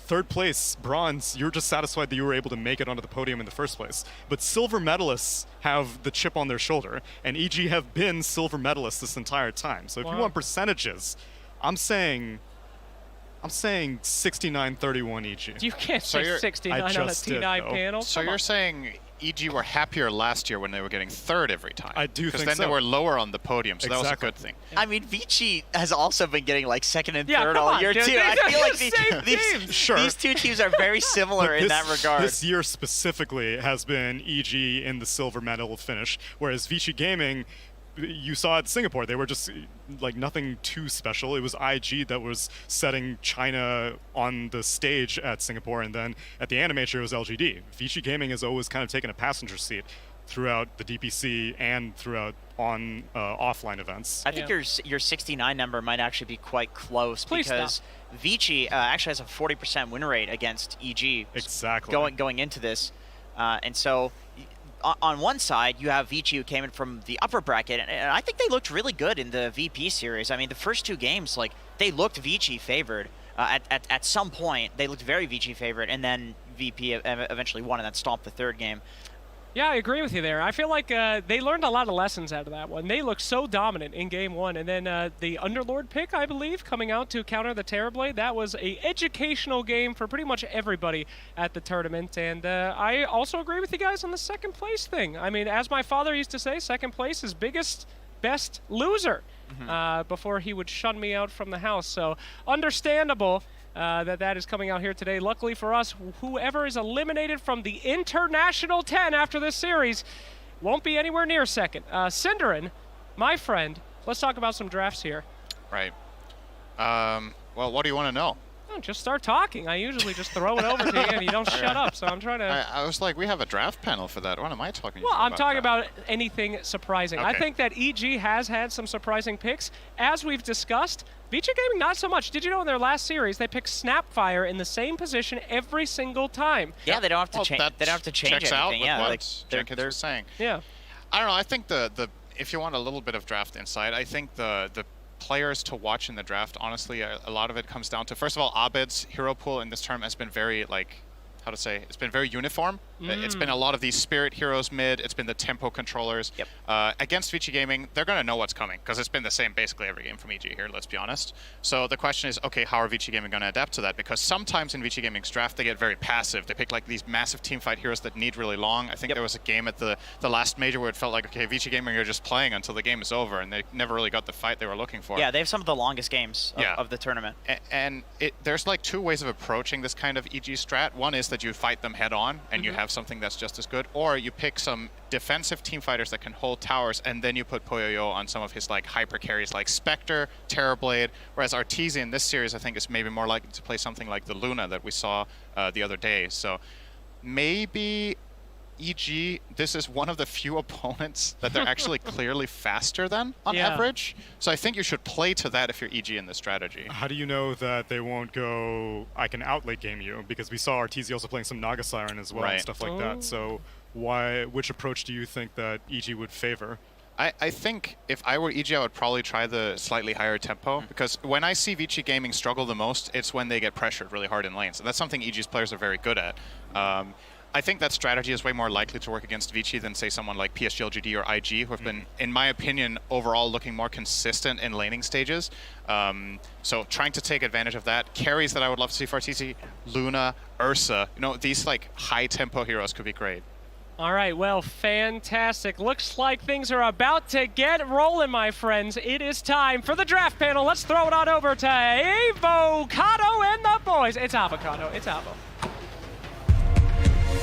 Evil Geniuses versus VG Gaming. Game 1.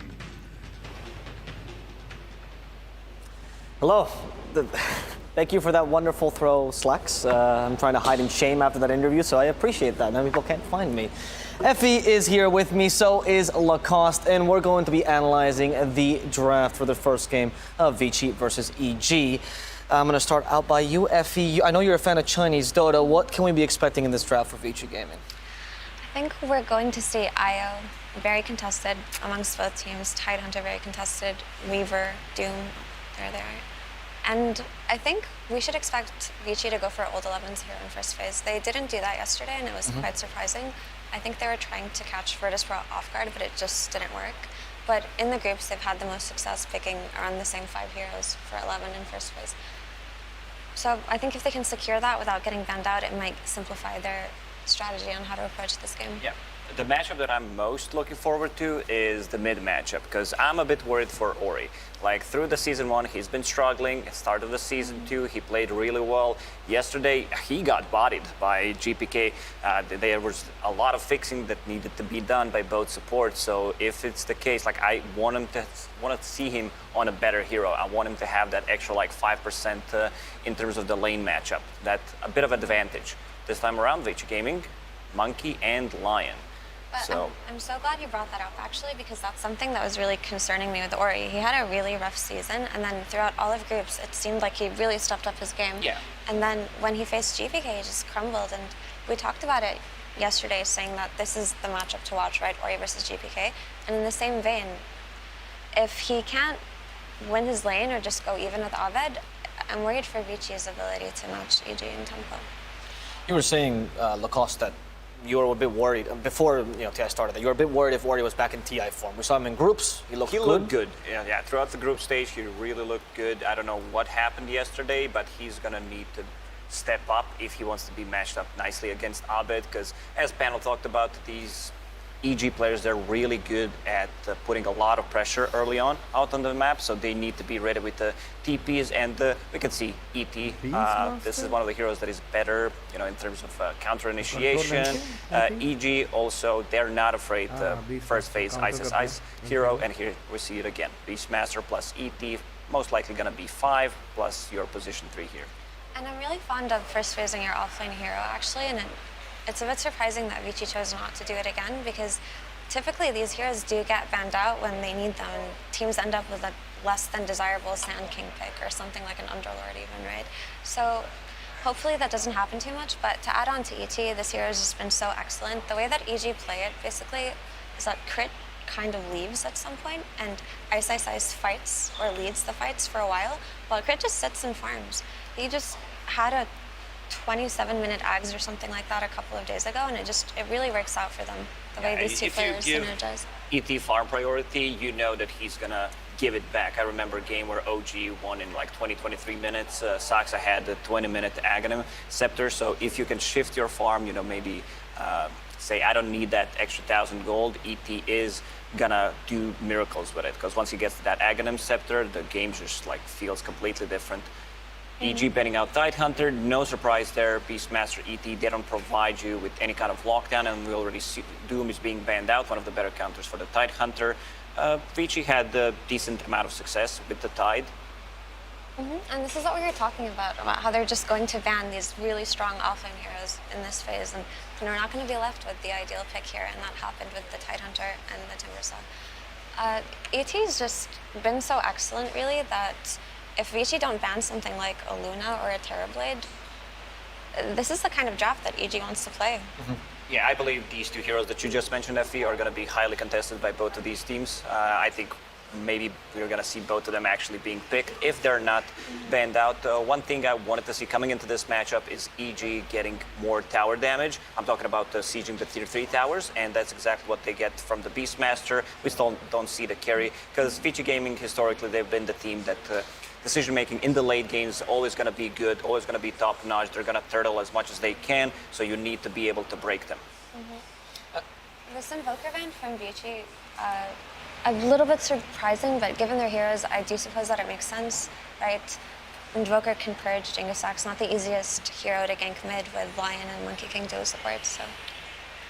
What hero would you be thinking them for Ovid here? So actually, let's go to the other mid laner for Vici. Because you were saying that you want Ori to just feel good right now. You want him to feel comfortable. What are some heroes that we could be seeing here for Ori that would get him back in tip-top shape? Lina, Puck, TA, these are the classic Ori heroes. Even a Dragonite, if the matchup is good, you know, he's not the most flashy hero, but gets the job done. I think Void Spirit is also a very good hero for him and a good hero in this meta. It's just that yesterday's performance on it wasn't ideal, but he has impressed on it before. I've seen him come back from 30k net worth deficits, but he did have a Doom with him, so that makes a huge difference. I wouldn't mind seeing a Void Spirit for him, that's for sure. It's just depending on what Spirit hero they go for Ovid here, it might end up being a mistake, right? So a lot of it is up in the air. And there's the Luna ban that we were talking about. That makes a lot of sense. Because Luna plus Beastmaster, once these heroes group up together early on, it just feels so good. The tower push that you get from it is insane. You get a lot of team fight as well. Luna with the Eclipse, Beastmaster Core to set things up, and also Beastmaster against Monkey King always going to be good. With the Axis, providing vision with the Hawk. So Monkey in this game might not have the best game. Because usually if that's a position for Monkey, he spends a lot of, like 90% of the time just sitting on the trees. Absolutely, and I'm glad you brought up Vision actually, because with the combination of ET and Beastmaster, it seems like these areas like Roshan or the Triangle at some point are not ever going to be secure for Vici if EG do manage to win their lanes and snowball that into an advantage.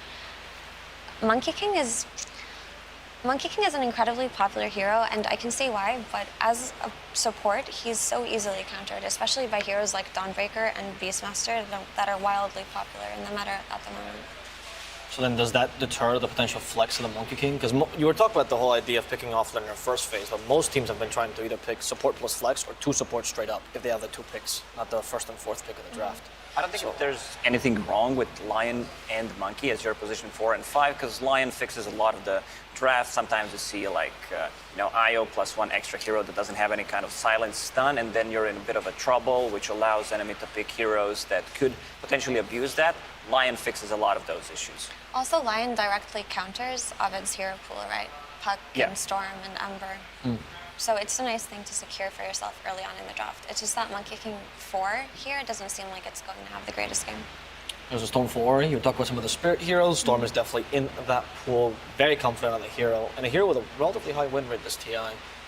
Well, currently it looks like a good Storm game, right? All there is a Primal Roar. There's no instant stun from the ET. He can jump on him in the backlines and get rid of that natural order fairly quickly, and that's going to be very useful in team fights. I can see him going for something like Orchid BKB this game just to make sure that there's no issue in what he faces next, right? Because I believe there's still a disruptor in the pool, which is typically what teams would go for in this case.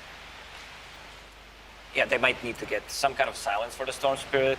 Lina also still available in the pool. I don't think you want to go for Ember type of a hero because he just loses the Storm. Yesterday, one of the games, I believe I've said 60, maybe even 65. Oh, well, there we go. Sometimes you just have to go for it. Because it goes both ways, right? Ember can also catch Storm and things like that. It's just that his job is much harder. Yeah, for just the laning stage, Storm Spirit feels much, much stronger. And we talked about the silence. You brought it up. Scarlet Mage is going to be that hero, the instant silence that will provide a bit more lockdown for the Storm Spirit. He definitely does not like the plane. You already mentioned the itemization that Storm will need to go for. I think, like, even though you're playing into Beastmaster, BKB as your second item is a kind of must when you're playing against Skyrat Mage, because there are no saves whatsoever on your side. There's no healings, there's nothing that can, buy some time for you to survive in a team fight. Yeah, so these, as Lacoste was saying, these two picks do ensure an early BKB on Storm, which isn't ideal for him usually. He likes to avoid things like that, but that's just the nature of what happens if you pick him early on. Also, the Slight plus Chains combo is incredibly prominent with Skyrath Mage, right? You'd think to yourself, yeah, I'll combo with Roar, but it's actually much more low committal to do it with an Ember early game. They should be able to burst Storm, Monkey King, even Medusa. Yeah, between the Natural Order and the Ancient Seal, you have so much magic. It's insane how much damage you can deal with that. I think VG Gaming needs to get rid of Ursa, because he feels super strong against the Monkey King and be inside the Wukong's command, even though it's going to be a position for Monkey from what it seems. Natural Diffusal builder, which is also going to be great against both Storm Spirit and the Medusa. I just overall love Ursa against Medusa matchup. And it's EG's Radiant, so that means that once you do the switcheroo, once the tier 1 towers fall, you can always go to the top lane and threaten the Roshan, because you have really good heroes. Beastmaster will be providing the vision. That means that VG Gaming need to play around the Roche pit, which is something is that they don't want to. They want to be playing the bottom part of the map where they have vision. That's a very good point. I'm looking at this Medusa pick right now, and honestly, VG are in dire need of some sort of defensive offlaner that can come and help when the triangle gets invaded, right? But they've already banned everything out at this point. What's left is potentially Amores, but I don't consider him the greatest defensive offlaner. So VG could just take a different approach. Oh, it's AM game. Like, they need to ban out AM. These are the heroes that work the best in the lane, both Legion Commander and Slardar, because they don't need mana. They can pressure. Even if you use counterspell, you're still going to get dueled, and Slardar one of the best ones against AM in the lane for sure. So they need, I believe it's just going to be AM or Ursa, whichever one is not banned, the other is going to get picked for EG. I will agree with that, absolutely. Especially just to go back on the point that I was talking on, there really isn't some kind of defensive hero to help this Medusa at the moment. There's the AM ban you were talking about, so let's see if the Ursa gets picked up. It's not the greatest Ursa game, but if they hit their tempo, it'll become incredibly potent, right? Because typically later on when he plays versus heroes like this, like Medusa and Lion, he's going to get kited, and Monkey King even when he gets items. But if they just want to play this early game snowball advantage, which is EG's playstyle, they win the lanes and just choke enemies out of the map, Ursa could work here, like Lacoste was saying. Oh, thanks. What about this matchup, the core-to-core, particularly against Medusa? I don't remember seeing it, but they have ways of kiting it. So they have also a great setup with the ET Stomp, Roar, long-range initiation, coming out from Slight Chains combo. And it also gives them a bit more tower damage. Maybe that's why they decided to go for Clinks. Instead, something that I brought up is sieging the tier 3 towers, which is going to be important. And VG Gaming with Medusa, I think they're going to feel pretty safe just sitting there inside the base if things don't go well. Yeah, they don't necessarily have the greatest hero to go in here. Okay, let's see. Last pick, Bloodseeker offlane here. Is that... I don't particularly like it so much, but I understand what they're trying to do with it, right? They want to just instantly kill a target, right? You could put it on Storm Spirit and him and Lion just go kill the Clinks together very quickly. Also, they can just use the Rupture for early aggression, which is what I was trying to say. If you're not going to go for the defensive offlaner that's all been banned out, you have to play the aggressive playstyle. You have to pressure them in order for them to not pressure you. And it's one way to buff up your Medusa. I maybe expected something a bit more defensive, something that can defend the towers. Bloodrite is okay-ish. It's not your, Earthshaker Underlord type of the hero.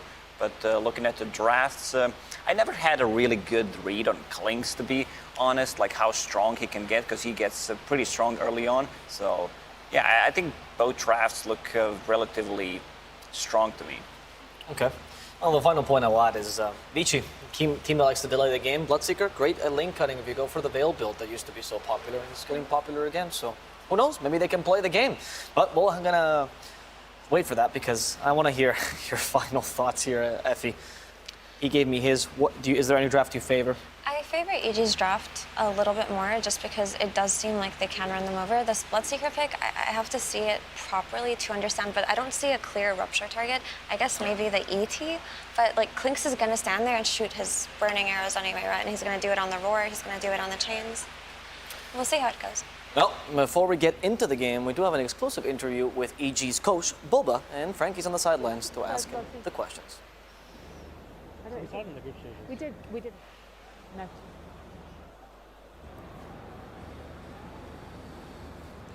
Hello, well, I am very excited to have legend of TI Boba with me right now. And first of all, you're known for your watertight game plans. What was your team's reaction when you pitched them your game plan for Vici today? Kyle recommended this really good egg place in Romania, so shout out to him.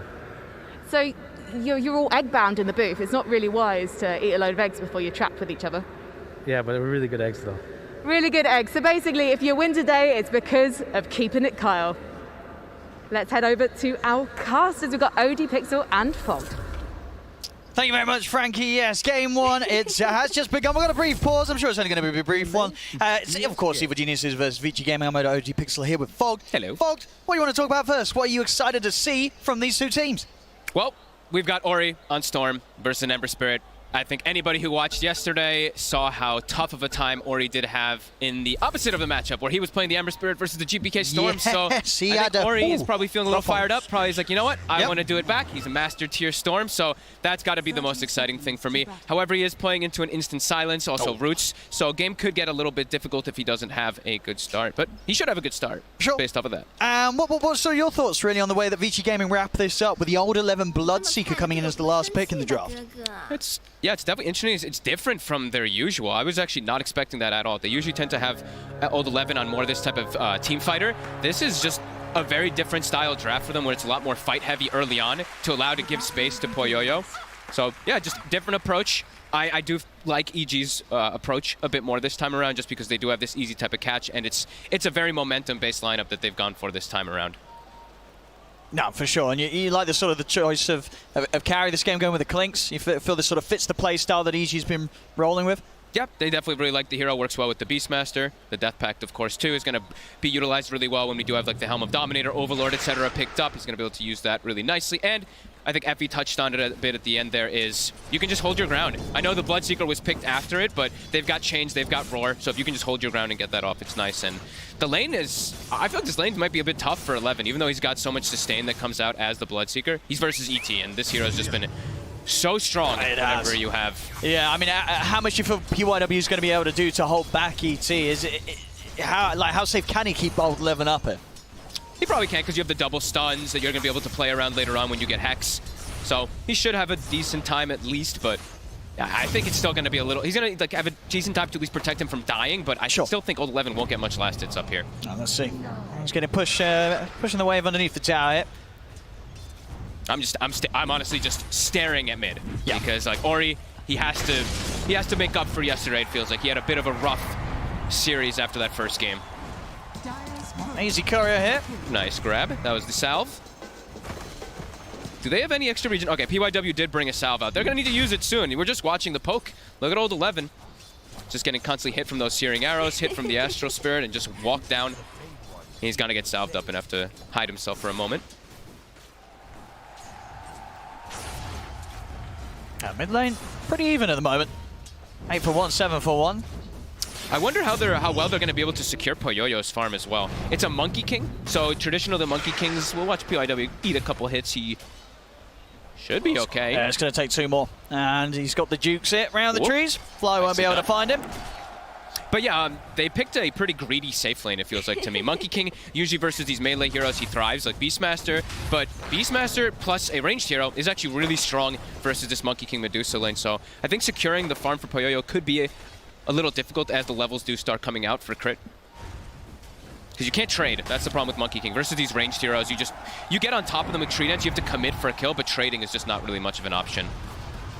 And with sort of Beastmaster, the hero in general, why is it that I feel like we just didn't see this hero as much as we thought we would see it coming into the tournament? Ori taking a hit there. I think it's just a very player-specific hero, and also it's not this big team fighter. I think TI tends to just bring more team fight than any other tournament, so he's just different. He's a pusher. He's always going to be good with the itemization, especially when Dominator's populator, but you're not a massive team fighter. You're all about like pressing your advantage and taking objectives. Already seeing an early rotation. Crit hanging around the mid lane. Abed is having a pretty damn good time. He's played really nicely around his Sleight of Fists with his Flame Guard and dodged out, I think, 2 or 3 Remnants to keep it active. And it's pressuring Ori. And we do see the early point in chains picked up on Abed. So it could look to set up for early kills with those crit moves. Arteezy does take a Blood Right, a big one. Yeah, how's he doing for regen? He's just got the stick on him as Fly. So now got that side back out, he does. Yeah. So Arteezy will be topped up. Some definite pressure. I mean, Old 11, for the struggles you thought he may have up here, he's farming pretty darn well. Yeah, he's definitely recovered really nicely. Killing that courier, I think, was a big deal too, because Fly has no regen, so that he can't like trade as effectively. So they are able to pressure Arteezy a little bit more. And bottom too. I mean, DY's doing pretty good work. Poyoyo is up to that 17 last hits. I think he secured 1 or 2 boars as well. So whenever you can kill even 1 boar in the lane, it always feels great. That extra big burst of XP. Are seeing the runes being checked out. DY camping bottom. Abed able to get the 1 rune. DY will look to protect this one for Ori. But Abed's coming out even in the matchup, and we saw, of course, how GPK, he really handled Ori in that one. But as we know, Abed very comfortable in this matchup, knows exactly how to play around those slight dodges versus the Remnants to keep Flame Guard active.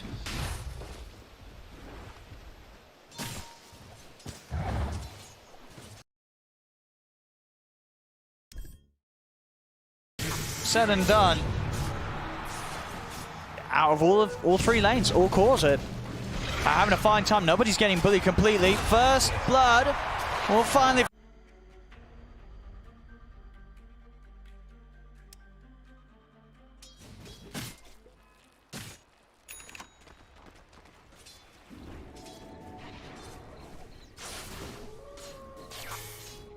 And that top lane wide open. They're playing the lane just like really well. PYW's perfectly in position every single time. Mid, we see that crit rotation. PYW's coming in to help. So they get the kill. And PYW won't be able to set up anything on his own. So EG at least able to make something happen elsewhere whilst the top lane starts to fall apart.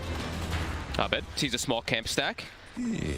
He also identified that there's vision on the high ground there. Actually, cool play there by Abed, dragging the wave to the left so he knows there's an obs guard there. It's only there for 10 more seconds, so unlikely they'll get the D ward. But now mid, PYW shows his face. Yeah, Abed's just going to jump straight away. He's got the 6 and he uses it immediately. And he goes with the Remnants, the follow-up burst for crits and up. Making sure only used the couple there as well. He's still got the Remnant. Reset and return back to the lane. And immediately double checking runes. Fly checks top rune. They have crit double stacking Ancients to make sure that the Clink stays able to catch up after this little of a tough start in the laning phase.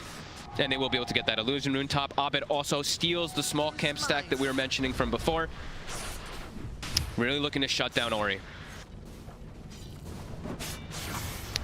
They look like they're bringing both supports though now. Vici, this is a very common move. We talked about, I know at Animajor people were really harping on how much Vici did do their double support movements around that 6-minute mark to help out Ori. I think EG's kind of expecting that. They're starting to make their move away. They're leaving Arteezy up top and just making the moves around with crit and with fly toward bottom. I mean, top Arteezy's got to be careful. PYW's really coming over again. 6 is about to be there on Old 11. If they're getting any sort of setup onto Arteezy here on his dome, he's not going to stand a chance. Bottom lane, trying to get in with the aggression, EG. 2 supports backing up by nice size, but Poyoyo keeps himself firing it back. We'll see the attempts up top, but not quite able to go there. Old 11 didn't quite have that level 6 here. Still waiting on it in a creep or 2. They've slowed down Arteezy so much. We've seen a lot of times with these Clinks, they just rush the Maelstrom without even boots. He has to go boots in this matchup just because he's getting run down. And yeah, Old 11 is gonna be 6 now. Yeah. With wards with Urn, very strong. I mean, can Arteezy even stay up here on his own now? It seems it's so dangerous. Perhaps waiting for them to maybe overcommit, checking if Abed has a TP, then they'll probably look for a counter gank play. Doesn't want to just straight up abandon the lane. They are seeing the rotation though. They have this ward that Fly did place before he left the lane. Yeah, he's backing off. Yeah. Arteezy knows he can't stay up here any longer. They already have a jungle ward though placed for him, so they're gonna be able to watch him if he ever does farm these camps inside their safe triangle. Abed though, since he sees the storm move top, immediately starts pressing onto mid, looking to go for some tower damage. And they will send Poyoyo to the mid lane. So again, both of these safe laners abandoning their lanes. Yeah, and Poyoyo, as the Medusa, can sort of sit around and farm this mid area of the map without any threat from EG's heroes. Yeah, they've got the counter gank, same thing, right? Like Ori, he walked top, he didn't make the teleport, so he didn't have to use his teleport. Same thing for Old 11, they both have TPs available. If Poyoyo gets gone on, I mean, he's priority #1, they'll double TP to protect him. So laning phase, first 8 minutes, Vici, about 1k gold up because of that top lane being so successful, 900 ahead of the Clinks on that Bloodseeker. The difference in the carry here for Cyril so far with the ease of lane they had to start things off with. Arteezy gonna have to do a little bit more of a recovery than Poyoyo.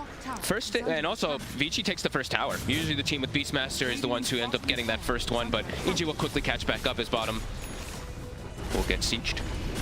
I see Vici as well. They're keeping the 3 heroes up around this tier 2. Again, just Arteezy having to play so cautiously. He's been completely left on his own on this half of the map by the rest of his team with, EG looking for these sort of objectives. So, yeah, just such a scary game for Arteezy in these early stages. It's great prioritization coming out from Vici, just, keeping everything up their top, making sure that Poyoyo has all the space in the world. EG does have, of course, that recovery method being built up. We see the stacks, triple ancient, double hard camp. So he will be able to farm that. Once he gets his mail, of course, we've seen this time and time again, the burning barrage on it, so. I mean, what's the plan here for EG? How do they free this game up a bit more for Arteezy, getting this space secured? Well, as long as he's not getting invaded into his triangle, I think it's now okay. Like, everything's starting to stabilize for them. They're going to start looking to rotate and collapse on mid with Ice Ice Ice soon. And already they have pretty deep vision as well. Both teams actually with kind of similar style of vision this game. PYW looking for the smoke up. They're taking Ori bottom. So what sort of setup they can get? DY scanning things out, but Abed knows he's watching. They're watching Abed though. Look at this early ward they placed on the Tinker spot. Oh, a lovely little dodge there from Abed. As he avoids death, absolutely. He gets caught by one of those stuns. He is gone. He has a regen too, so he's back all the way up to full. And walking into their jungle is a little scary for the supports. Walking into a Beastmaster with all these creeps. Look at PYW getting slowed down. EG, they're just charging straight for the line. They'll get him. Jump over with the Remnant. PYW's gone. They might want to try for more underneath the tier 2. DY and Ori are down here. They're thinking about it. They have Roar at the ready from Ice Ice Ice if he wants to lead in. Quick jump from Abed over to the side. It's going to be okay here. Ori not wanting to go for the grab. No, there's a lot of EG around. He slighted and quelling bladed the tree during the slight to cut DY. I mean, it doesn't kill him, but it was a little bit of fancy footwork. I was going to say, just sort of saying, hey, I'm going to do this. Watch out, DY. I know where you are. Yeah. Well, there we go. We've got to look out for those plays coming out again from Abed. Yeah, DY has to be very careful since he's playing versus the Beastmaster. That's another reason why EG did pick it, since that Monkey King was picked so early on. Going to always be able to scout out inside the trees there for Abed to do that. Both teams just getting a lot of farm though. Just chilling back. Poyoyo must be quite happy just sitting inside the triangle. Arteezy not doing nearly as well as the Medusa. Already level 9 on Poyoyo. Arteezy's only level 7. Yeah, nice. Poyoyo's having a great time. And the fact that Old 11's getting so much as well. At this stage, the game, Vici Gaming very much having 2 carries almost with Old 11 farming as well as he has done from that off lane. Arteezy's game might be pretty difficult. Like, Old 11's just gonna Atos him, just blood right full commit onto him inside most of the team fights, I feel. He really almost has Atos. It's about to be done. That's when we'll probably see the big action kicked off from Vici, but they might look to anyway fight around mid tower since CG is collapsing with that Beastmaster. Let's see what they want to do about this Vici Gaming TP coming over from Old 11. He's ready to join the crew here. That's Vici Gaming. Everybody apart from DY right now around this mid lane. The tier 1 falling slowly. Poyoyo's going to start to try and clear it out. Haven't shown the blood right. That's their best way to wait clear besides the Medusa snake. We'll stop the push though with that snake, of course, and EG's gonna smoke. Look to catch around the Ancient side. I think they're recognizing that, you know, it's Arteezy's not able to farm the Ancients because he doesn't have Maelstrom, and Poyoyo's just freely farming Ancients at every single one of these camps, so they have to slow him down. They've got to do something, and they have got good kill potential with the Mystic Flare. Ancient.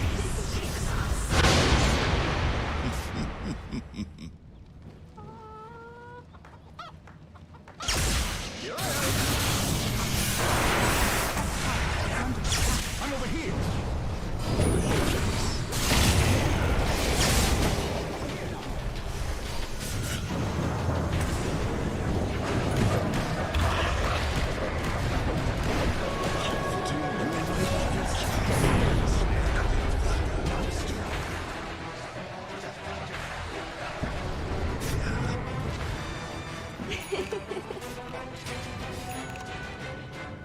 Let's see here. What's next here? We're back. Don't know, ladies and gentlemen, if you lost us, but we are back. Not quite sure what happened there. Maybe you can still hear us. And we couldn't hear one another. Hopefully it's all good. Anyway, bit of a brawl there between the two of them. Could have got, definitely got a bit messier, that. Yep. I think EG's probably pretty satisfied. They got Poyoyo. Yep. It allows Arteezy to sit back, catch back up. He's got Maelstrom. He's starting to work on those Ancients, as we were mentioning, which is a quad stack. So that should accelerate him almost all the way back up. He's still going to be slightly behind the Medusa, but catching up significantly in levels because of that pickoff. EG probably wanted to get a little more, like pushing forward for that tower, but the positioning there from DY's ult just kind of did dissuade them from pushing forward. And also, I believe it is the Bloodseeker that ends up surviving through all of it too, because he was dropped so low. It was that last bit of damage for chasing him for crit, but able to actually get back and reset. Old Levin. They're going to try and jump for him in the mid. They've got the chain set up. Mystic Flare comes crashing down this time. More than enough damage from EG. They get that set up into the ult from crit. And not many heroes are going to stand a chance at this stage of the game. So much damage at this point. And immediately starting to siege the tower. Starting to crawl their way back into this game. Vici still looking to split up around the map, just looking to get this. I mean, they are playing much more of a greedy lineup with this Medusa, Storm, and Bloodseeker chorus. Until they do have that, pretty much the Atos on the Bloodseeker, it's a lot harder for them to just force this action, unlike EG, where their action just needs to come from a slight chains, and then that's a setup for the Skywrath every single time. As we are seeing that 60% win probability from these last few moments. And EG, with that mid tower taken out, they can start accessing into the Ancients and denying this away from the Medusa as well.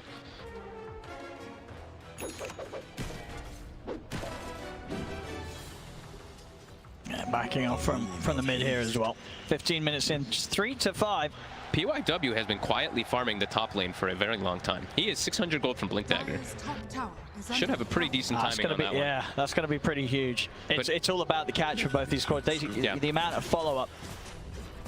EG just has clear, like look at this ward, it just completely sees all of Vici walking through, even the ward up on the high ground right above there too. It's going to see them be walking even more so through, so clear information right now for EG of what they want to do with their next move. And Abed's invis, or sorry, smoked up. Yeah, ready for that chain setup. And they even had like a Hawk even as well on top of old 11. Do they want to go for that? They know that how much is standing around old 11 here. They just need the Skywrath in range with the chains. To see Poyoyo picking up his man. So he's got much more survivability versus that chains combo. He's going to always be able to disengage with it, so understood why he's gone for this item build this time around rather than we saw the S and Y earlier. Needs a way to be able to disengage from the Ancient Seal and those chains. And now up to 1k gold lead for EG. Arteezy's getting all the space in the world. Just sit back while his team pressures the Ancient side.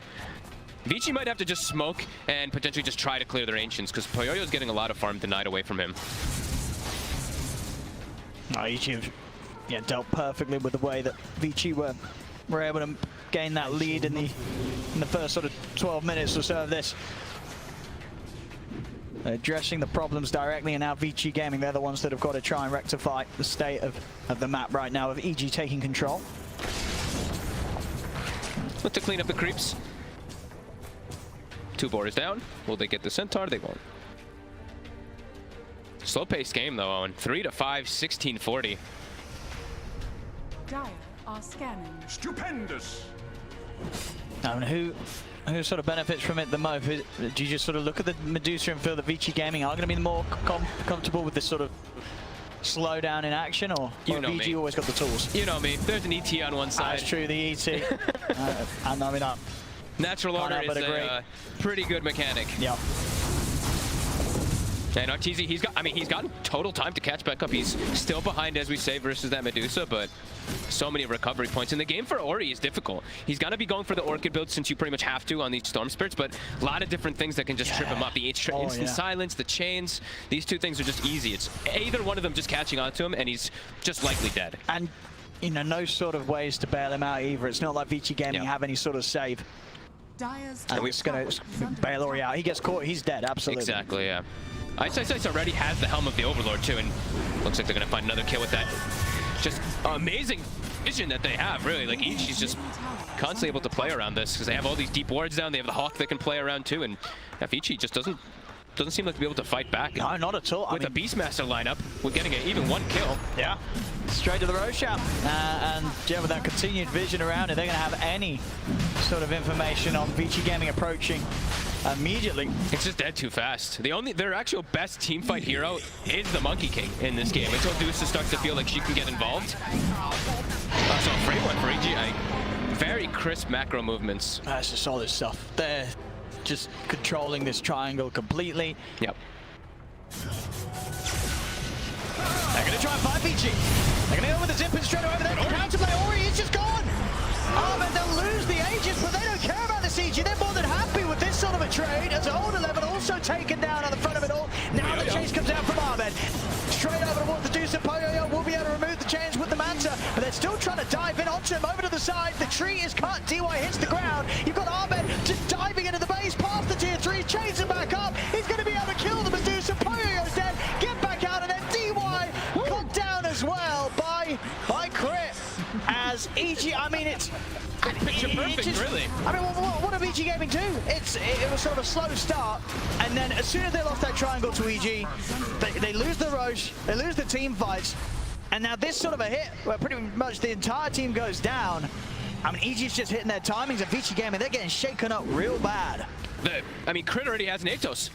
So that offlane Bloodseeker, who ideally wants to get some type of pickoffs off, hasn't even gotten an opportunity, it feels like, to use Rupture, to even use his Atos. And as we mentioned, Ori, that was a big risk. He's just dead every time if he commits like that. He needs to have somebody else. He just got the Orchid. But I mean, as you said though, it's just such a hard game to play with the Orchid alone. You've got nothing to protect yourself. Yep. EG is absolutely going to catch you. You can only go in and silence one hero. He has to have the bodies going for him first. Like DY has to throw his life away, or Bloodseeker has to just throw his life away so that the Storm, so Ori can actually get to play his hero in these lanes, or in these team fights, because he's got chains, get silenced every single time he's dead. Yeah, I know. And look at this as well. EG no stopping straight around to the bottom lane. And look at Abed too. He's had the Javelin locked the whole time for that Maelstrom, and he's just gone straight for BKB. They might just end this game really early on. Absolutely. I mean, with the push potential that the Beastmaster can help them with, they have every means to take a sort of early high ground. They take one more fight against Vici like that one just now outside of the base and are able to wipe them. You know, these tier 3s of Vici game are going to get focused very early on in this game. And they're even just pushing bottom. Like they have to address this on the side of Vici because of how big the Beastmaster is. They're always going to have to send a hero to react. And because of this, now look at EG. They're look at this wraparound. I don't know if Vici game is going to be ready for EG coming from this angle. They're trying to bail out. They know. On 11. He managed to TP out. P1W by there. I'm going to fight back. Zippo, but Ori's just gone. He just disappears. Did he even get it disabled? I think he just died to the sheer damage. It was just the raw damage. He goes and he's just gone. That's not even with everybody, too. Ice was still just lingering around the mid lane. They kill the Skywrath, but they lose 3 big ones. I mean, everything continuing to plan here for EG. It really has just been picture-perfect planning for them. Yep. After those lanes didn't go perfect for them, they, like you said, invading the triangle, denying that away from the Medusa seems like a recipe for success, as they have just so much dominance now. 2 tier 2s taken out so early on. Now just going for top as well, and the control continues. It's going to be another tier 2 soon. Yeah, I mean, if they keep this pushing and turn just the tier 1 into a tier 2 as well, I feel like this has got to be one of the games where all tier 2s have gone down the fastest if EG keep this up. I agree. This is some insane push in early game here from Evil Geniuses. Vici Gaming, they've got to regroup, gather themselves, and think about how they're going to hold it in any sort of team fight. They're going to try another move here. Ori is going to go straight over towards Fly, but Fly's pretty tanky here. The Blood Drive will come out, but Fly's still alive.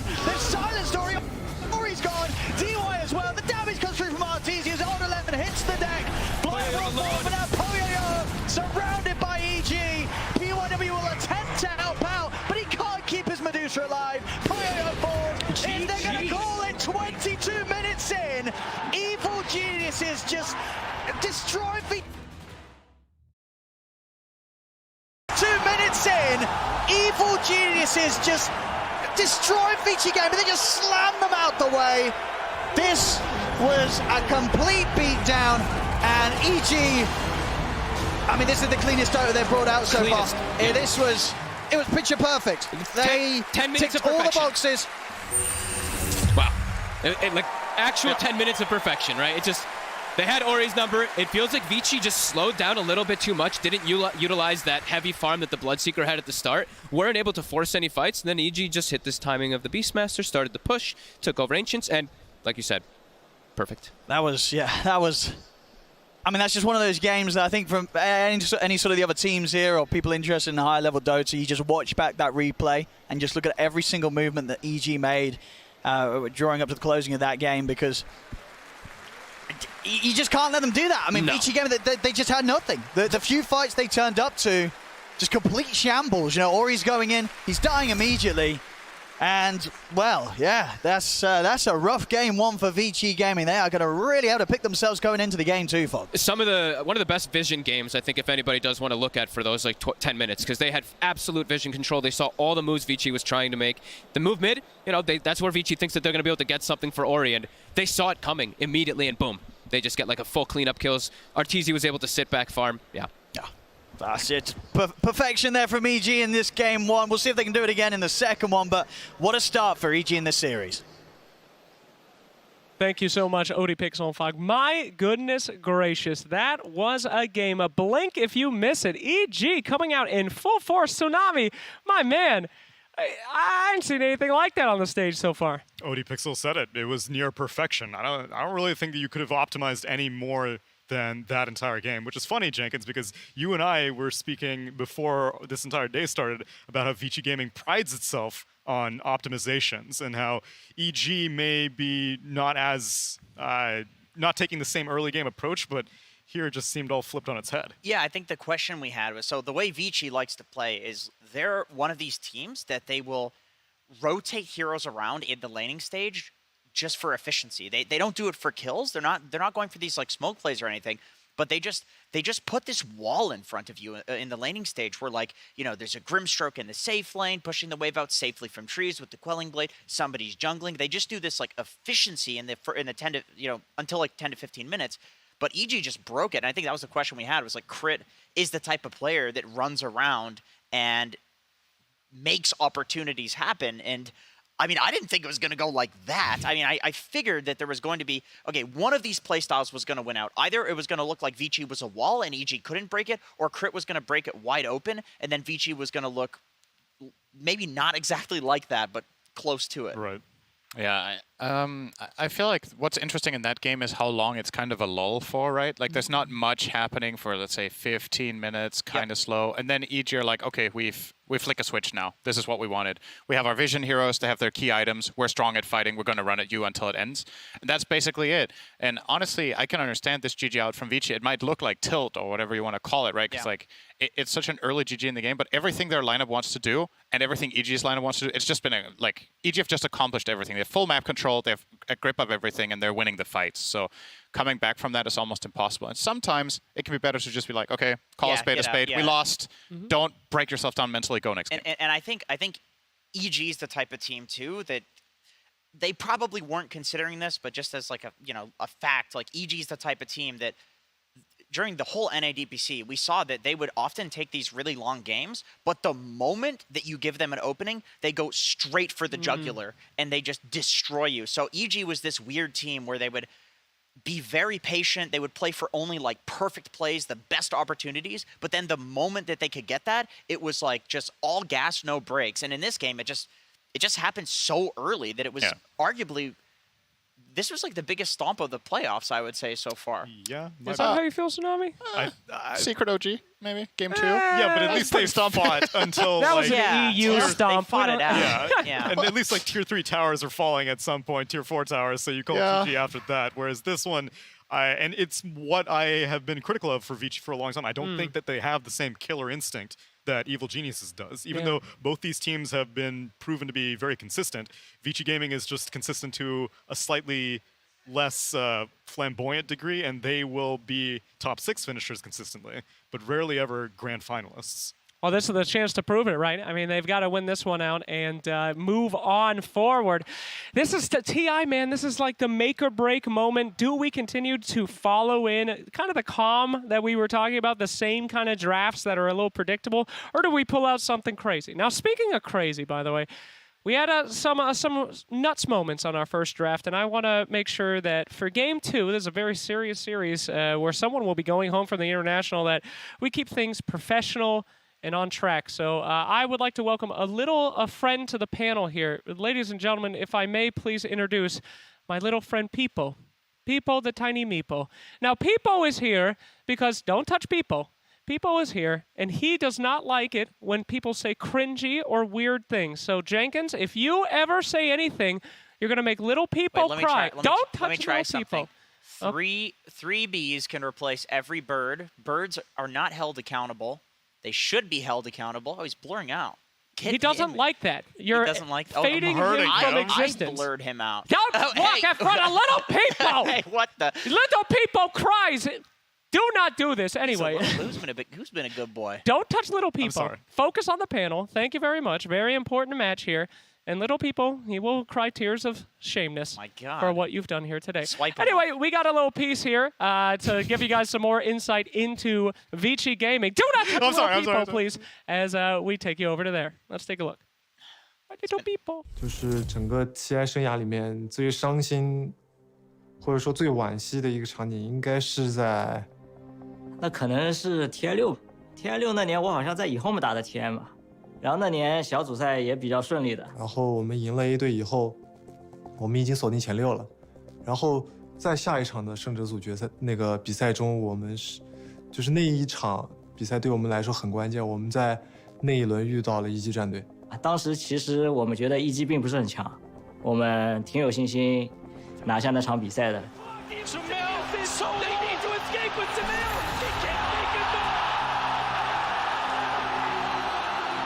This range track, that's going to be mega. EG going to need a miracle, not a position you want to be in if you're an EG fan right now.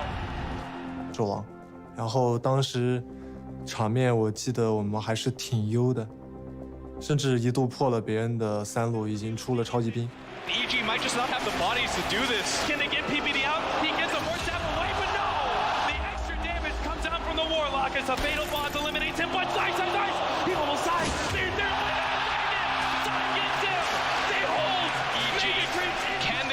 any pick-off on a core might enable them to still win this game. Like an EG might be able to do this. Genius is holding. They're holding this event here again. If they kill him, he'll take him out. They revive back in his here. Oh, the throne's going down. The throne down to half HP. Game 1.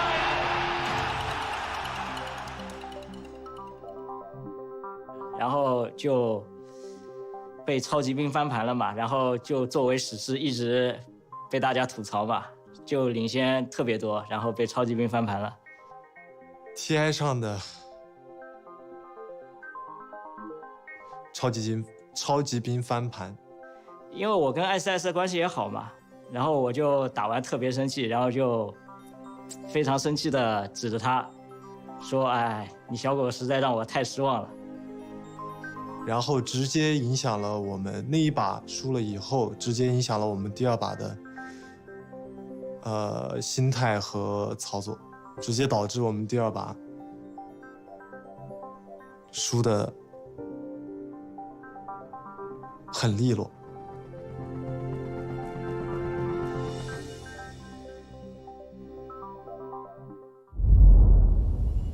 All right, fantastic there. As we enter, little Peepo, he's still here. Get him out of here. No, keep him. He does not like cringe. Look, he danced as soon as you start talking. Like anyway, back to this. We have 1 game away from potentially Vici Gaming exiting TI. Please stop dancing as we continue now. Idle animating. That is an idle animation. He seems to like it. He is not dancing. So, oh, okay, that There was he cringe. goes. Let's Yeah. move on. Cinderin, back to getting serious here. Little peepo, get out of here. Don't make daddy smush you, little peepo. It's time to go. Time to get serious again. Bye-bye. Perfect timing. Great. We practiced that for 6 hours this morning, so I'm glad that it went through. All right, so Cinderin, you're in Vici's shoes. Is that a game that you would have GG'd out quickly to get your head back into the game? And I would like to say to the new viewers here at Dota 2 that doing such an action, not a bad thing. You got to get your head in the game. You got to move quickly. Cinderin, I rescind my question to you because our teams are simply entering the arena. I don't care what you have to say, Cinderin, because I would rather see the teams enter. It is almost time for Game 2 as EG face off once more. All right, now you can Let me know what you answer the care what I question. think. Go ahead. I'm ready. Cinderin, You care now? I do Unrescinded. care. Where's Peepo? Where is Peepo? Please focus on the match Okay, here, Cinderin. so I think it depends a bit on your team dynamics. There are some teams that the most important thing, honestly, is that the team is on the same page about what your your approach is to GG calls. Some teams have the mentality we play until the throne falls, no matter what. Others have the mentality that if it's over, it's over, and those two things don't necessarily always align. And for Vici Gaming, I honestly don't mind the GG. Like I said, I feel like the game's just lost, and it's something we've seen championship teams also GG out in similar situations, especially player that comes to mind, a lot of PPD-led teams will GG out in positions like that because, like, I had a strategy, I had a game plan. It either we mis-executed or it was a bad plan, but either way, it's over, and you don't want to waste all that energy just grinding through a loss if you feel like it's hopeless, right? It can look like tilt. Like I said, I think Vici Gaming are going to look better in this game, and they're going to change some things up, and they just identified that game was just not going their I think so too, and I think Vici is the type of team that they usually have a pretty stable early game. Their laning is strong. Like I said, they don't go for kills, but they're really good at playing the laning stage efficiently. So coming out of it and getting snowballed on like that, I don't think that's necessarily something that they're used to. Their warding in the early game too is like, I think they have top 3 efficiency in terms of the early game. 2 efficiency in terms of warding. I alluded to it previously, but yeah, there's this interesting metric on how efficient you are with your sentry wards, how many sentry wards you place to find an observer ward. LGD obviously the best because they are seemingly the best at everything, but Vici Gaming is a close second. Are you telling me that people actually keep track of the efficiency of sentry wards? Very much so. Goodness gracious. I don't even buy them. Yeah, while you were doing a little peepo, 100% he was efficiency. researching that. That's right. You know, if you don't buy sentry wards to de-ward, that's 100% efficiency, guys. Divide by 0. That's right. So anyway, though, interesting to talk about these drafts again. Tsunami, you've been a little critical of Vici for kind of playing by the playbook, always doing it the same thing.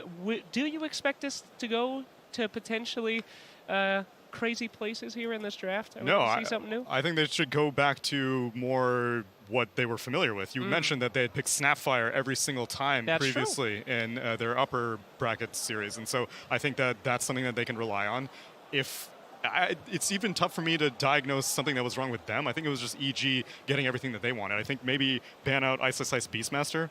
I think the vision thing was, to me, the downfall, especially in such a quick game. I think with Ice could have been on a variety of different heroes, but it wouldn't have ended that quickly.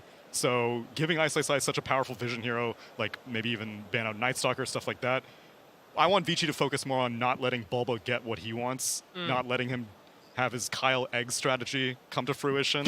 What in the name? What is the Kyle Egg? I believe I missed that. You didn't hear the interview? Does Kyle lay eggs?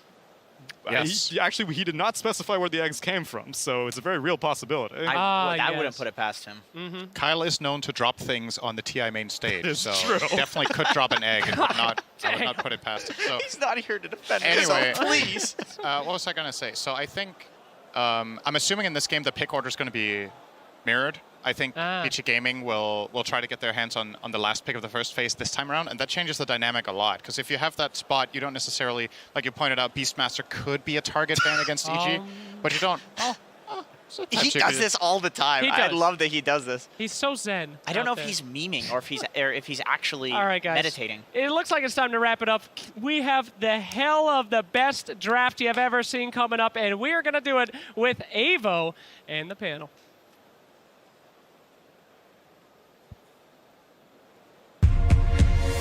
Evil Geniuses! versus VG Gaming. Game 2. I don't know what I have to do, Slacks, so you will pronounce my name correctly. But my name is Ava Plus. I'm here with Effie and Lacoste. We're here to analyze Game 2, well, the draft specifically, between Vici and EG. That Game 1 was a bit rough. Was it what we would expect, though, from Vici, who No, definitely. I mean, looking how Vici Gaming played, they usually don't GG out. They did not lose.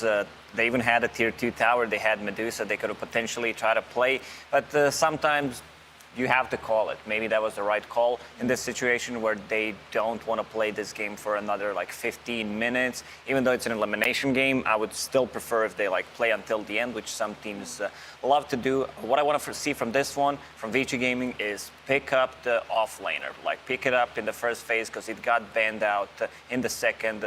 Bloodseeker didn't really strike me as 11 hero. Yeah, it was a decent pick in terms of the laning because he has a high base armor against the Clinks. He was on top of the net worth, but I want to see him on something that can initiate, like anything with a strength. Give him that Legion Commander, Night Stalker, Tide Hunter.